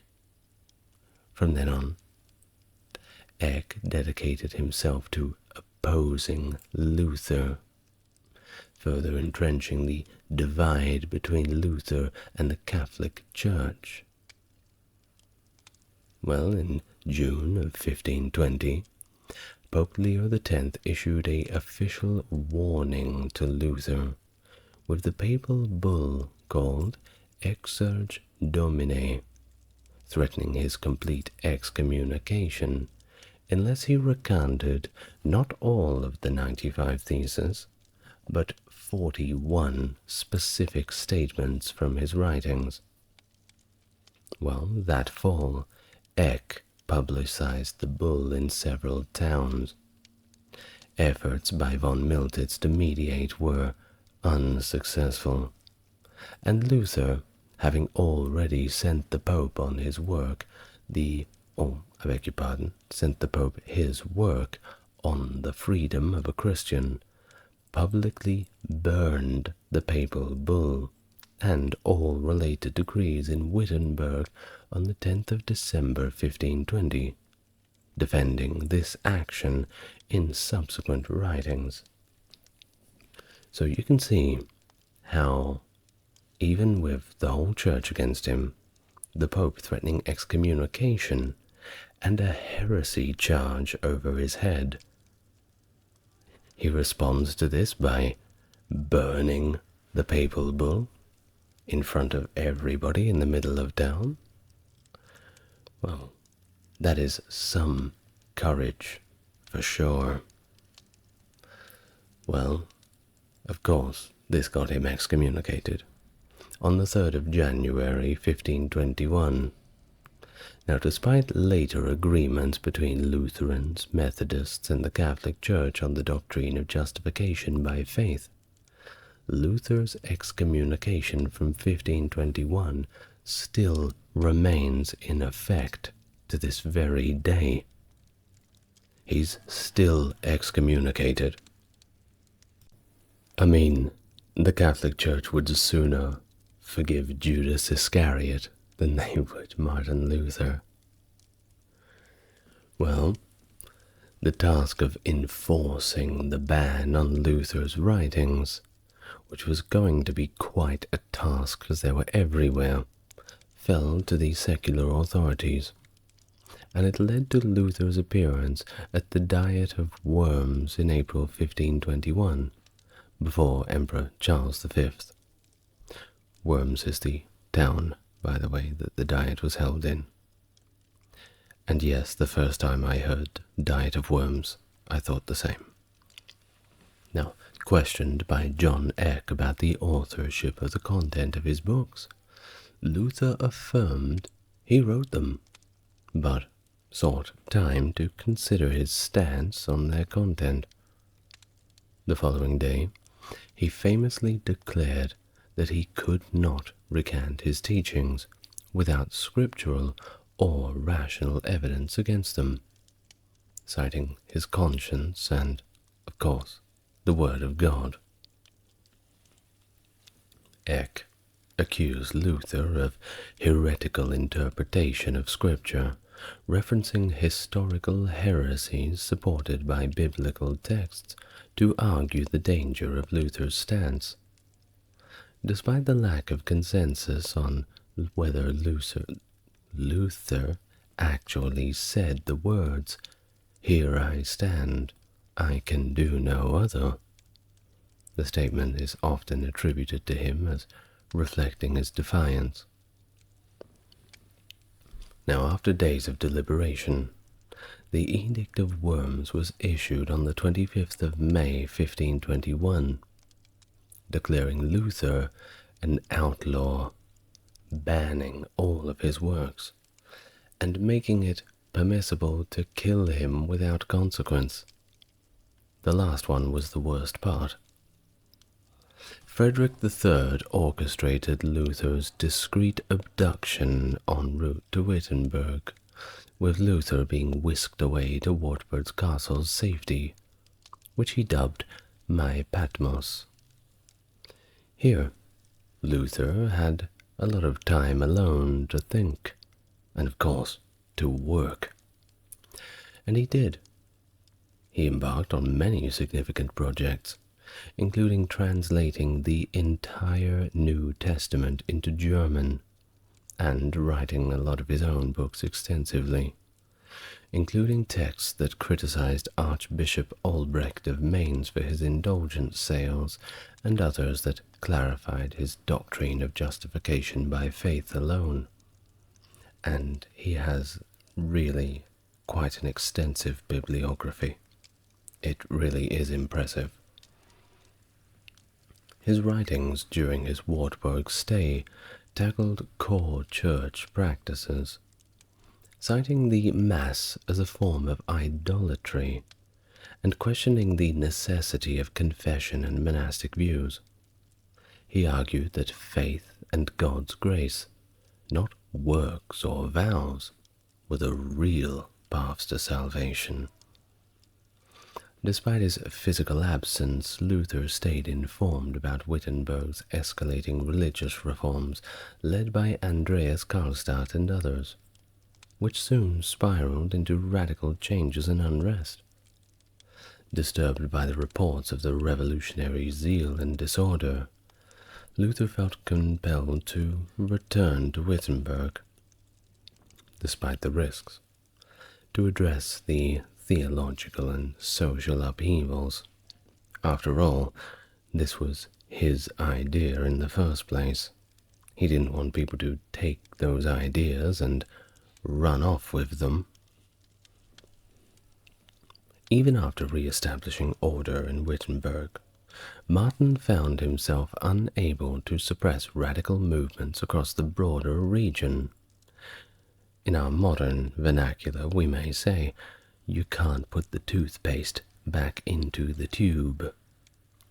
Influential preachers, including Thomas Munster and Nicholas Storch, gained the support of the lower strata and the peasants from 1521 to 1525, exploiting long-standing grievances that had previously sparked smaller and less successful revolts.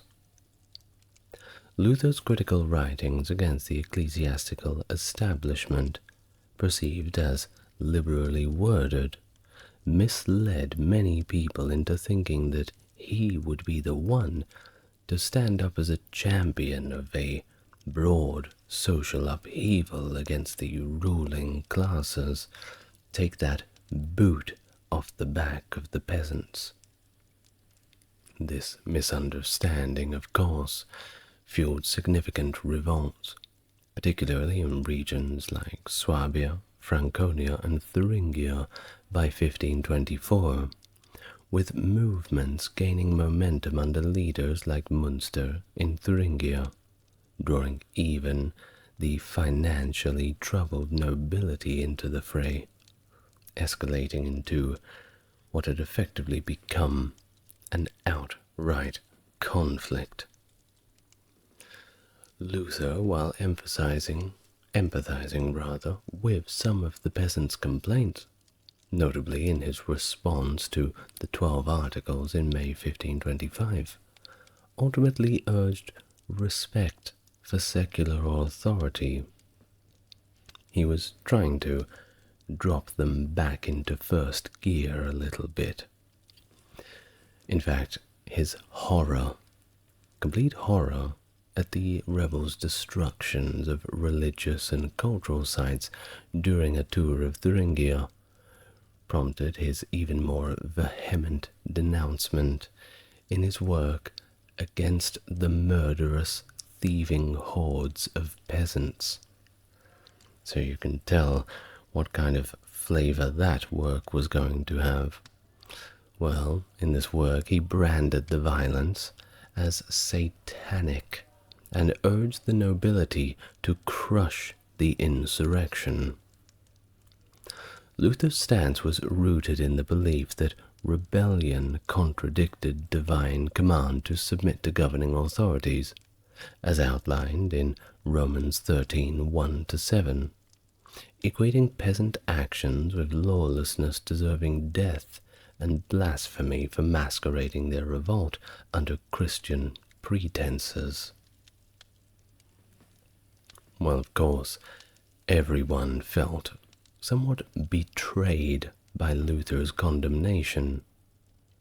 Well, it led many of the insurgents to simply surrender, and they were decisively defeated at the Battle of Frankenhausen on the 15th of May, 1525.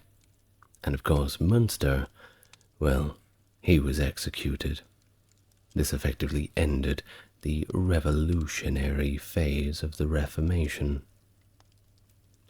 Radical elements, however, found asylum within the Anabaptist movement, whereas Lutheranism progressed shielded by state apparatus, reflecting on the events, Luther attributed the suppression of the revolt to his own directives. Bit of a pat on the back. Well, at the age of 41, he did something a little different, and he got married to Katharina von Bora. She was a former nun who he helped escape from the Nimshen Casterian covenant in April 1523, using herring barrels for their stealthy departure. That's right, they hid in there like Donkey Kong on their way out.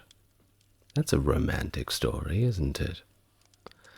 Well, Luther, who had been deeply engrossed in his work, and far from contemplating marriage, described this unexpected turn in his life as an act of God that suddenly committed him to matrimony.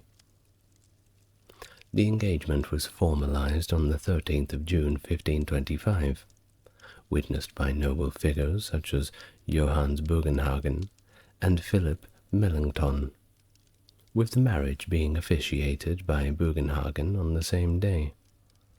The traditional celebratory customs were initially omitted, but they did them 2 weeks later. Luther's marriage marked a significant endorsement of clerical marriage, challenging the traditional vow of celibacy that was always imposed on the clergy. This decision actually surprised many of his contemporaries, including Melanchthon, who deemed it a little bit hasty, especially considering Luther's previous declarations of intent to remain single due to his perilous state as a heretic expecting martyrdom. Of course, what's the point in getting married if you're about to be murdered? Prudent decision. Luther himself had admitted to experiencing the natural desires of the flesh, yet he had been living austerely, neglecting even basic self-care. Now moving into the Black Cloister, a gift from Elector John the Steadfast, Luther and Katharina built a life together, despite frequent financial difficulties. Their union was blessed with 6 children, though they faced the sorrow of losing 2 of them young. Either way, it seems like Martin's proclivities had somewhat expanded as he settled into married life. Katharina, well, she managed the household adeptly, involving herself in farming and boarding to contribute to the family's income. Luther expressed profound affection and satisfaction with his marriage, valuing the companionship and support Katharina provided above any sort of wealth. By 1526, Martin was deeply involved in the task of shaping a new church. Initially, he had envisioned congregations independently selecting their ministers, a concept that proved a little bit impractical. Luther aspired for a church that was both confessional, drawing on personal faith, and territorial, encompassing residents of all localities. He eventually gravitated towards a model that prioritized inclusivity. Between 1525 and 1529, Luther established a church supervisory body, introduced a new form of worship, and succinctly summarized the emerging faith through 2 catechisms. Aiming for gradual reform, Luther sought to minimize disruption and avoid replacing one authoritarian regime with another. His efforts were concentrated in the electorate of Saxony, providing guidance to churches in newer territories that often emulated the Saxon example. Collaborating with Elector John the Steadfast, Luther leaned on secular leadership for the Church's financial needs, given its loss of assets post-separation from Rome. This collaboration marked a shift towards state-influenced church governance, a development that Luther had not originally intended. The elector also took over visitation rights previously held by bishops, further entrenching secular influence in church affairs. Luther's reforms sometimes appeared to backtrack on his earlier, more radical positions, though.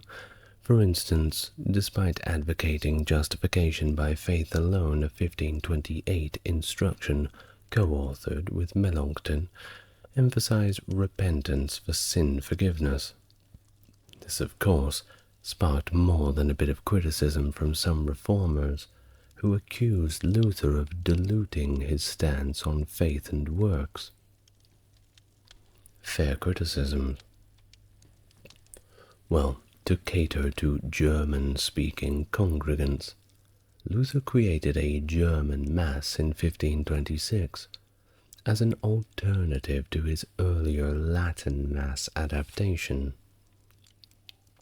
This Mass was designed for the layperson, simplifying the service while maintaining some traditional elements. Luther's Mass encouraged congregational participation through hymns and psalms in German, and incorporated catechism into weekday services for educational purposes. Despite criticisms from other reformers for its perceived similarities to Catholic Mass, Luther's version was notably more congregant-focused. During a visitation in 1527, Luther and his associates introduced this new order of worship and evaluated pastoral care and Christian education within the electorate of Saxony. Luther was dismayed by the general lack of doctrinal knowledge among the populace and the adequate teaching skills of many of the pastors. Luther introduced the Catechism as an instructional tool to teach the core principles of Christianity to his followers. In 1529, he authored two versions, the Large Catechism for pastors and teachers, and the Small Catechism intended for the general populace to memorize. These works focused on essential Christian doctrines, like the Ten Commandments, the Apostles' Creed, the Lord's Prayer, baptism, and the Lord's Supper. You know, all the basic, easy stuff.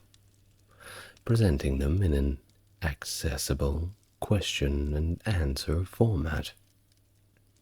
Luther aimed for a deeper understanding of faith, rather than just mere rote memorization.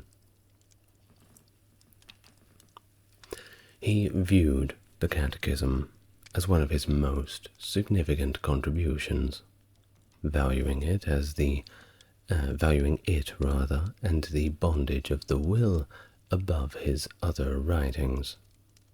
The Small Catechism in particular gained acclaim for its clarity in teaching, continuing to be a vital tool in religious education alongside Luther's hymns and his Bible translation.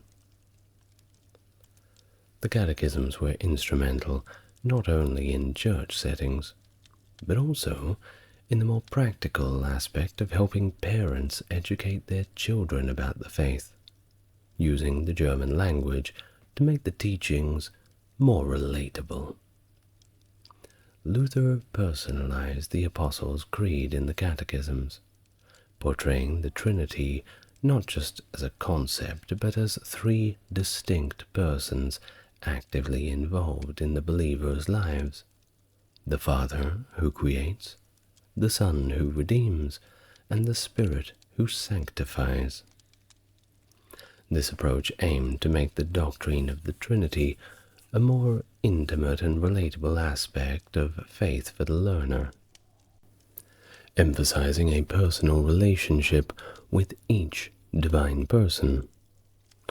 Luther's catechetical method sought to connect the foundational Christian teachings of the Decalogue and the Lord's Prayer with the experiential reality of the Trinity's work in the lives of believers. Luther released his German translation of the New Testament in 1522, followed up by the Old Testament translation in 1534, which culminated in the complete Luther Bible. He continually refined the translation details all the way up to his death. And while there were previous German translations, such as the Mentelin and Coburger Bibles, Luther's version was unique for being closely aligned with his own doctrinal beliefs. Using the German vernacular of the Saxon Chancellery, he made the Bible accessible to both northern and southern Germans. He aimed for a translation that was both vigorous and direct, to ensure it was readable by the common people, coinciding with a rising demand for German language texts. His Bible, annotated with his notes and featuring woodcuts by Lucas Cranach with anti-papal themes, played a pivotal role in disseminating his teachings all the way across Germany. The translation also influenced other vernacular traditions, like the Tyndale Bible, which is the precursor to the King James Bible. Luther famously added the word alone after faith in Romans 3:28 to emphasize that faith without work justifies us, a point which he believed was clear from the text of the essence of Christian doctrine. He also made a decision to exclude the passage of 1 John 5-7-8, also known as joining comma, citing it as a forgery. It further shows his commitment to a translation that reflected his own specific theological understanding. Well, this choice was later contested, and the passage was rather sneakily, posthumously inserted back into the Bible. Contrary to the interpretations of John Calvin and Philip Melanchthon, Luther believed that a Christian soul enters a state of sleep after death, rather than immediately experiencing either the joys of heaven or the torments of hell. He argued against the traditional reading of certain biblical passages, such as the parable of the rich man and Lazarus, suggesting instead that souls rest peacefully until the resurrection. Luther explicitly rejected the concept of purgatory, a place of purification for souls, which was a departure from the established church doctrine. He maintained that personal identity as well persists beyond death, proposing that saints are asleep in their graves and at the same time exist in heaven.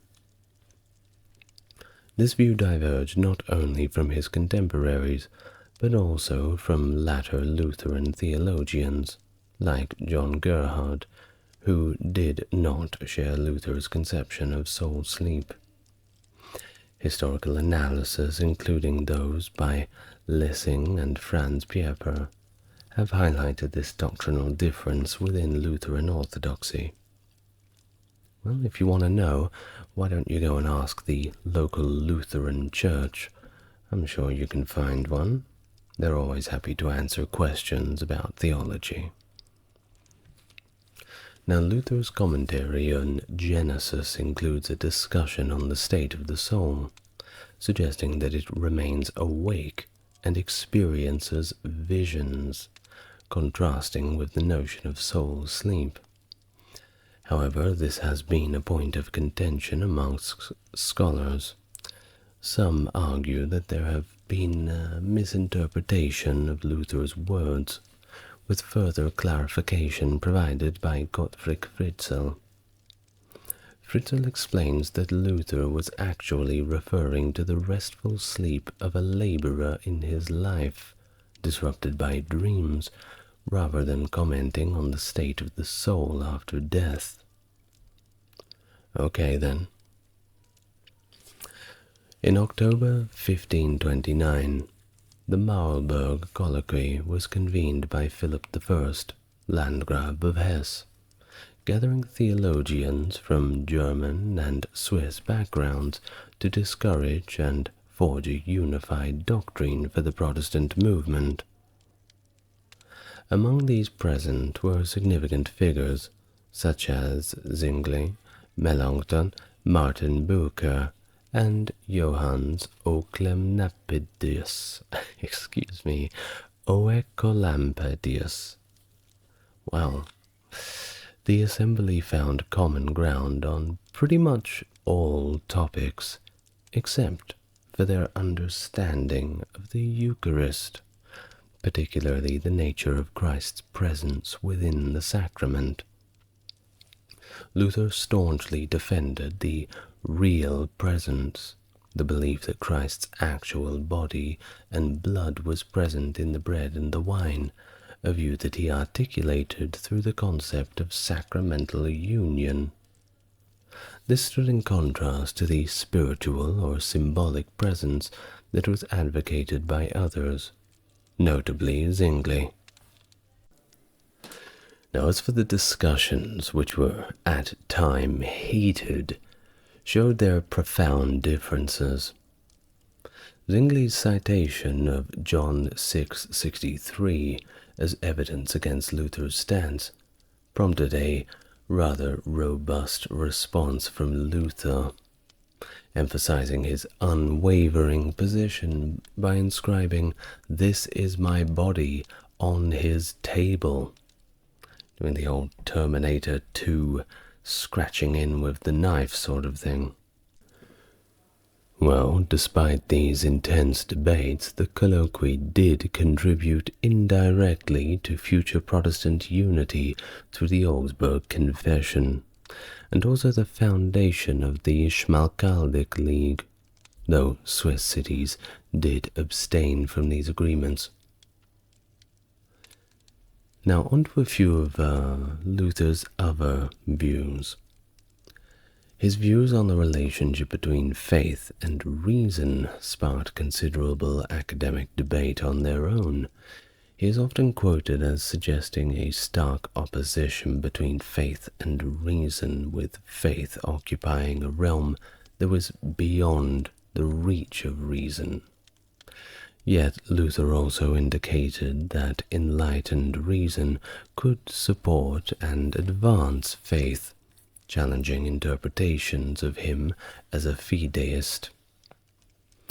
During the Marburg Colloquy in 1529, a significant external threat loomed over Europe. Charlemagne the Magnificent's Ottoman forces were besieging Vienna, presenting a critical moment that intersected with the religious discussions of the time. Martin's stance on the Turkish threat was complex and evolved as time went on. Initially, in his 1518 explanation of the 95 Theses, Luther viewed the Turks, or specifically the Ottoman Turks, as a divine scourge that was only meant to punish Christians, a perspective that stirred controversy and led to accusations of defeatism. He interpreted the presence of the Turks as part of a biblical apocalypse aimed at destroying the Antichrist, which, to Luther, was represented by the papacy and the Roman Church, and I'm sure you can imagine what they thought about all of this. Well, despite his theological interpretation, Luther opposed the concept of a holy war against the Turks, asserting that such a conflict would be contradictory to the teachings of Christ. However, his position nuanced over time, especially in light of ongoing Ottoman advances in Europe. While maintaining his stance against a religious war, Luther began to advocate for secular warfare as a legitimate defense against the Ottoman encroachment. By 1526, he recognized the legitimacy of just wars for national defense in his work Whether Soldiers Can Be in a State of Grace, and by 1529 in On War Against the Turk. He actively called for Emperor Charles V and the German populace to engage in secular combat against the Ottoman threat. Luther distinguished this call to arms from a spiritual battle, which he believed should be fought through prayer and repentance only. In addition to his writings on warfare, Luther's engagement with the Islamic faith and practice is also noteworthy. After reading a Latin translation of the Quran in 1542, Luther authored several critical pamphlets on Islam, referring to it as Muhammadanism or the Turk. Although he viewed Islam as a deception of the devil, Luther advocated for religious tolerance, arguing against the prohibition of the Quran's publication. I'm as surprised as you are. He believed in exposing the Islamic texts to scrutiny rather than simply suppressing them, stating, and I quote, "Let the Turk believe and live as he will, just as one lets the papacy and other false Christians live." In early 1537, Johannes Agricola, a pastor in Martin Luther's hometown of Eisleben, delivered a controversial sermon suggesting that the Gospel, and not the Ten Commandments, reveals God's wrath to Christians. Agricola's ideas, reflected in anonymous antinomian thesis circulating in Wittenberg, proposed that Christians need not be taught the law, as it pertains solely to civic matters, not spiritual life. Luther, suspecting Agricola's involvement in these theses, responded vigorously through 6 sets of counter-theses with counter-arguments and several writings between 1538 and 1540, aiming to clarify and defend the role of God's law in Christian life. Luther argued against the antinomian stance by emphasizing the second use of the law, where the law serves as a tool for the Holy Spirit to induce sorrow over sin, preparing the heart for gospel. He maintained that ignoring the 10 Commandments among Christians doesn't erase the inherent accusatory nature of the law. To preach otherwise would imply that Christians are sinless, ignoring the ongoing presence of sin and the necessity for continual repentance. Moreover, Luther highlighted the third use of the law, viewing the 10 Commandments as a positive guide for Christian living and reflecting God's eternal will along with the natural law. He taught that the life of Christ exemplifies the 10 Commandments, providing a model for Christians to emulate in their daily lives and vocations. Luther saw the commandments as a foreshadowing of the believer's future perfection in heaven, urging Christians to serve their neighbors in this world with an eschatological hope. The controversy over Philip I, Landgrave of Hesse's bigamy in 1539–40, further complicated Luther's legacy. Philip sought Luther's approval to take a second wife, citing the polygamy of biblical patriarchs. Luther, alongside theologians like Melanchthon and Bucer, reluctantly suggested that if Philip proceeded, he should do so secretly to avoid scandal, viewing divorce as a greater evil than bigamy. The marriage was conducted in secret, but when it became public, and it always does, Luther advised Philip to simply deny it, a stance that backfired and damaged Luther's reputation. It reminds me of that song, Shaggy, it wasn't me. Sorry to go off topic for now. Well, critics argue that Luther's major error was underestimating the political and social ramifications of his pastoral advice. And this whole episode was a very controversial and frankly embarrassing episode of his career. I mean, it is terrible advice what he gave to Philip. Just do it in secret and hope that nobody finds out. Well, speaking of controversies, you knew I was going to get to it eventually, didn't you? It has taken 1 hour, but we are here. What did Martin think about the Jews? Well, throughout his life, and his entire life, Martin Luther expressed very negative sentiments about them, influenced by a theological and cultural tradition that viewed the Jews as responsible for Jesus' death. Luther's environment had expelled Jews nearly a century prior, and his encounters with them were pretty minimal. Initially, in 1523, Luther advocated for kindness towards Jews in that Jesus Christ was born a Jew, hoping to convert them to Christianity, but his attitude hardened over time due to the lack of success in converting Jews.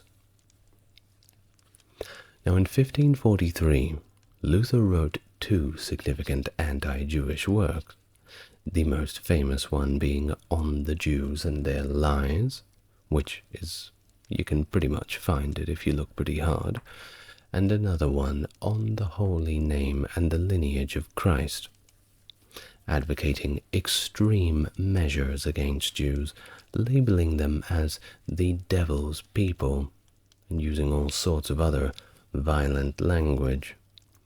He suggested actions such as burning their synagogues, confiscating all of their property, and outright expelling them. Luther's rhetoric was so intense that it has been interpreted by some as inciting murder. I mean, it pretty much is, isn't it?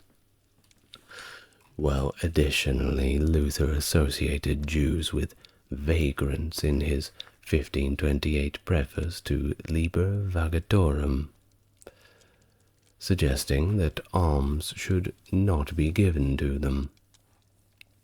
His anti-Jewish stance contributed to the suffering of Jews in Saxony, Brandenburg, and Silesia. Josel of Roshim, a Jewish representative, attributed the Jews' misfortune directly to Luther, and unsuccessfully sought to restrict the sale of Luther's writings in Strasbourg after they were used to incite violence against Jews. Well, it would be like trying to stop the sale of Harry Potter in the early 2000s. It was just far too popular. Luther's impact, though, extended beyond his death, with writings influencing anti-Jewish actions, including riots and expulsions in several German Lutheran states during the 1580s.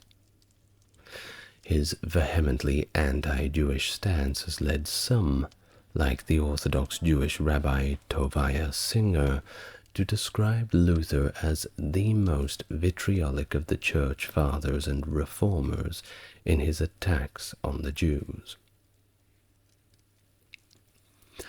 Well, he couldn't stay alive and persecute the Jews forever, couldn't he?